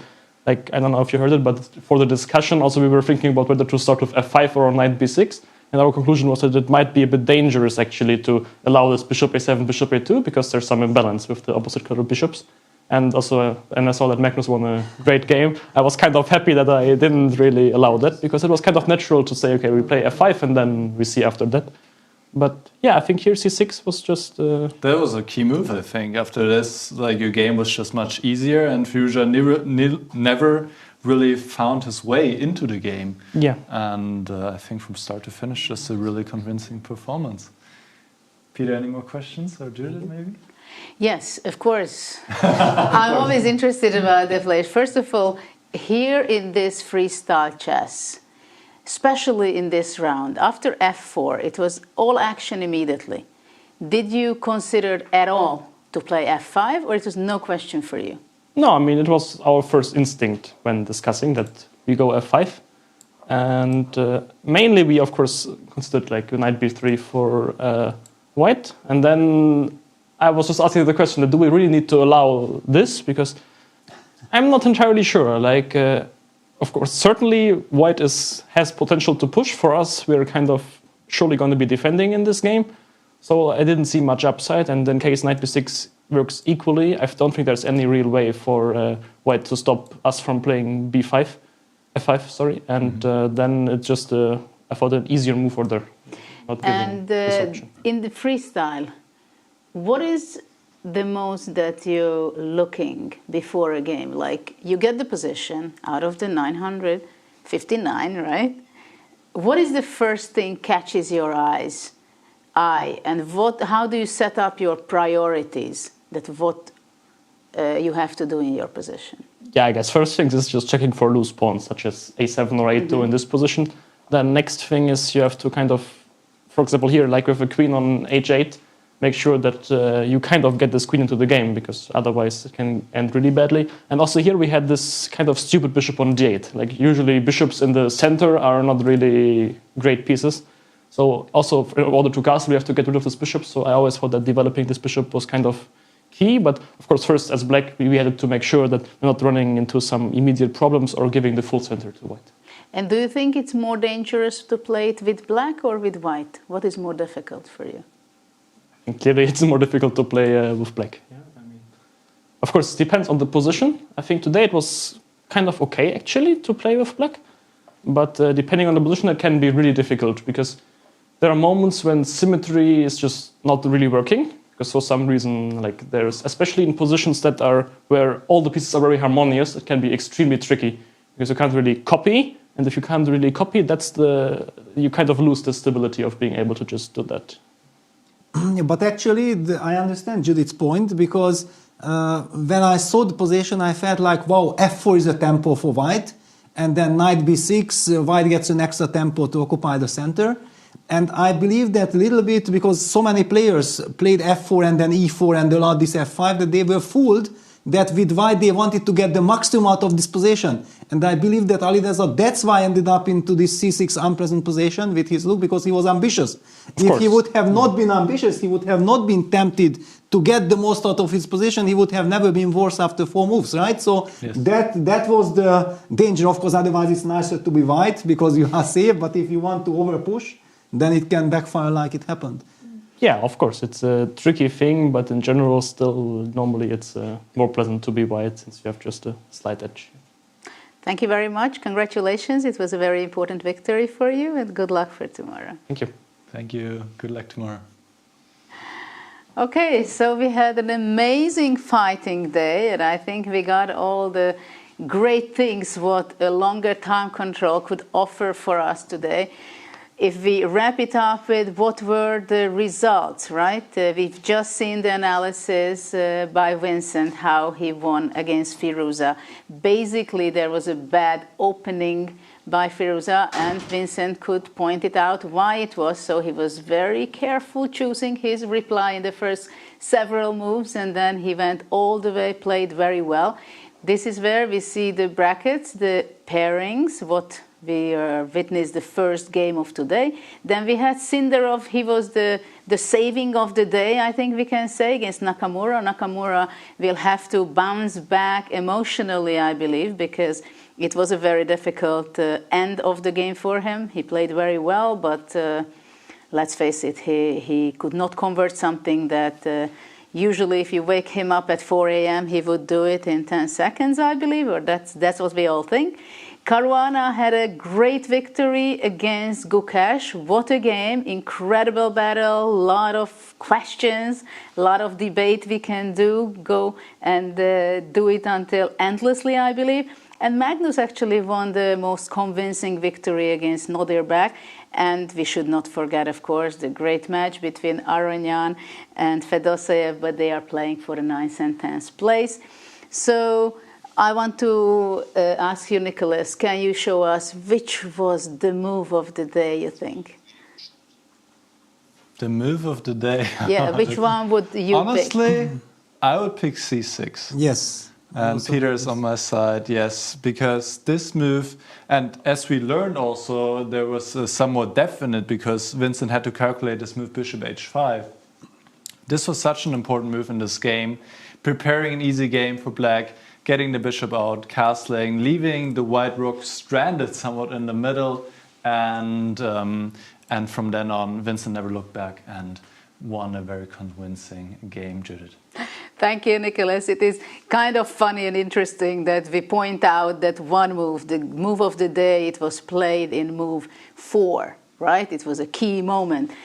And thank you very much. I think we had an amazing day. Thank you for watching us. And we are happy to share our thought process and try to discover for you how the players are playing. Thank you very much, Nicholas, Peter, and we are very much looking forward for our audience joining us tomorrow in the same time.